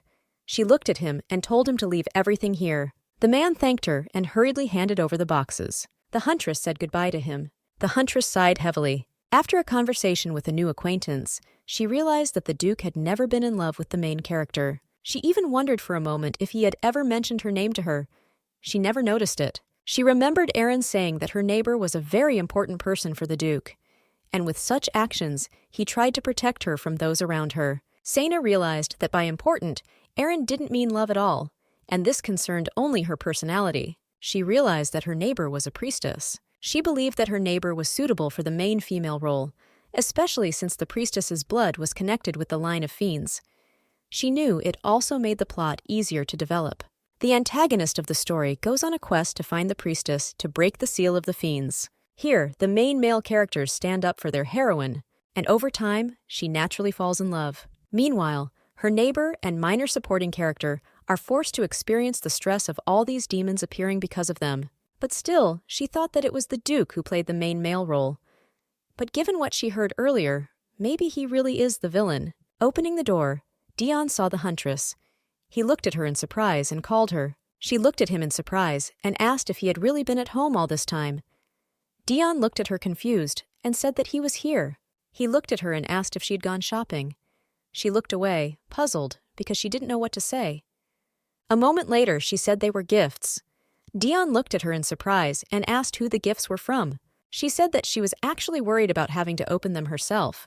She looked at him and asked him if he thought he could give her a helping hand. He looked at her in surprise and asked where she went to bring all this. Having opened the box, the huntress was stunned. She screamed and shuddered because she did not expect to see something like that. Dion looked at her and asked what happened. She looked at the box and its contents in surprise and shock. She couldn't believe what she was seeing. She was shocked because she saw that the box contained mana stones. She couldn't believe it. The huntress was shocked. She looked at the box in surprise and asked how much it all cost. The huntress looked at the stone in surprise and asked if she was right. Dion looked at her and asked if he should open the remaining boxes. She looked at him and said he could open them because she wanted to see what was inside the other boxes. She was very surprised and wondered if she could accept such expensive gifts.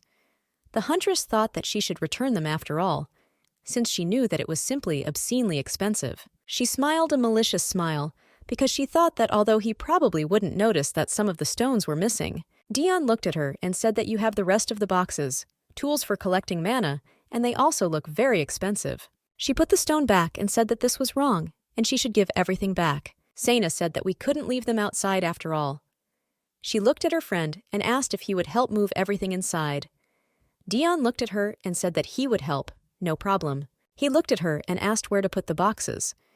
The huntress said that he could move them to an empty room on the second floor. Sana looked at him in surprise and asked if he was having a hard time.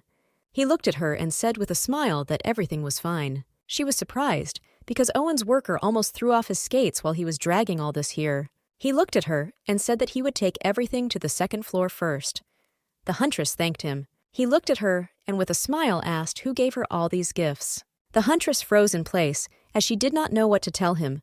She understood that if she started telling the whole story, it would take too much time. She looked at him and said with a smile that it was one of her friends who gave her all this. He bared his teeth and asked if it was one of her friends. He gave her a cold and angry look and said that it seemed like she had a lot of friends. The huntress was in shock as she felt a chill. She was shocked because she didn't want him to smile like that as he looked like a maniac. The next day she looked very groggy because she couldn't sleep. She spent the whole night trying to remember something from her past. But unfortunately, the time was wasted. Sitting at the table, she chewed on a spoon and said that she was very tired. The Duke looked at her and asked in surprise if she tasted bad. She looked at him intently. Looking at him, she wondered if the Duke might actually have stolen the sealing stone. She looked at him intently, because she thought that he had the face of a secret villain. The Duke looked at her and asked if she wanted him to cook something else. She looked at him and said with a smile that everything was very tasty. The Duke looked at her and said that it was good if she said so. The huntress looked at the Duke and asked if something had happened yesterday. The Duke looked at her and said that nothing had happened. He was just very busy, and he apologized for having to leave. She looked at him and with a smile told him not to apologize, since in any case it was a very ordinary day. He looked at her in surprise and asked if it was really an ordinary day. The Duke asked the huntress in a whisper what happened to Dion. Dion grumbled something under his breath. The huntress laughed. Looking at him, she understood that he behaved this way because of the gifts that an acquaintance gave her. A moment later, he said that he had already eaten. The huntress was surprised, looked at him, and asked if he had eaten. The Duke was shocked. He told the young man that he hadn't even finished eating.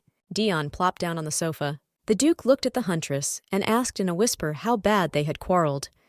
The huntress said they weren't fighting at all. Dion sat on the sofa and did not notice their conversations. Sena looked at the Duke and said that she didn't understand why he was so angry.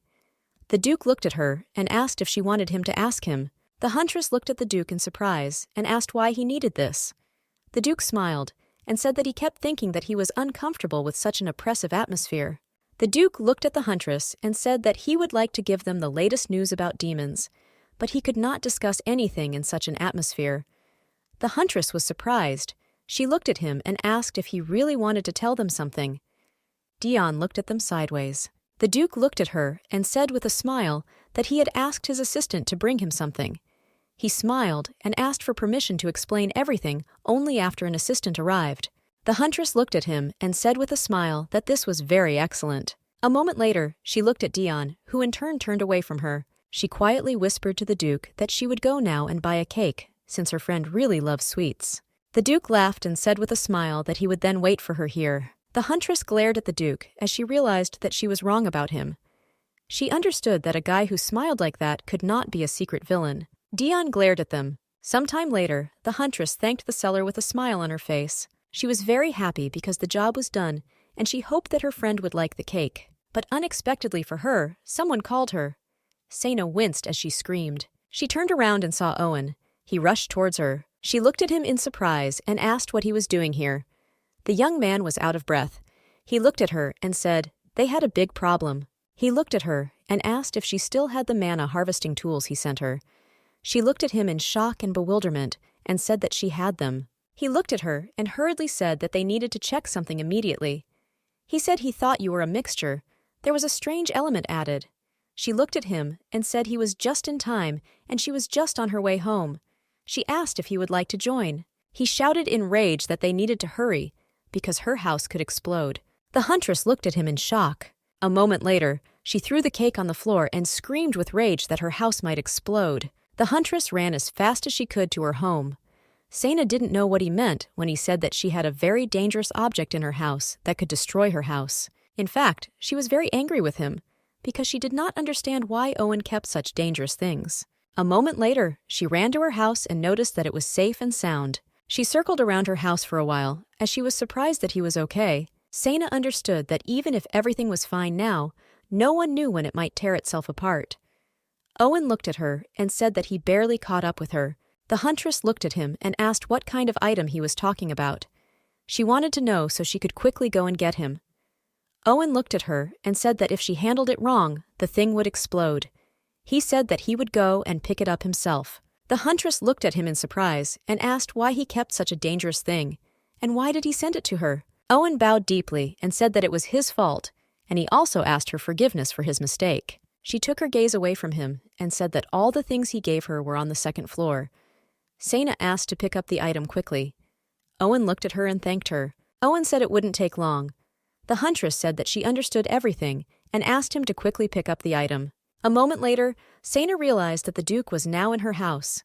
She realized that at this rate they could meet. She remembered how they sat together and talked about the Duke. Owen said that the Duke must be killed for the greater good. Sena understood that she could not allow him to meet the Duke. She looked at him and told him to wait a little. She looked at him and said that her house was a complete mess right now, and asked him to wait a little and come back later. Opening the door, Owen saw the cleanliness of the house. Looking into the house, he said with surprise that it seemed to him that the house was very clean. Sana looked at him in surprise and said that she thought it was so dirty there. Sana was very surprised and wondered if Duke and Dion had gone somewhere, but she still felt relieved. He looked at her and asked if he could come into the house. The huntress said that he could come in. She looked at him and said with a smile that everything he sent was now on the second floor. Walking down the corridor, he froze in place for a moment. He looked at her and told her not to panic, as he was sure that there were robbers in her house now. A moment later, Owen pulled out a gun. The huntress looked at him in surprise as he took out a pistol. Sana, puzzled, told him to wait a little and calm down. He looked at her and told her to look at the floor and pointed her in which direction to look. He pointed to the footprints and said that they were much larger than hers, and the direction showed that he entered the house from the outside. Owen said it must be robbers. The huntress was shocked because she realized who she was talking about. She didn't know what to tell him anymore. She couldn't tell him that she actually had the boss's son who visited her often. She knew she couldn't tell him this. He looked at her and said that, honestly, the explosion wasn't their priority right now. Sana looked at him in surprise. He looked at her and asked if he could look around her house right now. She flinched because she didn't like his tone. She was furious at his behavior. He looked at her and said with a smile that she could completely trust him, and he would immediately get rid of any demon or person who lingered here. Sana thought that most likely he came here on purpose to catch the Duke. She looked at him and with a smile told him to wait a little, since there was no burglar in her house. He made some noise in the room and said that the robber was right here. She was in shock and did not understand what was happening. She wondered in surprise if they were still in the house. He walked in the other direction, and Owen said that he would quickly deal with them. She was in shock and did not know what to do, because she understood that she could not stop him from behind. Since he was a high-class hunter, and she was very weak in front of him, she knew it was very unlikely that she could detain him. He heard some rustling behind the door. Opening the door, he furiously burst into the room and pointed the gun at the robber. Owen said angrily that he couldn't hide. A moment later, the Duke knocked the pistol out of his hands and twisted it. The Duke was furious. He looked at Owen and asked who he was. Owen screamed because he was furious. Dion looked at it and said in surprise that it was a pretty fancy gun. Dion came closer to him and pointed the gun at his head. Dion looked at the young man with a grin and asked if they should check if he was as effective as he seemed at first glance. The huntress came closer to them and angrily told them to stop. The young man looked at her and asked for help in a trembling voice. Sana looked at them and said angrily that if they were going to kill him, they should do it outside. The Duke and Dion unanimously said that this is what they planned to do. The young man was shocked. Owen didn't expect this. Owen screamed furiously at the whole house because he wanted them to calm down and let him go. Owen was burning with rage. They looked at him intently and warily. The young man looked at the Duke and said with a smile that they had not seen each other for a long time. The Duke looked at him in surprise and asked if they had met before. Owen looked at him and said that they had met 3 times. The Duke thought for a moment and said that he did not remember him.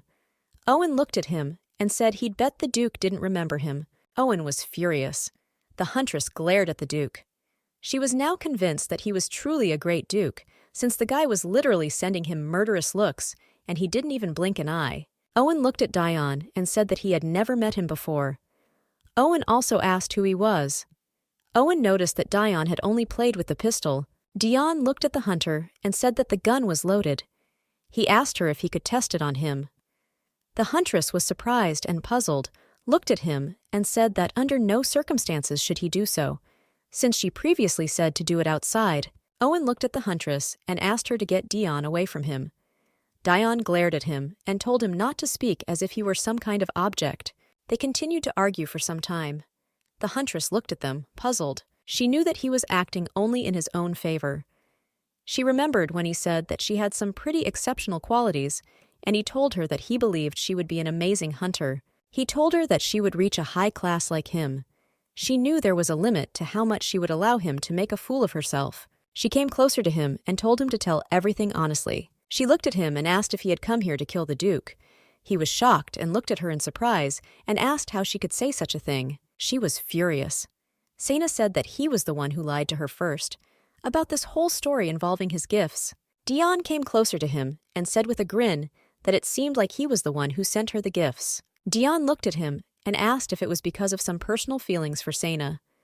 Owen looked at him and said, "Of course not." He looked at them and said that he just came to pick up the sealing stone that the last Carlman stole. The huntress looked at him and said with a grin that she thought he would say something like that. He looked at them and said that, besides, he had to come here to find the priestess. He looked at her and angrily told her to stop hiding the truth. He looked at her expressively and said that he knew that the priestess was none other than her. The huntress was shocked by this statement. Dion and the Duke looked at the huntress in shock. They were surprised by this statement. A moment later, all the young people laughed. They burst into boisterous laughter. They laughed because they couldn't believe what he said. The huntress smiled and said that she had not heard anything like this in the last year. This idea seemed very funny to them. He looked at her and asked in surprise if this was not so.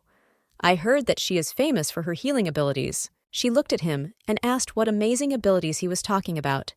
She looked at him and said she was bleeding when she cut herself. She also has bruises. He looked at her in surprise and said that she still recovered faster than other people. Sana said that this is because she simply has good immunity. He looked at her and asked what about the rumors that she was immortal. The huntress smiled and said that this was just an exaggeration, and everyone gets a kick out of giving such stupid nicknames to low-class hunters. She looked at him and said that she hated temples. She said that if she were a priestess, she would feel the holy power in the treatment, but just looking at people in white makes her sick, and she doesn't even know a single priest closely. She said they were all too strict and stubborn, and in fact, she is on bad terms with them. She looked at him and said that she had never healed anyone using holy power. She looked at him and asked if he thought she was too far away from being a priestess. Sana proudly said that it just happened that she was an exceptionally healthy person, that's all. Owen looked at her dumbfounded and said that this simply couldn't happen. Owen looked at the Duke and asked what about him. The Duke looked at him in surprise and asked what he meant. Owen said that the last Duke stole the sealing stone. The Duke sighed heavily and said that he could swear on the name of his family that such a thing had never happened. Rashid looked at the young man and said that he was actually very interested in where he heard that. The Duke said that he was beginning to seriously doubt his identity. The young man was puzzled and angry. A moment later, he sighed heavily. Owen looked at the Duke and asked him to check the inside pocket of his jacket. The Duke took a ring from his pocket. Dion looked at the ring and said it looked real. The Duke said that he thought so too. The huntress pushed them aside in surprise and asked what it was. Rashid told her that this was the ring of the Holy Emperor. She was surprised, looked at him, and asked if it was true. Dion took the ring from the Duke and said that they should check its authenticity. The huntress was surprised because she did not understand how he wanted to check the authenticity of the ring. Dion threw the ring to the ground. The huntress was surprised. She looked at her friend and asked what he was doing. Because they could lose him. Dion looked at the huntress and told her not to panic in vain. They saw that the ring had disappeared. He said that if it was real, it should immediately return to the owner's finger. Dion looked at the young man and said that the owner of the Holy Emperor's ring could only be changed with the permission of His Majesty. This is why it can never be taken from its owner. The huntress looked at the young man in surprise and said that the ring turned out to be genuine. Owen looked at them and asked, puzzled, if he hadn't told them that he had received a request from the Holy Empire. The huntress, puzzled, said that she seemed to remember that he had said something similar. She said that she was not at all sure of this, since she was dozing. Owen looked at the Duke and said that it didn't matter since he had already shown his. He told the Duke that his family should also receive such a gift. The Duke looked at him in surprise. The Duke said with annoyance that he did not have one. He looked at the Duke in surprise and asked if he was really gone. The Duke said that everything was correct, since it disappeared about 30 years ago. Owen looked at the huntress in surprise, and he asked if she didn't really believe him. The huntress was puzzled as she didn't know what to answer. She didn't know whether the Duke should be wearing the Saint Emperor's ring. Since it couldn't be eliminated from its owner and all that, she didn't know if the Duke could lie, although she knew that he was not the type to tell such outright lies. An oppressive silence reigned in the room. She was in shock and did not understand what was happening. She wanted them to stop figuring things out themselves and let her in on the matter. Actually, several Saint Emperor rings in the world. There are 5 more, and they are absolute copies of the original. But even if these are copies, they also return to their owner, being far from him. The very first priestess gave these 5 rings to 5 different families. This was a symbol of the promise to keep an eye on the sealed fiends and keep their existence a secret. He said that 30 years ago, a man with his ring of the Duke's house escaped with the sealing stone of the fiend family. Recently, they have observed a strange surge of mutated demons. Because of this, the magicians and the Association Investigation Department all left for a long-term business trip. Sena was puzzled and wondered what if the Duke was deliberately preventing outsiders from contacting the investigation department. Sena wondered if he really wanted to cover this up. He said that while this was happening, the Duke left his duchy and went to the capital. And the first thing he did when he arrived was to start looking for a girl. He looked at them and asked if it wasn't suspicious that the head of the house who stole the sealing stone was looking for the girl. The huntress looked at him. She knew his statements were meaningless. But still, she knew that this did not mean that they were completely groundless. She wondered if the Duke had other goals. Aaron burst into the house and asked the Duke for forgiveness for being late. He said he had to spend a lot of time making sure he was healthy, but he delivered it safely, so there's no need to worry. A moment later, he saw the depressing situation in the house. He looked at them dumbfounded and nervous. He looked at them and apologized for distracting them too. He said he didn't see anything at all. The huntress shouted for him to wait, because I realized that the young man wanted to leave. The young man looked at the huntress and asked if it was true that this situation had nothing to do with torture or murder. She looked at him and said that, of course, it was so, and she would never allow this in her home. He looked at her in surprise and asked if this meant that she would not allow this to happen in her house, but on the street she could. The Duke looked at the young man and told him to stop and just give him everything. The young man looked at the Duke and asked if he could do everything here. Rashid said that it is possible here too. The young man handed the book to the Duke. Sena looked at the book and said that there was a bad smell coming from it, and she had a feeling that the book would curse her if she opened it. The Duke looked at her and said that this would not happen since they had already checked. However, she was still wary. Dion looked at her and said that he had an idea. He looked at her and asked if she could give him the book. She looked at him in surprise and asked what he was up to. Dion walked slowly towards Owen. Owen shouted at him to stay away from him and also asked him what he was going to do. Dion pulled his ropes. A moment later, he threw the book into his hands. He looked at the young man and told him to open the book. Owen looked at him in surprise and dumbfounded and asked if he really wanted him to commit suicide. Dion looked at him and said that the Duke said everything would be fine, so he didn't need to worry and could open the book. The young man was alarmed.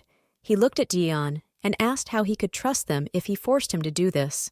The huntress looked at him in surprise and said with a smile that he still liked demons, so he would succeed. He looked at her in surprise and said, dumbfounded, that he didn't collect them because he liked them.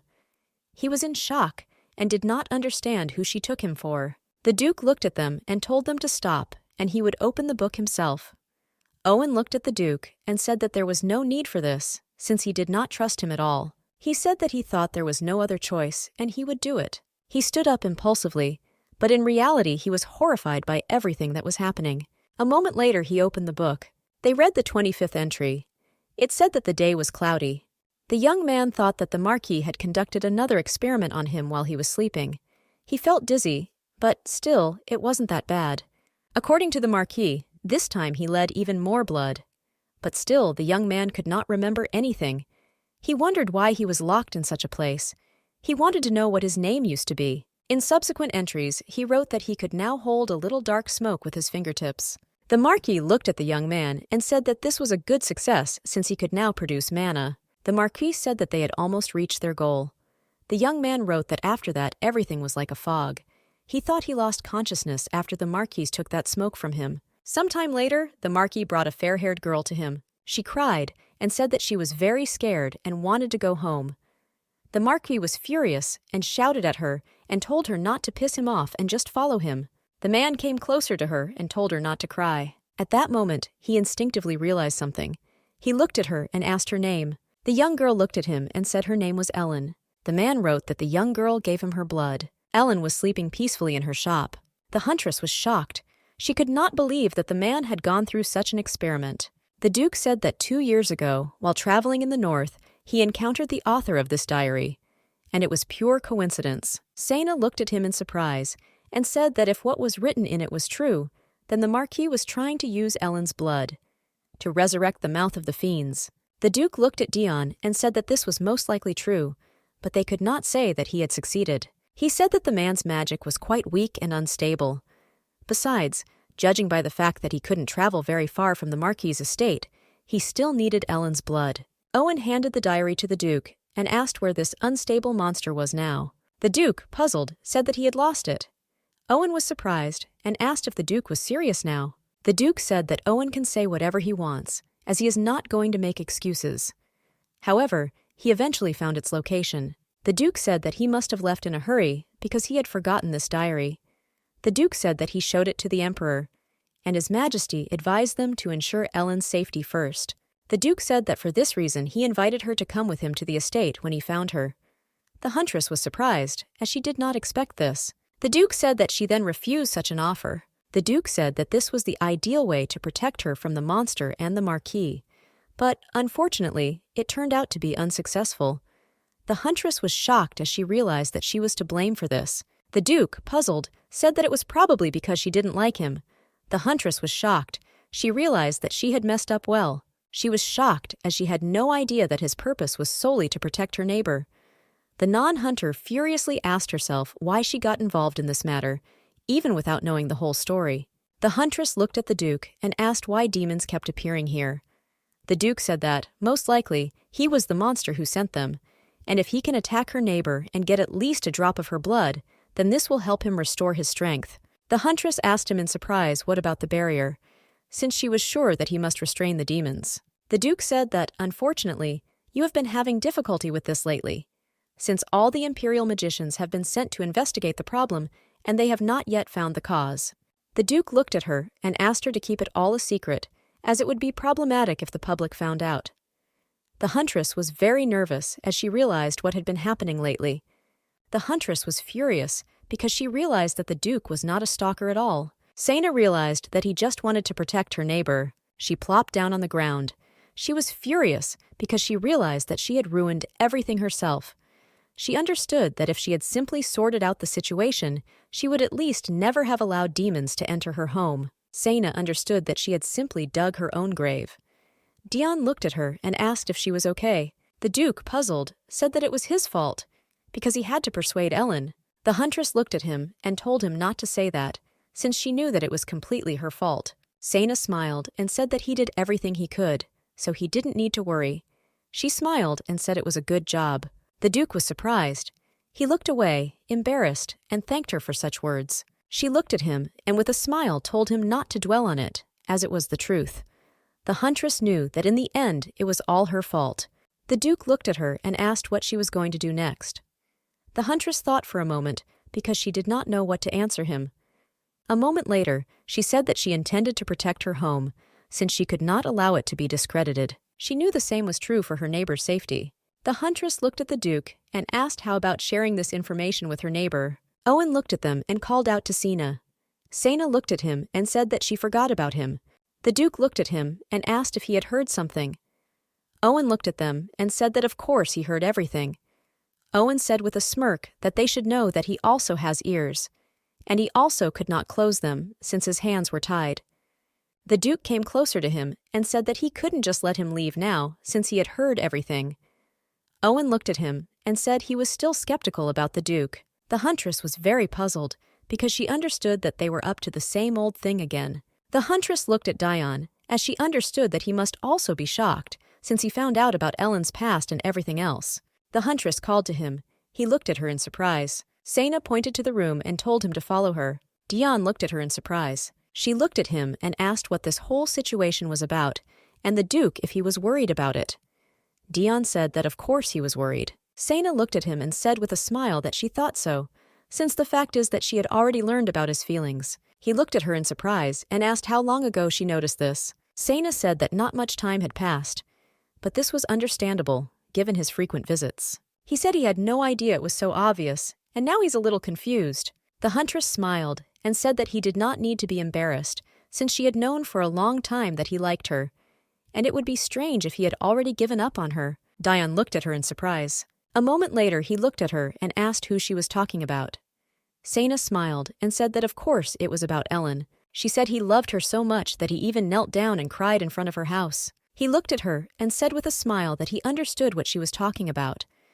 The huntress said that she knew everything all along, She also knew that he had not given up on her, despite what he had said. However, dangerous situations will arise as long as her neighbor is a real priestess. The huntress said that this meant that they might have to deal with demons much stronger than the ones that had come to them so far. He looked at her and said that she was probably right. Huntress said that was why she wanted to tell him something. She looked at him and said that maybe he should stop coming to her house after all. He looked at her dumbfounded and asked what she was talking about. The huntress thought that perhaps she had chosen a crude method to keep him safe, but it was necessary for his own good. Sena looked at him and told him not to worry about her neighbor, as the Duke would take care of her, and she would be safe as long as the huntress watched over her. The huntress looked at him and told him that he didn't need to worry about the young lady being in danger. He looked at her and told her to wait a little. He looked at her in surprise and asked if she thought he would be in danger. He looked at her, puzzled, and asked why she thought that. The huntress looked at him in surprise and asked if he himself told me that last time that demon was the first one he had ever fought with. She said that the area is now a dangerous zone where demons could appear at any moment, and this means that he has a greater chance of getting hurt due to lack of combat experience. He looked at her and asked if she remembered that he could use magic. She said that was true, but she also remembers that he almost lost control of himself because of it. She looked at him sadly, and she said that he could have died then. That day she was very worried about him. She said that's when she realized he might get hurt. She understood that as a minor character, he did not possess the plot armor, unlike the main characters of this story. She said she understood that he was very worried about her neighbor, but he could also get seriously hurt by being drawn into a fight with a demon. She said she has colleagues whose legs or arms were cut off when they were involved in a fight. He looked at her and said that he could help them too. He asked her not to say never again, so that he would not come here again. Sena was shocked, as she knew it was mean of him to say this with such an expression on his face. She saw the puppy's sad eyes. She didn't understand how she could refuse him. But still, the huntress decided to pull herself together, since this cute face could turn into a bloody mess if he continues to come to her house. He looked at her with tears in his eyes and asked if he really couldn't come here anymore. The huntress looked away from him. She said that he simply did not understand how terrible demons could be. She said that these are disgusting creatures that kill people mercilessly. She told him not to even start talking about the race and the monsters, since they were even more cruel. It is their given nature to feed on people, and as he had previously heard, they even drink their blood. She said just thinking about it gives her goosebumps. She looked at him and asked if he thought he should stay away from places like this. She didn't know if she might have gone too far in this matter, but she just wanted to scare him a little. He looked at her and asked if she wanted to turn him into a bad guy who ignores those in danger. She looked at him and said that, of course not, because she meant something completely different. He said he couldn't believe it. Dion said he finds it hard to believe that she is now telling him to run away from this. He looked at her and said that he understood how worried she was about his safety, but he's also worried about her neighbor, and he can't just sit back and do nothing. The huntress was surprised. He said he didn't want to become a person who puts his problems on other people and runs away because he is weak. Dion looked at her and asked her to let him stay in her house. She looked at him, puzzled. The huntress understood that all her conversations had failed. Taking her eyes off him, she said that he could come here, but only on one condition. He looked at her and said with a smile that he would do whatever she wanted. The huntress was surprised. She didn't understand how his facial expression could change so quickly. She looked at him in surprise and asked if he would really do whatever she wanted. He smiled and said that, of course, he would do everything, since her desire is law for him. The Duke entered the room and asked the young man what he was doing. Dion looked angrily at the Duke and asked if it was not visible. The Duke looked intently at the young man. Sena looked at the Duke and said with a smile that he had arrived just in time. Turning around, he saw a whole stack of books that Sena was carrying. He looked at her in surprise and asked what it was. The huntress smiled and asked what he thought it was. A moment later, the huntress placed a whole stack of books on the table.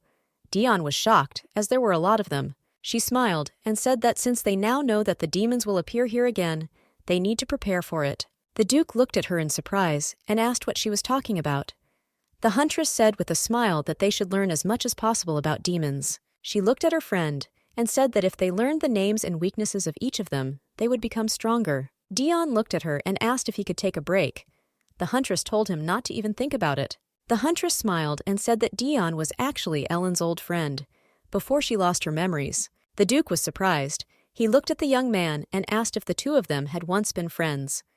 The huntress smiled and said that it was true, and that's why he wanted to solve the problem with the demons with them. The Duke looked at him and said with a smile that this now explains why he is like this. Sena looked at the Duke and asked if he had never encountered so many demons before. She said with a smile that they needed to learn everything together.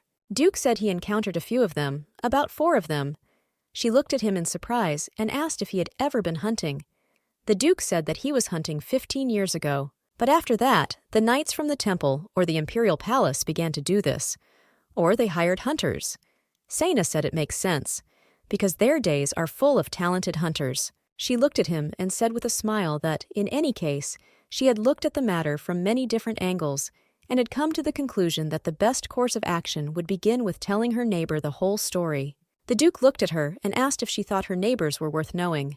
The huntress said that this would make it easier for them to cope with the situation. The Duke said he doubted this would be possible. She looked at him in surprise and asked why not. A moment later, the huntress heard the voice of her neighbor. The huntress walked slowly towards the door. The Duke looked at the huntress and said that her neighbor had arrived just in time. He asked the huntress if she wanted to talk to her now. The huntress looked at the Duke in surprise and said that he had previously said himself that this was impossible. The Duke said that the attempt was not torture. The Duke looked at his friend and said that, firstly, they should stay away from the door. The huntress looked at him and said that then she would go right now and tell her everything. The Duke left her and wished her luck in this. The huntress looked at him intently. A moment later, she heard her neighbor's voice again. Sena turned around and said that she was coming now. Opening the door, Sena saw her neighbor, who was smiling radiantly. Ellen looked at her neighbor and asked if she was on time. The huntress smiled and said that it was not so. The huntress looked at her neighbor in surprise and asked what brought her to her. The young lady smiled and said that she had some cookies left that she had bought too many of, so she decided to share them with her. The young lady smiled and said she had something for her. The huntress looked at her neighbor in surprise and asked if it was for her. Sena made tea and offered it to her neighbor. The young lady smiled and thanked her. Ellen looked at her neighbor in surprise and asked what kind of tools she had for collecting mana. Or is it just decoration? She said its majestic appearance reminded her of a dragon relic. The huntress looked at her in surprise and asked which one. Ellen looked at the shelf and pointed to an item. The young lady smiled and said that she thought even the decoration in the hunting house was also impressive. The huntress smiled and said that it was just an ordinary lamp, and they were sold at the night market, and she bought one as it looked very beautiful. Although in fact, Sena knew that she only bought it because her friend really liked it. The young lady smiled and said, "Hunter," that she had very fantastic taste, and she would never have guessed that it was an ordinary lamp. Sena smiled and asked if it was true. The huntress was embarrassed because her neighbor was giving her crazy compliments. The huntress smiled and said that she was more interested in these cookies anyway. She looked at her neighbor and asked if she could take it. A moment later, the hunter saw something strange in the basket. She looked at the basket in surprise and asked what it was. The young lady looked away embarrassedly and said that this ointment she prepared was because she was very bothered by the early hunter on her palm last time. The huntress was surprised and remembered earlier. Milady, puzzled, came closer to her neighbor and said that she was very sorry that it had taken her so long to bring it. She said that she had a recipe that she made a long time ago, but it took a very long time to get all the necessary ingredients. The huntress was surprised, since she did not tell her neighbor about her injury, but she still noticed it herself and even made an ointment for her. Sena was surprised because she understood that their main character was too kind to her. The young lady smiled and said that, of course, she was not an experienced pharmacist, but she could guarantee that the ointment would help her. She asked her neighbor to take some ointment from her. The huntress approached her neighbor with lightning speed and said that, of course, she would accept this ointment since she personally made it. The huntress said that she would not even return her back if she asked for it a little later.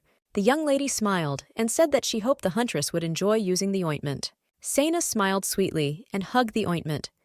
She wondered what would happen if you ended up becoming the main character's love. Since the main character was very kind to her, the huntress realized that she had to stop, since now was not the time for such thoughts. She had to talk with her neighbor about the Marquise. Sena looked at her neighbor and asked where she lived before she opened her flower shop. The young lady looked at her neighbor, puzzled. Ellen said that, to be honest, she's not sure because all her memories of the past are pretty vague. The huntress looked at her in surprise and asked if it was all the memories or if she remembered something. The young lady said that the people from the temple found her unconscious in the forest. They allowed her to work at the temple, and she used all her earnings to open a flower shop. That's how she learned about plants and medicinal herbs there. Her whole past is a blur, but for some reason her name is the only thing she remembers. She said that's all she knows, and of her past. The huntress looked at her and asked what about her parents. The young lady said that she had no desire to even look for them. She said that she had a feeling that her life in the past had not been the happiest. Ellen smiled and said that one of the priests told her that this scar was very old, and she has many other scars scattered all over her body. She said that for this reason, she does not want to know about her past and has no intention of ever trying to find out about it.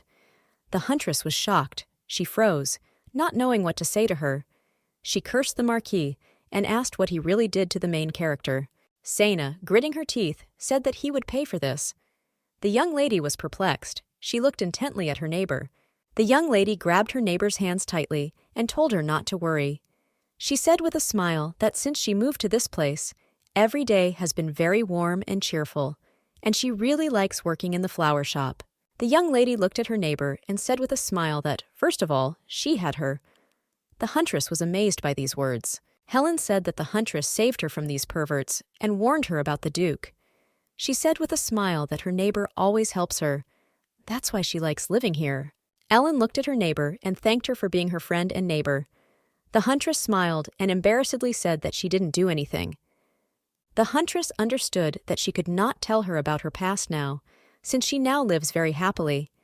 But she still knew that she needed to warn her neighbor about the Marquees, because it's for her safety and the safety of everyone else. The young lady called her neighbor, who in turn apologized and said that she was thinking a little. The huntress knew it didn't matter, and she had to know she was in danger. Sena looked at her neighbor and asked if she knew the Marquis of Euclid. Ellen froze. The huntress looked at her and asked if she knew who the Marquis was. Ellen looked at her neighbor in surprise and asked for forgiveness. She asked again what she said. The huntress was at a loss. The huntress shouted angrily if she knew who the Marquis was. The huntress was burning with rage. Ellen looked at the huntress and said that she couldn't hear what she was saying at all. The huntress, in turn, sat on the sofa, puzzled and dumbfounded. The Duke looked at her and said that he thought he could quite imagine what had happened. Huntress said it seemed like her neighbors had their memories erased. The Duke said that it seemed so. The huntress said that the one who erased her memories was simply a sadist, since he made it so that she cannot even hear the name of the Marquis. Dion looked at the huntress and said that Ellen herself could not be this damn sadist. The huntress looked at him in surprise. Dion said Mac probably did exactly what she asked, and it could have been solely her choice. The huntress was surprised because she understood that he spoke too coldly for days.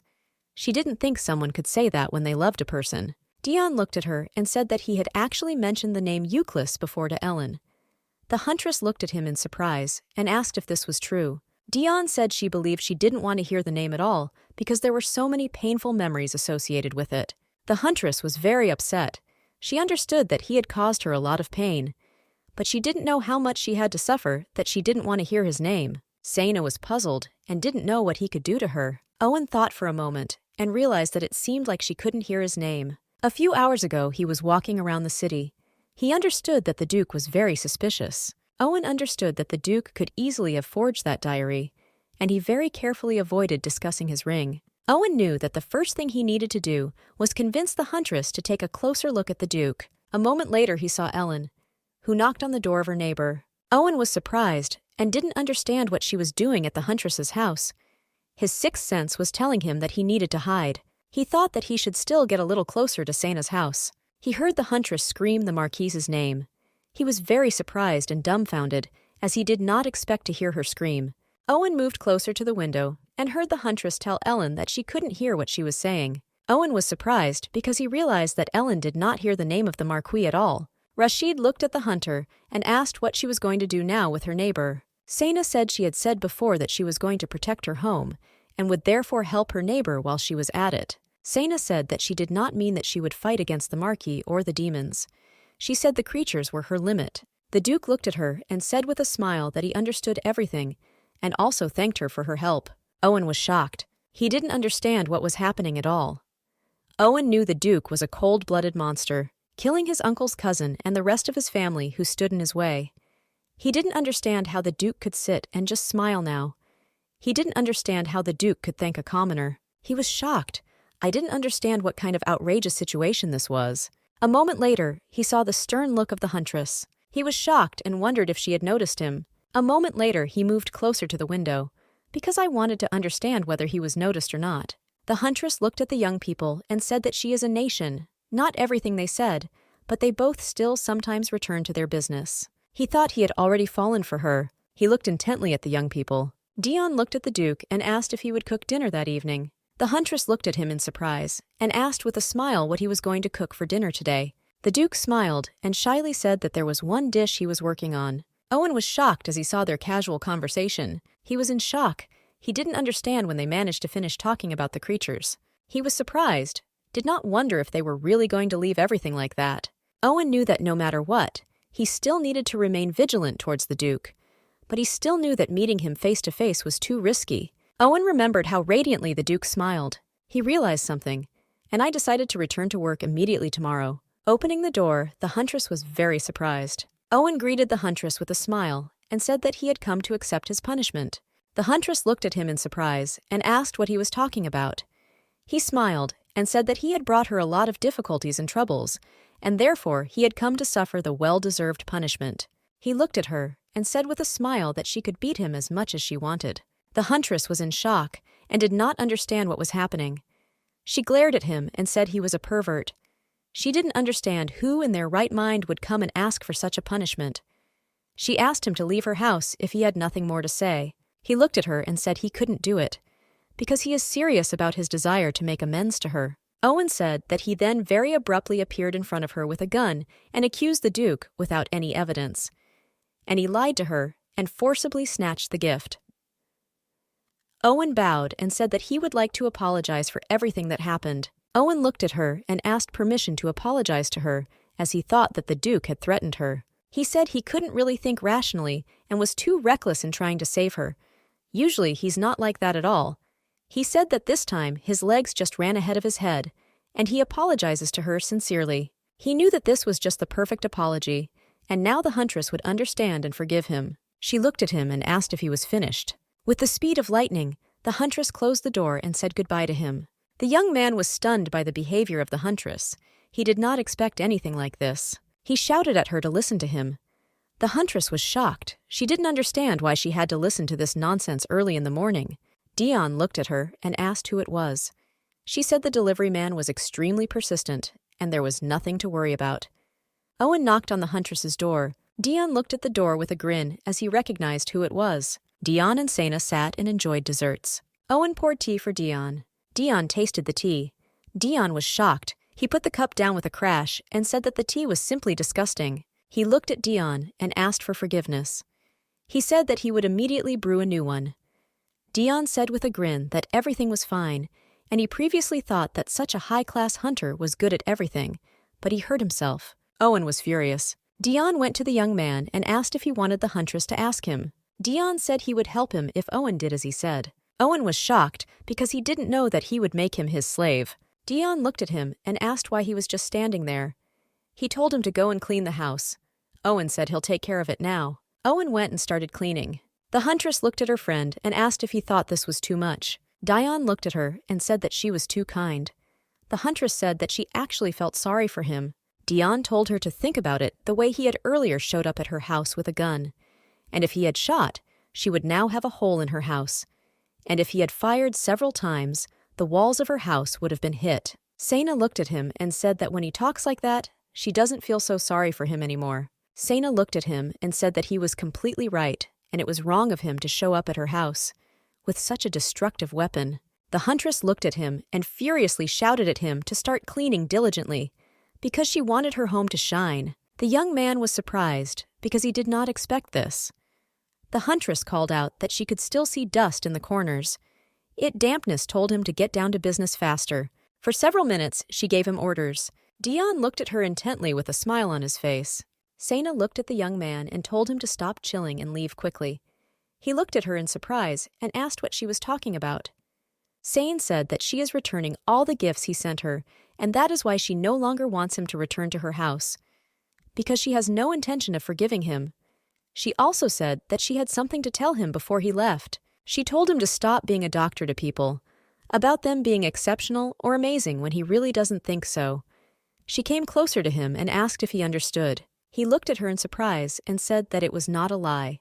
He said he was serious when he said she was amazing and that she would be an amazing hunter, and he sincerely wanted to give her all this.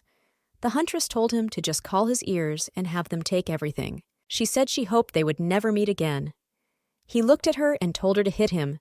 He said it would make her feel better. The huntress was shocked. She looked at him and said that she would not do this. Dion looked at her and said that he seemed to be in complete despair. He said she might just hit him. The huntress was shocked. She looked at her friend and asked what if she gets arrested for this. He looked at her and said with a smile that she could flick him on the forehead. He said with a smile that people do this as punishment for losing a game. The huntress was shocked and did not understand what was wrong with this guy. She didn't understand why he wanted her to hit him so badly. She noticed that he had a suspiciously confident voice, arrogant smile, and he just annoyed her. The young man looked at her and said with a smile that he was ready and she could do anything. She was shocked and wondered if he really thought it wouldn't hurt if she hit him. The huntress looked at him and said that she would do it if that's what he wanted. He smiled and said she could do it as much as she wanted if she felt better. He said everything was fine and she could do it. She looked at him and said that he might regret it. The young man was puzzled, as he was alarmed by the change in her face. With the speed of lightning and a roar, she hit him. Dion was shocked as it was unexpected. The young man fell to the ground with a crash. He wriggled on the ground in such a way that he was in great pain. She came closer to him and said that if he lied to her again, she would really kill him. The huntress looked at her friend in surprise. He was shocked by everything that was happening. A moment later, he said, puzzled, that he didn't see anything. The huntress looked at her friend in surprise, because she did not understand what was happening to him. A few days later, the huntress came to the guild. She was very happy, as she noticed that there weren't that many people in the guild. She was shocked because she couldn't believe that she had forgotten about the renewal day, because lately she had a lot of questions. Hunters registered with the Adventurers Association must renew their registration once a year to let them know they are still alive and to confirm that they are still accepting new bookings. She wanted to finish everything quickly and return home. A moment later, she heard someone calling her. The young man smiled and said that he could not believe that he had encountered her again. He smiled and said that he was very glad to see her. The huntress was furious. She couldn't believe he was happy to see her. She didn't understand when they managed to become such close friends. A moment later, all the hunters began to whisper to each other as they spotted Owen. The hunters did not understand why she was with him. The hunter did not understand how they knew each other. The huntress looked intently at her friend and did not understand what was happening. She was furious because she didn't understand why he was standing and smiling radiantly at her. She didn't really like to attract unnecessary attention to herself. She decided to move away from him. He came closer to her and asked if she could see what happened after she hit him the last time. The huntress was puzzled and asked him for forgiveness for this. He smiled and said she didn't need to apologize, since he himself asked her about it. The huntress felt uncomfortable and decided to leave him, but he did not give up and continued to call her. He looked at her in surprise. A moment later, he asked if she was really going to run away for him. He looked at her and apologized for causing her inconvenience. He said that he just wanted to say hello, because he was really glad to see her. The huntress looked at him in surprise. He smiled and said that it looked like she had some business left in the association. He said with a smile that she could go solve all the issues and not pay attention to him. The huntress looked at him in surprise and asked him to wait a little. He said he had some things to do, so he'd be on his way. Sena was surprised and wondered if she had been too harsh with him. The huntress sat quietly at the table. The huntress saw the young people. They said hello, since they had not seen each other for a long time. She noticed that they chatted casually and cheerfully. She felt awkward when they talked. She didn't know any of them since they were new. The huntress ran away so as not to communicate with them. She knew that renewal was only required for low-ranking hunters. Those who started working around the same time as her were probably already promoted to higher ranks. That's why she didn't like going to the association. This environment made her feel lonely. She thought that she was probably having a lot of fun with her friends lately. She didn't know that there would be a day when she would feel so bad. She understood that, on the other hand, if she had come here with Dion, he would probably have attracted everyone's attention. A moment later, she saw her friend. He looked at her and asked why she didn't just hire someone to renew her registration for her. He said that this way, she wouldn't have to sit in line herself. The huntress thought that he would not want to see her again, but it seems she was wrong. She looked at him and said that she thought it was impossible. He smiled and said that, of course, this cannot be done. She looked at him in surprise and asked if he was just joking with her. He smiled and said that he had already done this once because his mentor asked him to. She looked at him in surprise and asked how it went. He smiled and told her to just look in the direction. The hunter saw a man shouting at the young man that he could not renew his hunter registration for someone else. The young man said that he later found out that he had sent him on purpose to make him look like a fool. And he didn't even have to register, so his rank was high enough that he didn't have to.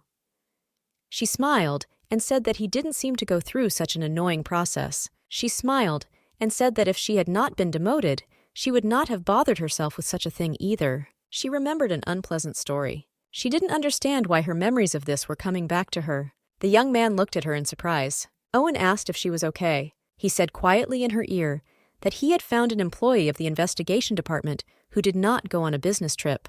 The huntress was shocked. Sana looked at him and asked if he was telling him about the creatures.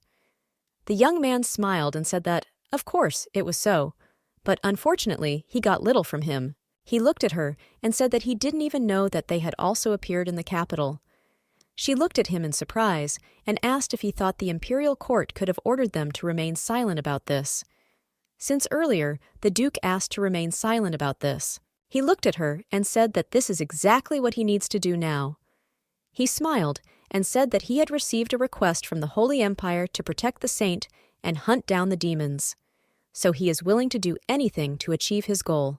He smiled and said that in that case, they have a common goal to establish the demons, so they can be allies. He smiled and said that they could combine their powers to defeat their common enemy. She looked at him in surprise because she knew he was right. She knew that if they worked together, fighting the demons wouldn't be as risky. Still, he was still suspicious of the Duke, and she could not accept his help so rashly. He told her to take her time and think about his proposal. He said she could always contact him. She looked at him and asked him to wait. She asked if he thought there might be any information in the investigations office. He said he thought so, but he wasn't sure they could get there. She looked at him and with a smile took out the key and showed it to him.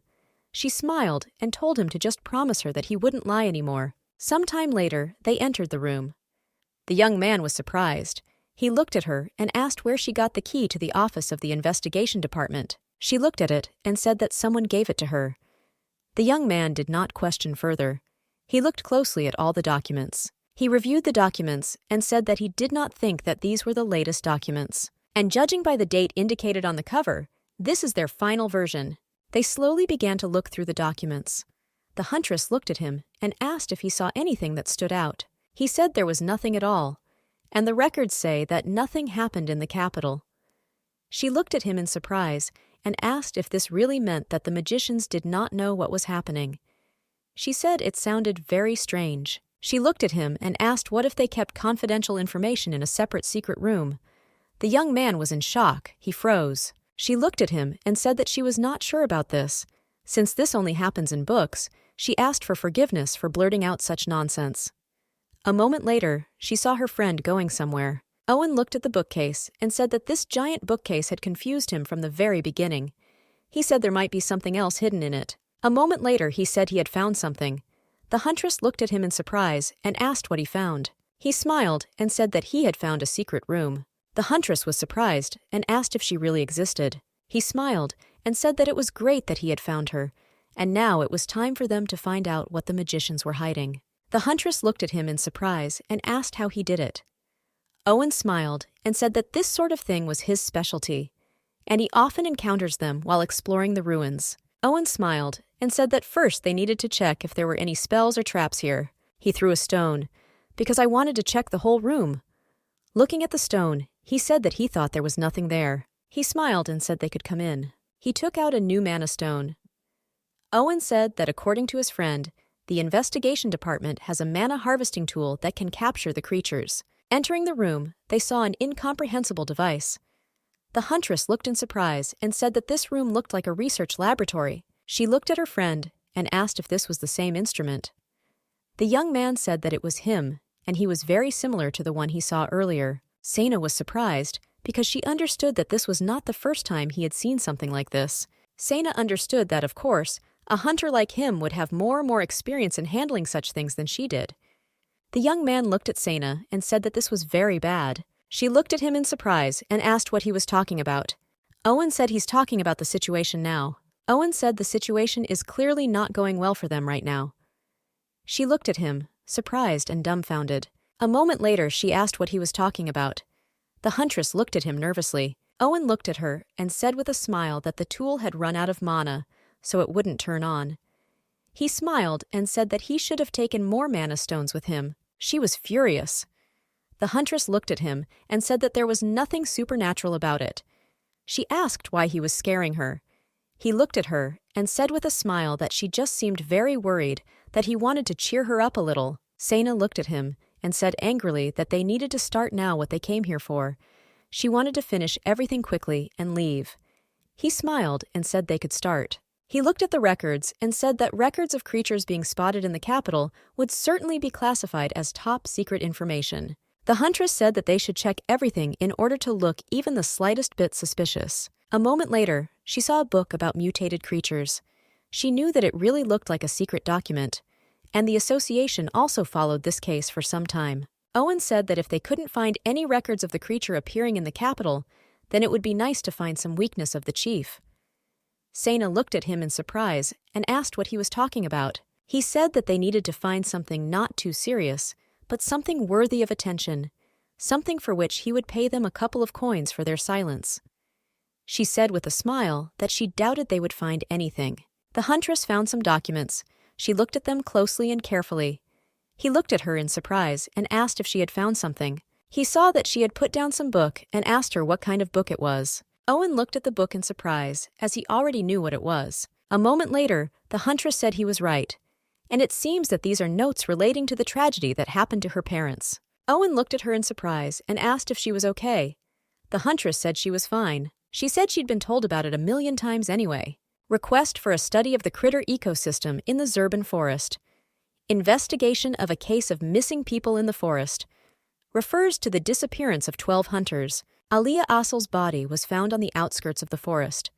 Judging by the injuries she suffered, it is likely that the young lady died when trying to escape from creatures. All other bodies discovered afterwards suffered the same wounds. As such, the research team concluded that mutated creatures had appeared in the forest. However, no matter how thoroughly the group searched the forest for clues, they were unable to locate any such mutated beast. The bodies of Richard and Olivia Rohill were never found. Owen looked at her with a worried voice and said that 18 years had passed since those events. She said that at that time she had heard a lot of nonsense, because in the end there will always be people ready to rub salt in the wound. They shouted to her that her parents had run away and abandoned her. She was told that her parents abandoned their comrades and fled because of mutated creatures. And because they realized that they could not return because of such shame, they fled. The huntress said there was nothing she could do when others spoke ill of her parents. Since she was their daughter, she knew absolutely nothing. She said that now she would really like these rumors to be true. She said that even if they really ran away and took refuge somewhere, then at least there was a chance that she could meet them again. Owen looked at her and showed her the documents. He said they should take them. She looked at him in surprise and asked if this was really possible. He said that in any case it was already an old case, so no one would even miss it. And they still won't understand if 1 or 2 documents go missing. Owen handed her the documents and told her to take them. Sena was surprised and asked why she would take them at all. Owen looked at her and said that he had been in the forest on Raven's territory, previously belonged to the family of Baron Lord Destin. Sena looked at him in surprise and asked if it was so important for them to know that the forest was once in the domain of a lord. Owen looked at her and said that it was important for them to know this, because the mother was a marquise. She was the daughter of a baron. The huntress was surprised. She asked if the Marquee had something to do with this. Owen looked at her and said that's exactly what happened. He looked at her and said that he had given her away. The neighbor may be involved in this. Looking at the documents, he said that he had previously told her something about how the 5 families helped seal away the demons. He looked at her and asked if she remembered this. Huntresses said that, of course, she remembers. Actually, she didn't remember this, since she dozed off right in the middle of the conversation. Owen said that then she should remember that the House of Euclid was one of these 5 families. She said she remembered it. He looked at her and said that in that case, he would now tell her about the Marquis's mother. This is a rather complicated story. His mother's name was Carmen Destin. At an early age, she was adopted by the Count. The Count never married and therefore had no children, but this was not the only reason for her adoption. Carmen's biological father, Mr. Denton, was brutally executed for treason. Changing her name and family was the only way for her to survive. After that, everyone called her Ilyana Ermel. Despite this, Ilyana must have still held the memories of her old family deep in her heart. She constantly told her son about the land that used to belong to her father. Therefore, the Marquis was especially interested in the forest. Thanks to his connections, the Marquis was able to freely visit those places. From the outside, he should not have any connections with this place at all, therefore, no matter what happened there, not a single soul would ever suspect him of involvement in it. Owen said that he now believes that the Marquis was using the forest as a giant laboratory to conduct experiments that could bring demons to life. But some demons most likely escaped, which led to the incident with her parents and other hunters. The huntress looked at him in surprise and asked him to wait. She said that seemed to be just his guess. She asked if this was just his guess. He looked at her and said with a smile that this was just his guess, but he planned to continue to investigate it. She looked at him in surprise and asked if he would really investigate this. He looked at her and asked if she thought it was time to let go and move on. She looked at him in surprise and asked why he wanted to do this. He said that of course he wanted to find more evidence. Sena looked at him, puzzled, and asked if he thought she would be grateful if he solved the case for her. She looked at him and asked if, on the other hand, winning her favor would help him figure out the Duke's weaknesses. He looked at her in surprise and said, dumbfounded, that this was not so. She was furious. The huntress looked at him and apologized for taking this out on him. She hit the table with a roar. The young man was scared. Sena said that she must investigate her parents' case herself, because she is their daughter. She was furious. She said that he must think that she would certainly forgive him if he helped her, but she said furiously that he was terribly mistaken. The young man was shocked by the behavior of the hunter. He shouted at her to calm down. He came closer to her and shouted her name very loudly. Owen gently told her to calm down, as that was all he wanted. Owen looked at her and said with a smile that she knew that too. Owen said he shouldn't have said all that. He asked her forgiveness for making her remember her painful past. She looked at him and said that everything was not like that at all, and she should apologize to him. She said she becomes extremely emotional whenever her parents' case is mentioned, and it hurts her too much. Sena heard someone scream and was very scared. A man came to visit his friend and shouted a lot. He said that Richard and all the hunters who went into the forest were missing. The young lady looked at her grandmother in surprise and asked what this meant. She was scared, because she heard that her father was missing. The woman looked at her granddaughter and said that she would definitely tell her everything later, but now she shouldn't think about it. The woman looked at her granddaughter and said with a smile that everything would be fine. Sena greeted her grandparents.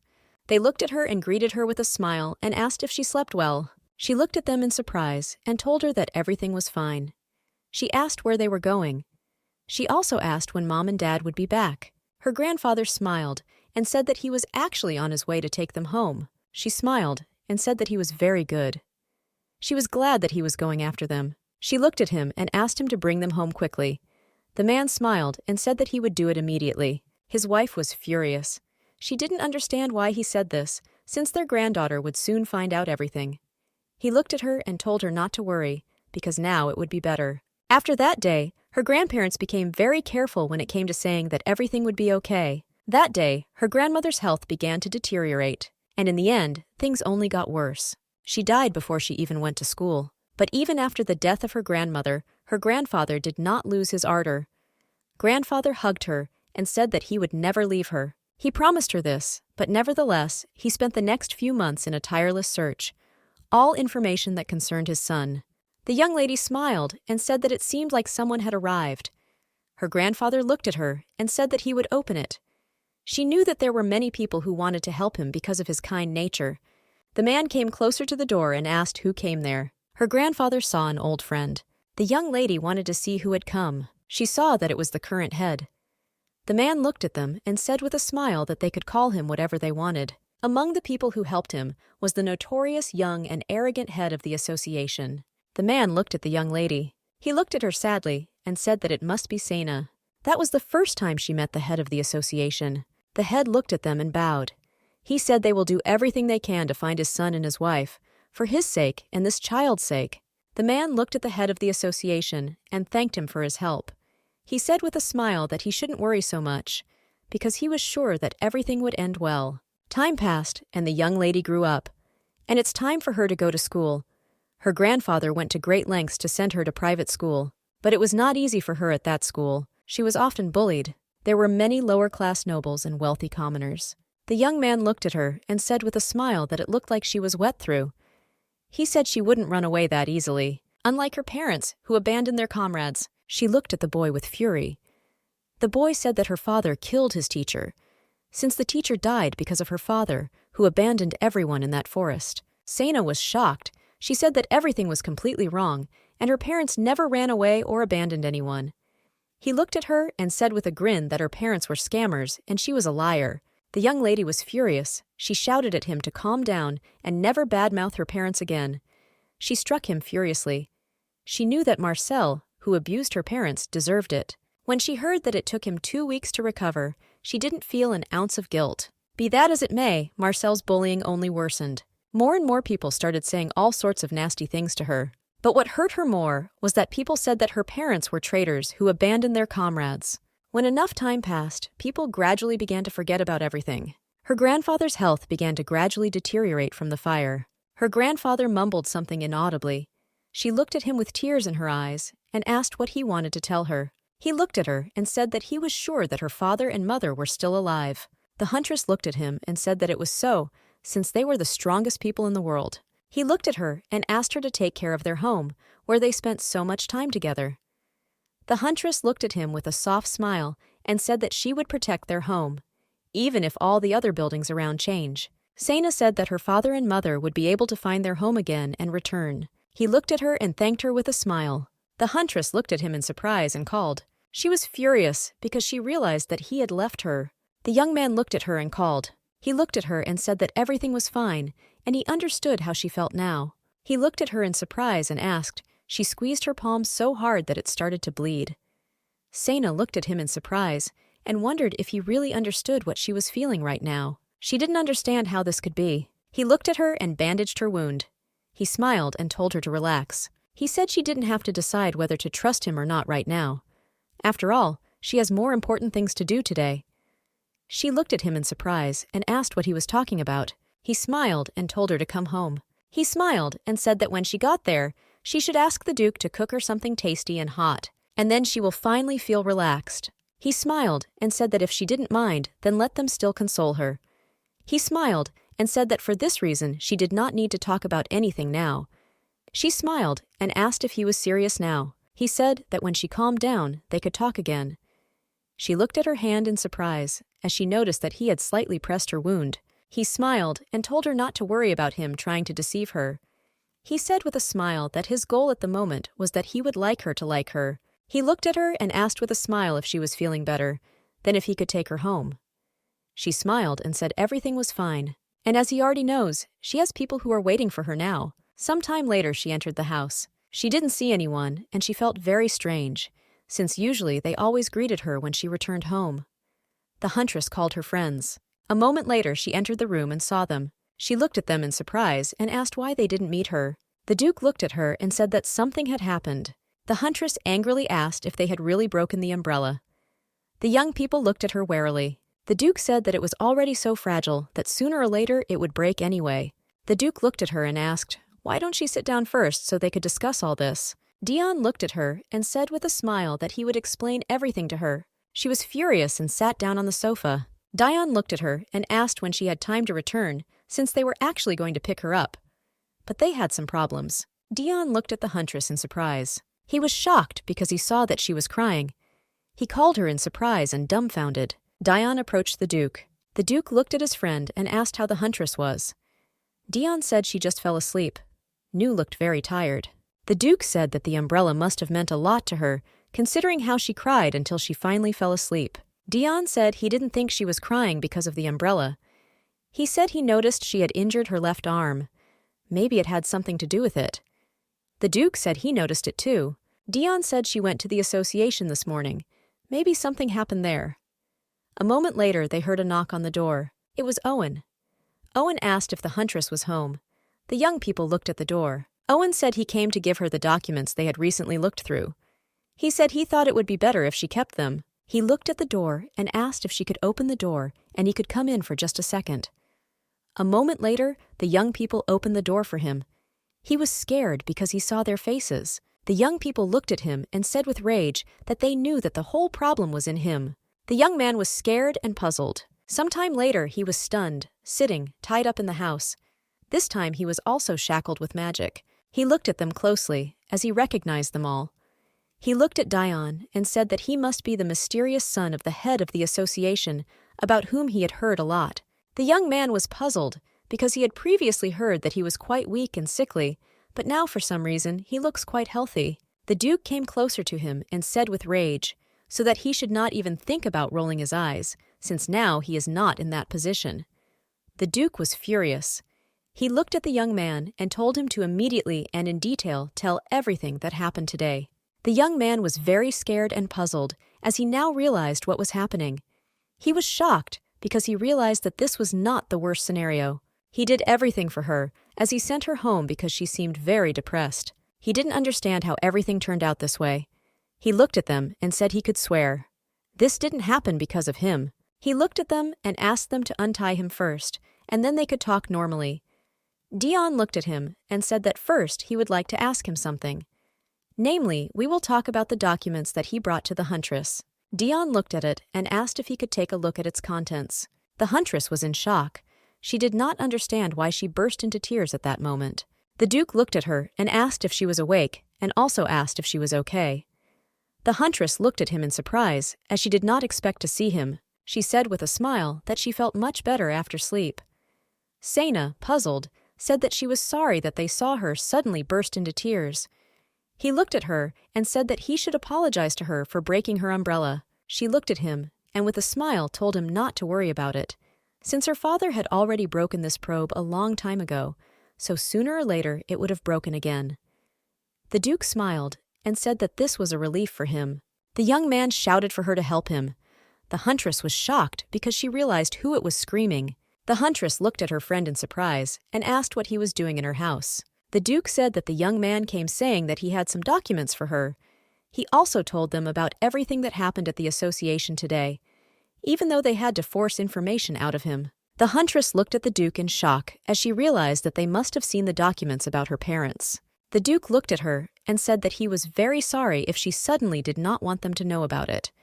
She looked at him and said it was okay, since she was going to tell them everything anyway, after all. She said it was something else entirely. She said that she became a hunter because she wanted to find out all the possible news about her parents, and she was ready to devote her whole life to revealing the truth. And thanks to their help, she was able to collect a lot of evidence. She has a feeling that the Marquee may know where her parents are. She said that they felt awkward about the branch because they found out about her past without asking her about it first. She said that she wanted to make amends to them and speak out against the Marquee. She asked them if they thought she deserved to complete the task she had worked on all her life. The Duke looked at her and said that she could help. She looked at him in surprise and thanked him. The Duke said that he was the only one who should be grateful. He smiled and said that, after all, he had such a capable hunter on his side. She smiled and said that she never thought she would hear such a compliment from him. She said she believed it was no longer possible to put off solving the problem with her neighbor any longer. The Duke looked at her and said that he would like to ask her something. She looked at him in surprise and asked what he wanted to ask her. The Duke asked if she could show him her left hand first. The Duke was a little puzzled. The huntress said that she did it by accident, as the fist stung strongly. He looked at her and said that this could be a problem. The huntress smiled and said that it wasn't that bad, and with the help of ointment, everything will heal instantly. The Duke said this is definitely a problem for Dion. The young man looked at Dion and said with a smile what he had told him earlier, and now he must keep his promise. Dion was furious. The huntress looked at them and asked what kind of promise they were talking about. The young man looked at them and asked if they had brought him a bottle of cheap wine on purpose. Dion angrily said that next time he would bring better wine. The huntress looked at them puzzled and asked about this problem. They spoke. The Duke looked at them and said that this is exactly the case, and as she now watches, this is the promise he made to him. The Duke said that the young man said that it was not his fault that she cried and injured her hand, but Dion, of course, did not believe him. The Duke said that that was why the thief put forward a proposal. If it suddenly turned out that he was lying, he would never bother her again. The Duke said that it seemed that he did not need to explain anything further. The huntress smiled and said that it looked like they had a lot of fun while she slept. The Duke smiled and said that they were definitely not bored. She knew it was quite funny, but she really felt sorry for her friend. A moment later, she saw the documents. She knew that tomorrow she would really be able to figure out this matter. She wanted to find out everything. She also wanted to find out what the Marquee was doing in that forest. The huntress looked at her friend in surprise and said that he came early today. The young man looked at her and said with a smile that it was so. He looked at the huntress and asked if the Duke had already gone somewhere. She said that the Duke had returned to his estate to investigate the crime of the Marquis and his mother. The young man said that he understood everything and believed that he, as the Duke, would be able to find out more. She looked at him and said that there was something much more important and that she was very interested in. She looked at him and asked why the Marquis needed an age to wait for the demons. She said that she meant that even if he succeeded, it did not mean that he would automatically subjugate them. He looked at her and said that it was because his ultimate goal was not just to resurrect them. He said that all he was really after was a pact with the demons. He said that demons were able to open the gates of hell, but they could not stay in this world. Just as a person needs another person to affirm his existence, so demons required a similar form of connection. That was until one man made a pact with a demon, and he gave them a name to confirm their existence. So demons were finally able to roam freely around their world. She looked at him and asked if they then continued to wreak havoc. He looked at her and said that everything was correct. Since the existence of demons began with contractual relations, all demons were now able to enter into similar agreements with people. Therefore, house music was only a matter of time. Owen said that the Marquis is likely seeking to make a blood pact with the demon he is reviving. He's probably going to ask for something completely trivial, like world domination or immortality. She looked at him in surprise and asked how he believed that the demons who visited their city were trying to avoid concluding a treaty. The young man said that he was convinced of this because by concluding a contract, he is obliged to fulfill the person's demands. He looked at her and said that he had a question for her. He asked if she would continue to look after her neighbor's house. She looked at him and refused him. He was shocked. He looked at her and asked how she was going to stand back and just watch everything, without any plan. She said that she meant that whether it was a demon or a Marquis, their target was the young lady. Sena asked him, why don't they come here in person? Greta came to her friend and greeted her with a smile. The young lady smiled and greeted her friend back. Ellen looked at her friend and asked her to wait a minute as she was putting everything on the shelves. Ellen looked at her friend in shock as she noticed something. She was surprised and shocked because she saw a pot of flowers falling on her friend. Ellen shouted to her friend to watch out. The huntress and her friends heard a scream. Greta looked at her friend and asked for forgiveness. She said that she would definitely pay for the broken pot. The lady smiled and said everything was fine and she shouldn't worry. Greta looked at the huntress and said that she was very sorry for making everyone worry. She said she shouldn't have screamed so much over the broken pot. The huntress looked at her and said with a smile that everything was fine and she was just glad no one was hurt. Ellen looked at her and asked what happened to her ankle and wrist. She said that it seemed that Greta's problems were not caused by a broken pot. She looked at the hand and said that the damage was not caused by the pot. The rest of her injuries are from falling down the stairs the other day. Ellen looked at her and asked why she hurt herself again. Ellen said about his friend that she really looks tired lately. She has hurt a lot. Greta said with a smile that her friend should not worry, as it would all pass. She smiled and said that who we are, something amazing has happened recently. Greta smiled and said that everything was going well for her with that guy, and she thought that they would start dating soon. Ellen looked at her and said with a smile that she congratulated her, as she was very happy for her.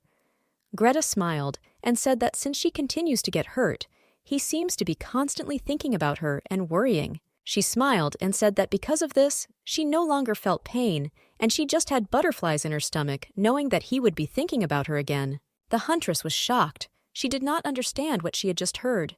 She wasn't sure this was the right approach. Greta smiled and hugged her friend tightly. She said with a smile that it was all thanks to her, that she could meet that person again since she went with her. Ellen smiled and said that was not true. She said she was sure the gods had finally realized how seriously she took him. The huntress looked at them in surprise and asked who they were talking about. Helen said that Greta is now talking about a famous fortune teller in the market area. They went to see her a few days ago to find out about Greta's relationship prospects. Greta smiled and said she was amazing. She does not accept any payment for her services, but is still kind enough to answer every question. Greta said she could bet that no other fortune teller could compare to her. The huntress looked at the young people and asked if that didn't sound suspicious. Dion looked at her and asked who she was talking about, the creatures or the fortune teller. She looked at him and said it was about this and that. Owen looked at her and asked if she thought the fortune teller was working for the Marquee. Owen said that if that were the case, she would have just personally come from behind her neighbor. Huntress said she agreed with him, but it was still off-putting. She looked at him and asked if he knew what her neighbor had said about the fortune teller. The young lady said that she did not tell Greta this, but it was a little tiresome because the fortune teller talked too much.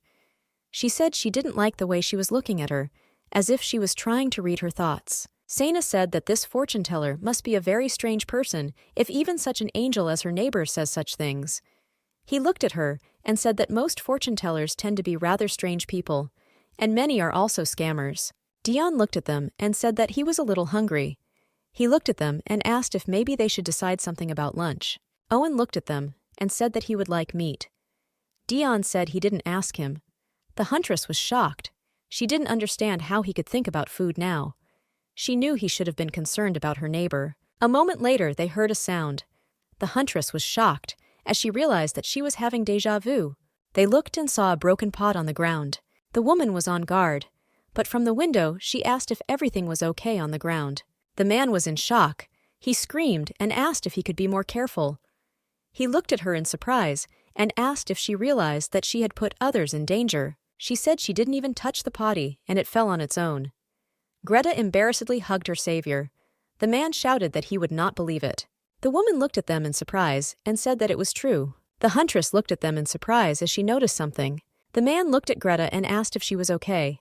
Greta thanked him. Sana was shocked because she saw that something had penetrated the padded jacket. The young people whispered to each other as they also saw it. The huntress looked at the young people in surprise and wondered if this was connected with some kind of fortune teller. The huntress understood that she would have to pay a visit to this fortune teller. After some time, Greta, Ellen, and Sana came to the fortune teller. Greta greeted Madame. Sana looked warily at the fortune teller. The fortune teller looked at them in surprise, and she greeted Greta with a smile, because she recognized her. A moment later, she also greeted the young ladies. She looked at her and said with a smile that she saw that Greta had brought her friends with her today. Ellen looked at the fortune teller and greeted her. Sana noticed that she was wearing a lot of expensive jewelry, but Sana had previously heard that the fortune teller does not charge people for her services. Sana wondered if the fortune teller was already rich. Sana knew that she was too suspicious. Greta said with a joyful smile that thanks to the fortune teller, her relationship with the man was going very well. She smiled and said that her friends said that they also wanted fortune telling on cards, so she brought them here. The fortune teller looked at Ellen and asked her name with a smile. The young lady timidly said that her name was Ellen. The fortune teller smiled and said that she was very pleased to meet her. A moment later, the fortune teller said her name was Lacey. She looked at them and said that they would start now. The fortune teller said with a smile that first they could take a look at Ellen's personal life. The fortune teller looked at Ellen and said that someone was standing in the way of her luck and love. Moreover, this is a person very close to her. The fortune teller looked sideways at Sana and said that it seems that this someone is preventing Ellen from meeting her love. The huntress looked at the fortune teller, puzzled. Greta was eagerly awaiting information about Ellen's love. The fortune teller said with a smile that there were at least 3 candidates for her heart, someone who prevents Ellen from meeting 3 potential lovers. Sana wondered if the fortune teller was talking about her. Sana wondered, nervously gnawing on her fingers, if she had made it so Ellen's love interest couldn't get close to her. The fortune teller said that she met one of them recently. Greta smiled and said that this could be the man who came to see her recently. Ellen smiled and said he might be. Sana thought she must mean the Duke. Greta smiled and said that she had met a real gentleman. He is a handsome juicer and very famous. Greta said that he was also a very respectable person with a kind heart. Sana was confused because all she wanted was for her neighbor to be safe, but she felt like she was only hurting her. The fortune teller looked at the young lady and said that she could help her get closer to her. The young lady smiled and thanked her, but still refused. Ellen smiled and said that she was still satisfied with what she told her. Ellen looked at her and asked if she could look into her friend's future relationship as well. The fortune teller looked at them angrily. She looked at them and with a grin said that she would look at her cards now. The fortune teller looked at her and told her that she already had a feeling for someone, and this is the one whom her parents introduced to her. The huntress looked at her in surprise. She said, puzzled, that she had no feelings for anyone. She was never introduced to anyone. The huntress looked at her in surprise and asked that something had just touched her leg. The fortune teller looked at the hunter with fury and asked what she was doing. The fortune teller was furious. She asked the huntress how she dared to move when she tried to tell her fate. She shouted that this was complete disrespect for the fortune teller. The huntress looked at her in surprise and asked for forgiveness. She was surprised and didn't understand what was wrong with the fortune teller, as she just wanted to see if there was something at her leg. The fortune teller was furious. She looked at the huntress and angrily said that they needed to sit still, because they are distracting her now. The huntress was surprised. She did not understand what was happening. She had a feeling that they were both frauds. The fortune teller looked at her and said that she could not entrust her with anything else from the cards. She basically can't read it, since such visitors most often do not trust her predictions, and they come with ulterior motives. The fortune teller looked at the huntress and asked which group she belonged to. Does she doubt her abilities, or has she come to test her? The huntress looked at her in surprise. Greta, with her lightning speed, stood up and asked her forgiveness. Greta said she shouldn't have brought them with her. With lightning speed, Greta pushed the young people out. Ellen was surprised. She looked at her friend and asked what happened to her. Greta told them to just leave. She's lightning fast. Lightning pushed them out the door. Greta said she was terribly sorry for what happened. Sana and Ellen were shocked. Greta looked at the fortune teller and said that she brought them because they really wanted to come, but she never would have thought that they would be so rude. Ellen looked at her neighbor and pretended to see what was happening. Huntress looked at her and told her to be quiet, and then they could just listen for a while. Greta looked at the gurney and asked if she could now look at its fate. Greta smiled and said that she would like to attend the play with him. The fortune teller said that her bracelet was cracked. Greta said that lately she has been falling all the time, and after another incident, he must have broken down. The fortune teller smiled and said that everything was fine. It just meant that she wore it very often. The huntress felt the flow of wind. She was surprised, since all the windows in the room were closed and the curtains did not even move. She was shocked by what she saw. She saw that the bracelet had absorbed it. Ellen looked at her neighbor in surprise and asked what it was. Greta looked at Lacey and asked if she could be with the young man forever. Lacey looked at her and said with a grin that of course she could be with him forever. The fortune teller said with a grin that this was their condition of the contract. The Duke provided information about the fortune teller. Sana was surprised. Sana looked dumbfounded at all the information and asked in surprise how he managed to collect so much information so quickly. Rashid said that the fortune teller is the current owner of that building, and this fact made his investigation much easier. Sana knew that it was still great to have wealth and influence. The huntress read the information about Lady Serban. She married her husband when she was 18, but was widowed 10 years ago. The huntress was surprised, as she noticed some strange information. She read that the Baroness and Baron were magicians. She looked at the Duke in surprise and asked if they were really magicians of the Magic Tower. The Duke looked at her and said that it was, but 10 years ago they were kicked out. Apparently, this was due to the fact that they carried out inhumane experiments. Sana was surprised. She looked at the Duke and asked how terrible the experiments were, since they were even kicked out of the tower. The Duke looked at her and asked if she had found out any information about what she had seen in the house. She looked at him and said that she had figured it out, and much faster than expected. She said it was a creature, a hellish anglerfish. It usually lives in swamps and lures its prey with a sweet scent. This smell acted as a sedative, making a person feel an intoxicating calm. It is also addictive and addictive. The huntress looked at them and said that this was probably the reason Greta relied so much on the Baroness. Owen said that she was able to notice this because she is a hunter, but Ellen was not affected at all because she is a saint. The huntress looked at them and said that it was true, but still something was bothering her. She looked at them and said that the Baroness had definitely mentioned some kind of treaty. The huntress looked at the Duke and asked what if the fortune teller was actually a demon. The Duke said he doubted it. Rashid said that the demons look like monsters, and they can't hide their appearance with a simple wig and a little makeup. Dion smiled and said he didn't think they should worry about it so much. He said that the Baroness might seem suspicious, but still, she had not done any harm to Ellen. He looked at them and said with a smile that it was time for them to end their conversation. He also said that he had another meeting, so it was time for him to leave. A moment later, the huntress felt something. The huntress looked at her friend in surprise and asked if he had just done something.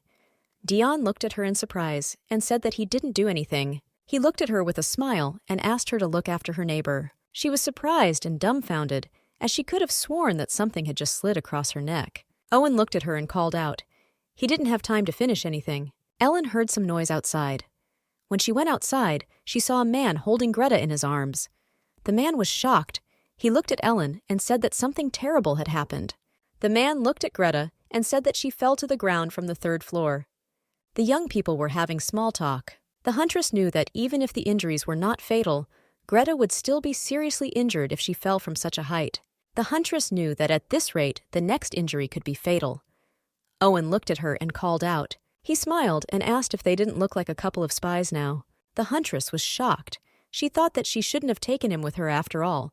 But she also knew that she simply had no choice because her friend didn't come today. Owen looked at her and said with a smile that since she now seemed to trust him, he wouldn't disappoint her. The huntress simply did not want to leave him at home alone. She looked at him and told him to calm down and take a better look. She looked at one of the ladies and said that everyone they saw who entered the house so far was wearing the same bracelet as her friend. She said that her friend had a similar bracelet and asked her friend if this was not suspicious. He became thoughtful and looked closely at the young women. He looked at them with a smirk and smiled. The huntress looked at him in surprise and asked if he could really hear them. He smiled and said that of course he could hear them since he was a high-ranking hunter. He looked at her and said with a grin that he had the perfect plan now, but she would have to participate in it. The young man looked at her and asked if she would help him. The huntress showed off in different dresses. Owen looked at her and with sparkling eyes said that she was simply magnificent. The huntress looked at him, puzzled, and asked if he really thought so. The saleswoman approached her and said that she would now check all the seams. The young man enjoyed the beauty of the huntress. Sena was shocked by his plan. Since he suggested that she pretend to be a shy couple, the woman came closer to her and said with a smile that they were a very wonderful couple. The huntress thanked her, puzzled. The huntress looked at the woman and asked if this bracelet was from Lady Serban. The woman looked at the hunter and said that she was right, and she also asked her if she really knew her. Owen smiled and said that of course they knew her, since she was the one who brought them together. Owen smiled and said that his sweetheart avoided him at first, and even their families did not approve of their relationship. It was as if fate itself was trying to separate them. Owen said that, thanks to the lady, however, they were finally able to declare their love. The woman was shocked by such an amazing story. He smiled and said that it was also wonderful that she had hardly gotten into trouble these days. The woman looked at him in surprise and asked if it was true that she was no longer different. The young people looked closely at the woman as they realized that she had taken the bait. Owen looked at the woman and said that this is exactly how it has been lately. She's doing much better. The woman was puzzled. She said that she understood everything, and to be honest, she had often gotten into trouble since she started wearing the bracelet. She said she thought she was just unlucky. He walked closer to her and asked if he could take a closer look at her bracelet. The young lady was surprised, but said that of course he could take a look. He looked closely at the bracelet. He looked at her and said that he thought he should take him to a fortune teller and ask. The young lady looked at him in surprise and asked if he really wanted to take her bracelet. He smiled and said that they would be at a ladies' dinner party tonight, so he might as well ask her about it while he was there. The woman was surprised. She said that she had heard that only important people would be at the dinner party. She smiled and took off the bracelet. She said that she would be very grateful to him. He smiled and said that after dinner, he would return it right away. The huntress was shocked as she realized that this was his advantage as a hot guy. He looked at the woman and said with a smile that, in addition, he wants to buy everything that his dear tried on today, since he likes everything. The woman thanked him and said that we would definitely wrap everything up for them. The huntress was shocked, as she did not expect this. The huntress looked at him in surprise and asked why he was buying all this, and she also asked how much money he was going to spend. He looked at her and told her to be quiet. He looked at her and said that she would need all these dresses because they were going to a dinner party. He smiled and said they had to go. At the same time, He hugged her tightly and called her dear. He looked at her and said that he had a great plan, but she would have to participate in it. He asked if she would help him. The huntress looked at him and said that first she would listen to him. The young man smiled and said that this was already excellent. He said that based on what the people they had seen before had said, there would be a reception at the estate tonight. He said that only nobles of very high status would be able to attend. This means that they will be doing something that cannot be shown to the general public. She looked at him and asked if penetrating together was an impossible task. He looked at her and said with a smile that they should just pay attention to that woman. The huntress looked in surprise at the women who were standing and chatting nicely. Owen noticed that her pupils were wavering. He also noticed her hesitant manner of speaking. Owen said that it seemed like she was one of the people who didn't fully trust the fortune-teller yet. He smiled and said that talking to her might give them a clue as to how they could get to this reception. He looked at her in surprise and asked why she was looking at him like that. She smiled and said that she simply doubted that he was truly a high-ranking hunter. He looked at her in surprise and asked what she was talking about, since he had appeared to her since their very first meeting. She remembered their meeting. He looked at the huntress and said that she works in a boutique anyway, so they need to acquire their disguise there while they are trying to gain her trust. The huntress looked at him in surprise and asked if they really needed disguises.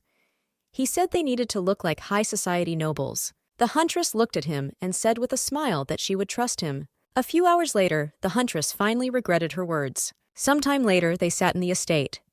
The huntress was surprised because she could not think that your estate would be such a room. Owen looked at her and said with a smile that he was glad they made it here without too much trouble. Owen said he didn't think they'd be allowed through right away since they had a bracelet. The huntress thought about it and said that he was right.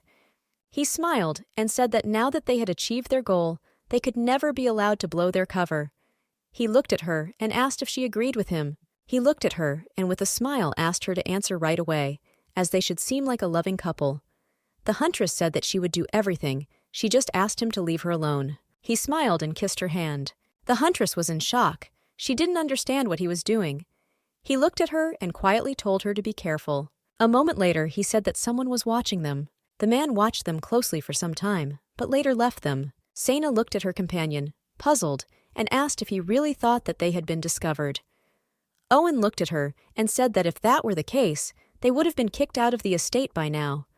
But still, they should be careful. He looked at her and said that it was already starting. The fortune-teller slowly walked onto the stage. She looked at everyone present and thanked them for taking time out of their busy schedules to honor her with their presence at today's event. She smiled and said that must mean they were very curious about her new blessing. Sena was surprised and puzzled. She saw a book and a ring. She did not understand what the fortune-teller was going to do with them. The fortune-teller raised the dagger up. A moment later, she mutilated the young lady who was standing next to her. A moment later, the fortune-teller put on the ring. She walked closer to the young lady, and with a grin, she said that this was her new gift. The ring glowed, and they were enveloped in an incomprehensible smoke. A moment later, the wound that was on the young lady's shoulder healed, and there is not a trace of fatigue in place. The fortune-teller said with a grin that this gift could heal. The huntress was shocked by everything that was happening. She looked at her friend and asked if he saw what just happened. The huntress was shocked. She saw that her friend was not answering her and did not even react in any way. She asked several times what happened to him. She screamed for him to wake up, but he didn't react at all. The huntress heard someone calling her. The man looked at the fortune-teller, and asked me if she could look at the man. The huntress glared at them and asked what they did to him. She was shocked by everything. The young man slowly walked to the fortune-teller. The fortune-teller looked at the young man in surprise and said that she did not know him. The fortune-teller was shocked. She looked to the side and asked how the stranger got here. The fortune-teller looked closely at the young man and said that now she understood everything, since their meeting was inevitable. She looked at him and said that he had come here to fulfill a great wish. She looked at him and asked if what she was saying was true. The fortune-teller said that fulfilling this wish is quite simple, and he just needs to answer yes to what she says. He looked at her and agreed.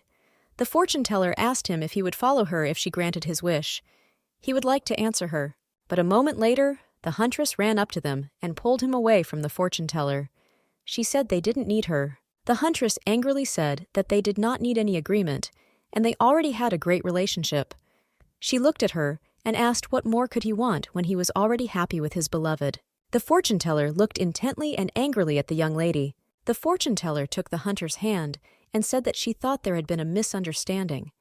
She asked her to calm down and listen to what she was about to tell her. The huntress angrily shouted for the fortune teller to let her go. The fortune teller was in shock. She did not understand what was happening. The huntress took her boyfriend and said with rage that she could no longer stay here. For some time, the fortune teller gazed after the huntress. She didn't understand how this could happen, and she didn't understand what was wrong with her reaction. The huntress was shocked as she saw everything with her own eyes. She realized that it was not just a creature, but it was a snake. The huntress was furious. She looked at her friend and asked why he allowed her to do this to him. She was furious because he almost made a contract with her because he fell under the spell of a disgusting creature. He asked her to wait a little because he understands that he did the wrong thing and fell for such a trick. And he really appreciates that she saved him. He looked at her and asked how it was that it had no effect on her. She looked at him and said it was simple because she was special. He said that he had even been attacked by such creatures before. She looked at him and said that she wasn't saying she was an exception, she just wasn't fascinated. He looked at her, puzzled. He said that he was definitely fine when this woman first came on stage, and he even remembers that she was wearing a strange ring. But when he came out of his trance, he was already standing on the stage, and she was nearby. He looked at the huntress and said that everything was right, and he came to his senses the moment she grabbed him. She looked at him and said that any form of shock or blow awakens people from hallucinations. He came closer to her and grabbed her hand. He said that's not true. The huntress looked at him in surprise and asked what he was doing. He said it was an unusual light and it was still cool. He looked at her and said it felt like someone had just poured cold water on his head. The huntress was very angry. She did not understand what he was getting at. She looked at him and told him to calm down and stop. He told her to be patient a little longer. A moment later, light illuminated them. The huntress was surprised and did not understand what was happening. She didn't understand what he was doing. She looked at him and asked what just happened. She asked if it was magic. The young man looked at her as if he wanted to ask something, but then he heard someone's voice. Dion came closer to them and asked what he had just done. Dion was furious. He looked at the young man and asked what he had just done to the huntress and why he was holding her hands. The huntress looked at the young man and said that there was nothing wrong with that, and all Owen did was show her to the reception. Dion looked surprised that she was a hunter and asked if they really went to a reception. The huntress said that it was, and she presented her new blessing or something like that. She said that she had a ring in her hand, and when she touched someone with this hand, their wounds immediately disappeared completely. Dion looked at her in surprise and said that it was probably an illusion or something like that. She said she didn't think so by the way she smelled the strong scent of the creature, and this was already enough to put Owen into a trance. Dion looked at the young man in surprise and asked if he had already fallen into a trance from the smell of the creature. Owen was very nervous and told the young man not to look at him like that. The huntress looked at them and said that something bad was happening. She said that everyone who wore the bracelets was injured and that Greta was constantly tired and lost. Sana said that she had the feeling that the bracelet was absorbing the life energy of the owner. Owen looked at them and asked if it wasn't a curse then. The huntress looked at him and said that, considering that the fortune teller is a poppy, this is very logical. Owen said that she could also be a demon servant. The huntress said that would explain why the hell fisherman obeys her. He could order the creature, follow its instructions, and he would calmly watch everything from the side. Owen said that's exactly what he's talking about, and it sounds very true. Dion said that if his theory was correct, then they should come up with a plan before meeting Lady Saban. Sana said they must act now. She looked at them and said that while the reception was not yet over, this was the best time for them to enter the estate. Owen looked at the huntress and said he agreed. He said that finding exits was his specialty, so they should just follow him. The huntress looked at him and said with a smile that it sounded great. Dion looked at them, puzzled. Owen looked at them and said with a smile that he would climb in first and look around. A moment later, he climbed through the window. The young people froze in place as he quickly jumped. A moment later, he said all was clear. The huntress smiled and said that then she would go further. She came closer to the window and was dumbfounded. Dion sighed heavily. She looked at him and asked for forgiveness, and also asked if he could help her, since she was having a little trouble jumping in the board. He came closer to her and said with a smile that he would help. The huntress smiled and thanked him. A moment later, the young man took her in his arms. He looked at her and asked if that was possible. She looked at him shyly and thanked him. She said with a smile that she thought it would be hard for him. He smiled and said that not at all, since it was very light. The huntress smiled and said that she seemed to have lost a few pounds. Sena was very excited by this and felt as if her heart would jump out of her chest. The huntress was confused and worried. She couldn't believe she was so excited after he picked her up like a princess. He looked at her and asked if she had bought that dress with that guy today. She looked at him and said that they went and bought it together today. He looked at her and asked why she went with him.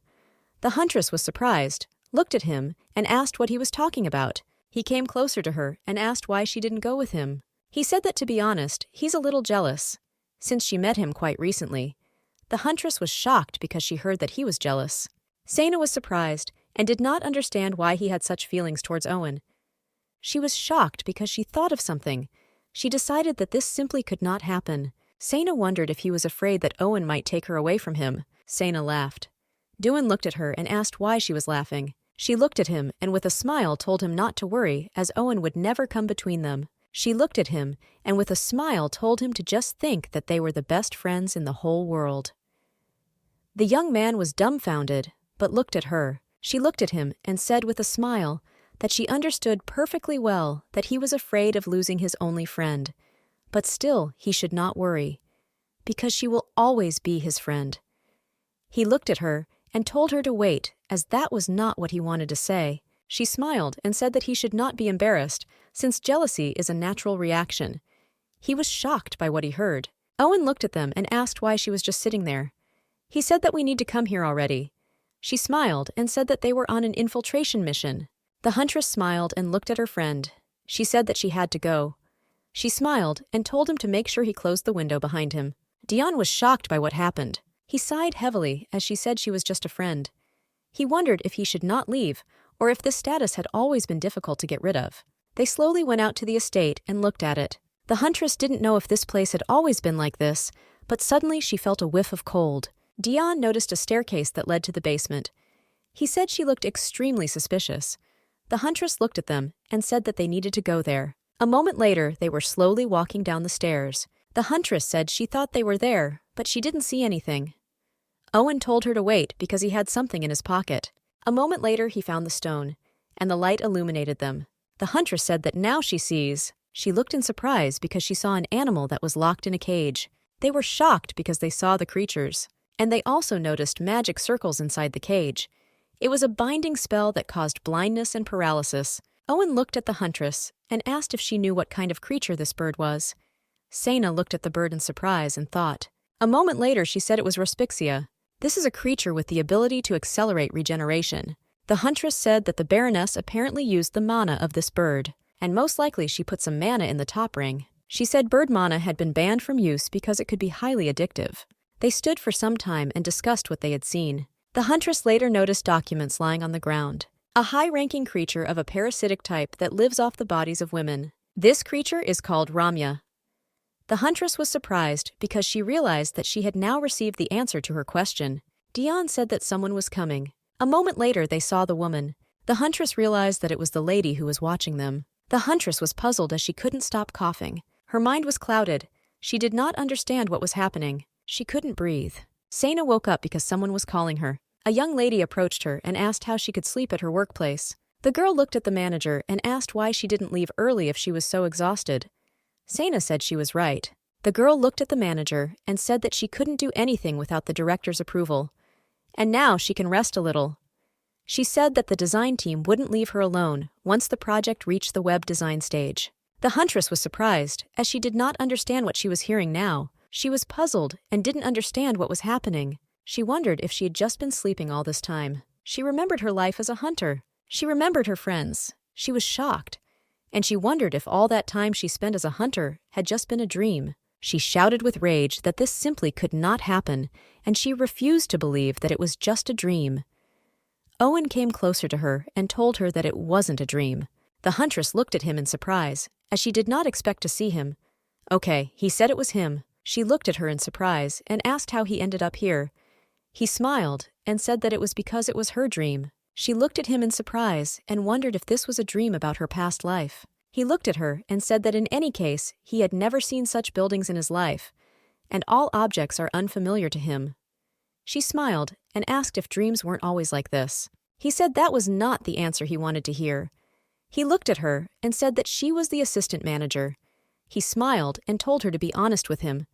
He asked what place this was. He looked at her and said with a smile that he understood everything, and this was her past life. He said that she had been reborn and that everything was now in place, which explained the strange building. He said he was wondering why he found her being here so interesting. The huntress looked at him and asked if they were the real ones who passed out in that basement. She said it looked like the woman was using some kind of spell. He said it looked like a dream trap spell. The huntress was surprised, looked at him, and asked if the woman had made a mistake since he was here. Owen smiled and said that it was probably all because of his powers, because he can't dream. She looked at him, puzzled. She realized that this dream was an exact copy of her real life. She realized something.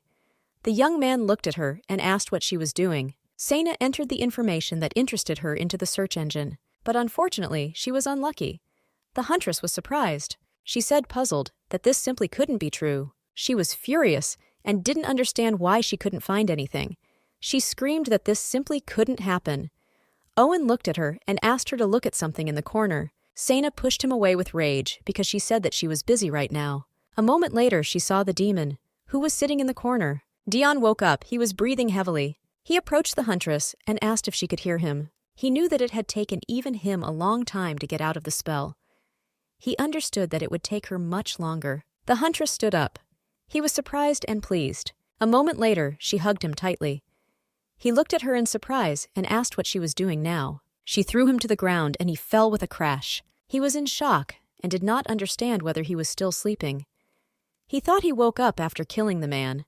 He didn't understand what was happening, as he noticed that it was as if someone had replaced the huntress. He looked at her and asked for forgiveness, and also told her not to be angry with him later. He grabbed her hair and pulled. The huntress angrily asked what he was doing. She said, "You can't treat a lady like that." He looked at her and said with rage that she was indeed Ramya. She looked at him and said with a grin that he was very quick-witted. She smiled and said that they had not seen each other for a long time. At the same time, she named him Lude. She said with a grin that now Dion. Dion looked at her and told her to stop talking and get to the point. He asked her if she had helped the Baroness. She said with a grin that it was. The Baroness put a bracelet on her and declared that from now on she was her mistress. Although there was no effect, she still played along with the Baroness, because everything sounded very interesting. He looked at her and asked if these creatures were also her work or what. She said with a grin that she helped a little as it was a lot of fun. She also created a ring. She said with a smile that she tried very hard. He couldn't believe that she was the one behind all this. He wondered how he hadn't thought of this before. He looked at her and asked what she did with Ellen.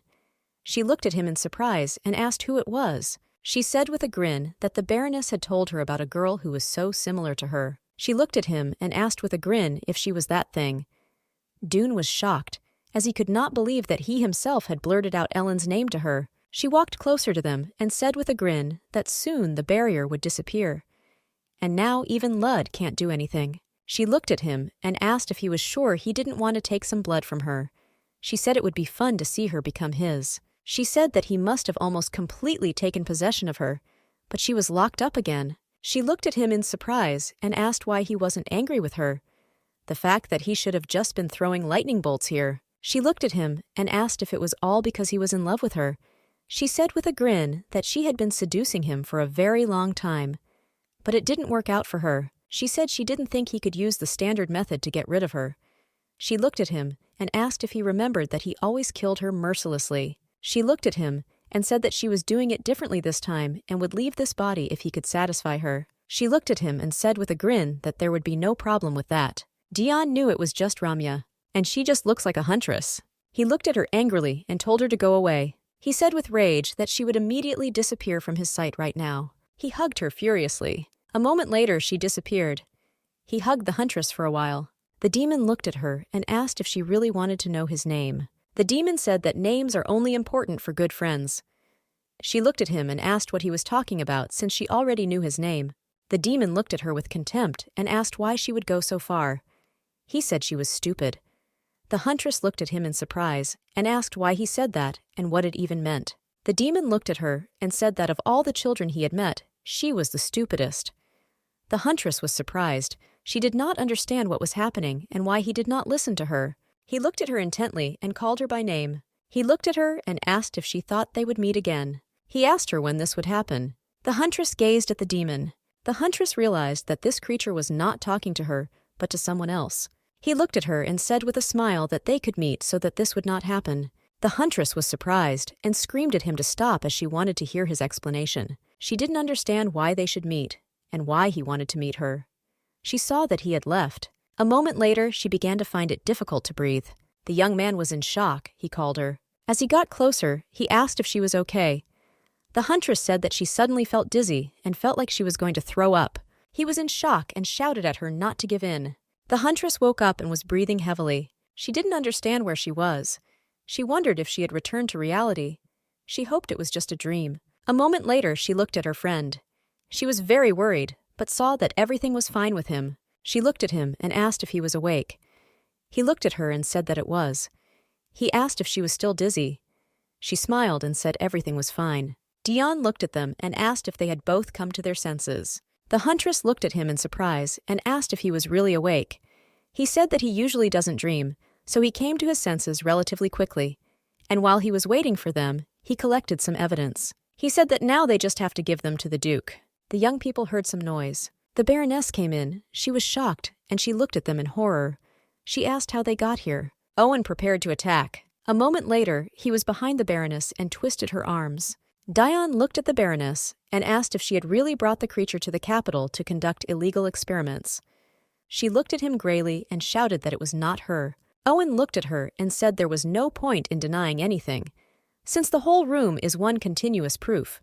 He said that she created magical items from the mana of the creatures and distributed them to people. She looked at them and said that they had captured the wrong person, and she was completely forced to do it. A moment later, she passed out. The huntress looked at the young man and asked what happened to her. Dion said that he knocked her out because she was too twitchy. The huntress was shocked as she had too many questions, but realized that she needed to ask them later. She was surprised and did not understand why it was so cold here. She thought that she most likely had a cold. A moment later, a snake snuck up on her. The young man pushed her away and was bitten by a snake. The huntress was shocked, as she did not expect him to do something like that. In a trembling voice, he said that this pain was much stronger than he expected. He collapsed to the ground. The Duke looked at them and said that this was simply terrible. He couldn't even think that such a place even existed. Owen looked at the Duke and said that first they need to classify all magical items. He said that there should not be any difficulties with this, since she was too careful in searching for clients. The Duke said it was good, and he should give the job to someone else. Owen said that all these people were enchanted by the smell, so if necessary, they would have to be removed by force. Un said that the fact that the creatures had infiltrated the capital was quite a serious problem, and so he will try to cooperate. Today, I looked at the Duke and asked how much time had passed since the barrier weakened.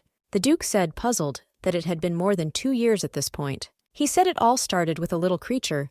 She was found sleeping in a freight cart of Imperial Knights, returning from a hunt. She thought that he seemed to have very low intelligence, and the creature was of low class. The Duke said that then 1 or 2 creatures at a time sometimes broke through the barrier. Owen said they found 35 in the estate alone. Rashid said that at least in this case they have enough evidence, so it is only a matter of time before she is convicted. The Duke looked at his friend and asked if he would be all right. Huntress said they detoxed and he's still unconscious. They can only wait. The huntress said it was all her fault. Owen looked at her and said that if she didn't mind, then he could wake him up. She looked at him in surprise and asked how he would do it. The young man said that he could show him the way out. This should work, since the snake that bit him was a creature. He looked at her and said that dispersing the mana of creatures was his specialty. However, he will need her help. The huntress looked at him in surprise. Owen said that she should enter his dream through him. The huntress looked surprised and asked if this was possible. Owen looked at her and asked if she remembered him telling her that he didn't dream. He said it was because he was part creature. He said it was part of his family secret. He gave his last name. The huntress thought about it because it sounded familiar. A moment later, she remembered who she was talking about. Sena said that she remembered. Elliot Raffman, the huntress, cursed him with unflattering words. The young man was puzzled and said that it was his great-grandfather. The huntress was surprised. She realized that she had made a mistake and slandered the man. She said with a smile that he was the greatest scientist who studied the creatures. The young man looked at her and said with a smile that his ancestor was a rather peculiar person, so he understood her first reaction. What happened in his family accelerated his research into his ancestor. A long time ago, Raffman was a word that called a certain mountain tribe, and giants began to populate their homeland. That's when the demons appeared and offered them a deal. This would give them the power to defeat the giants in exchange for absolute submission. It was then that his family gained the power to absorb dreams. He said that, however, it has a side effect. This power damages the owner's mind. Owen looked at the huntress and said that they would penetrate Dion's dream. He told the huntress that she would be the one to enter his dream, and he, in turn, would act as a guide. After all, only those he trusts will not be attacked. The huntress was surprised, as she did not expect to hear this. He said that when she walked into his dream, he would create a barrier to protect her mind. He told her to understand that this barrier was simply tethering her soul to reality, but he will not be able to protect her from attacks within the dream. He said that such a weak barrier could break with just one blow. If she loses touch with reality, she will end up trapped in a dream. He looked at them and said that if they went there with the Duke, they would definitely be attacked. So it must be her. She looked at him and asked what would happen if she was attacked. The huntress looked at the young man in fear and asked if this really meant that she would never wake up again. He looked at her and said with a smile that he knew it sounded very terrible, but still she had nothing to worry about. Since he never made a mistake when using his ability, she looked at him and asked what she should do when she was in a dream and how she could wake him up. The young man looked at her and said that it was all simple. He said she should come to him and just give him a good hit. The huntress was puzzled and said that it was really simple. The Duke looked at her and said that she did not have to take such a risk, since he could call a doctor to check the young man again. She looked at him and said it would be too late. She said that if he were in her place now, he would do everything for her. She said he saved her life, and she couldn't just sit around and wait. She said she had no other choice and had to do everything she could. The young people looked at her in surprise. Owen smiled and said he really appreciated her enthusiasm. The young man looked at the Duke and told him to prepare extra beds for them. The Duke was shocked, because he understood that this couple was too fearless. A moment later, they began to prepare. The young man looked at the huntress and said that everything would be all right. She smiled and said that she understood everything, and she would be back, that he wouldn't even have time to blink an eye. He looked at them and said that they were ready now. She was surprised and didn't know if she was doing the right thing by simply lying there with her eyes closed. She thought he would read something to her, but it was surprisingly quiet around. Suddenly, I didn't feel very good. The huntress felt as if she was getting seasick on a crowded, non-air-conditioned bus in the middle of summer. She said in a trembling voice that she was going to feel sick. The Duke called out to her, puzzled. He came closer to her and asked if she was okay. He put his hand on hers. Suddenly, the Duke felt dizzy. A moment later, Owen looked at them, dumbfounded. He looked at them and said that now he had to spend much more effort than he thought. The huntress woke up. She didn't understand where she was now. She noticed that she was in the garden of some nobleman. She heard some noise. Turning around, she saw the Duke and was stunned. She looked at him in surprise and called out furiously. The Duke woke up surprised and asked where he was. The huntress said that they are now in the garden. She looked at him in surprise and asked how he ended up here. The Duke said he just touched her arm for a second because it hurt. She looked at him in surprise and asked whether it was possible that he had transferred everything with her to sleep. The Duke, puzzled, said that he thought it was so. He said that the spell must work on anyone who comes into contact with the person entering the mustache. He said it was his mistake. She looked at the Duke and said that everything was fine, although their friend would have to spend a little effort. A moment later, they heard some noise. The woman shouted very furiously at the servants and commanded them. Sena looked at everything that was happening in surprise and asked, puzzled, what they were doing now. The Duke said it looked like they were planning a birthday party. He said it looked like it would be a birthday party for the Marquise's daughter. She looked at the Duke and asked if he knew her. The Duke said he knew her, but she looked younger now than he remembered. The huntress said that it seemed like they were in a dream in which they saw the past. She smiled and said that she was worried that she would fall into some strange dream, but she was very glad that it turned out to be quite ordinary. The woman came closer to them and asked who they were. The woman said angrily that judging by the way they were hanging around the garden, they were not guests of the event, and she doesn't think they know the owner. The huntress looked sideways at the Duke and said that at about 3 they needed to run away. The Duke looked at her, puzzled, and asked what she was talking about. She grabbed his hand and they ran. She understood that they could be stuck here forever. The woman screamed in rage for someone to run after the intruders. The Duke said he didn't think anyone else was after them. The huntress asked if he really thought so. She said she thought they were done for. The Duke looked at her and told her to look away. The young people saw the carriage. The huntress looked at him in surprise and asked what was wrong with her. A moment later they saw smoke. The huntress glared at the Duke and asked if he saw what just happened. The Duke said that he believed this was what was happening to the areas that the young man could not remember. People who go abroad also disappear. The huntress said that then they should stay in the very center of his memories. The Duke said that they should return to the estate. The Duke said that they needed to disguise themselves as guests. Duke said there's even a boutique nearby. The huntress looked at him in surprise and said that they didn't even have money. The Duke told her not to worry, as he always carries money with him. The huntress knew she was experiencing déjà vu. She looked at him and said that it wouldn't be easy anyway, because they don't even have an invitation. He looked at her and asked if she had forgotten who he was. She looked at him in surprise and said that he was a duke. He smiled and said that he was a duke. Sometime later, they arrived at the estate and were greeted by a servant. The Duke looked at him with a smile. A moment later, they were introduced. The huntress smiled and thanked them for their hospitality. She was shocked and realized that she needed to play the role again. They passed by and everyone greeted them. A man was running towards them. The man looked at them in surprise and asked what brought them here. The Duke looked at the man in surprise and asked if he really wasn't allowed to be here. The man, with a trembling voice, said that, of course, he was allowed. He just didn't expect to see them here. The Duke said he was just here on vacation and he wasn't far away. The man bowed with a smile and said that in any case, he was very grateful that the Duke had honored them with his visit. Sena looked at the Duke and asked if it would be okay if they just walked around. The Duke said that nothing was more natural than a noble couple coming to a reception. The huntress said he was definitely right. They passed people and everyone was discussing them. The young people were a little surprised, as they noticed that the Duchess and Duke looked too young. Since they heard that the Duchess is now under 40 years old,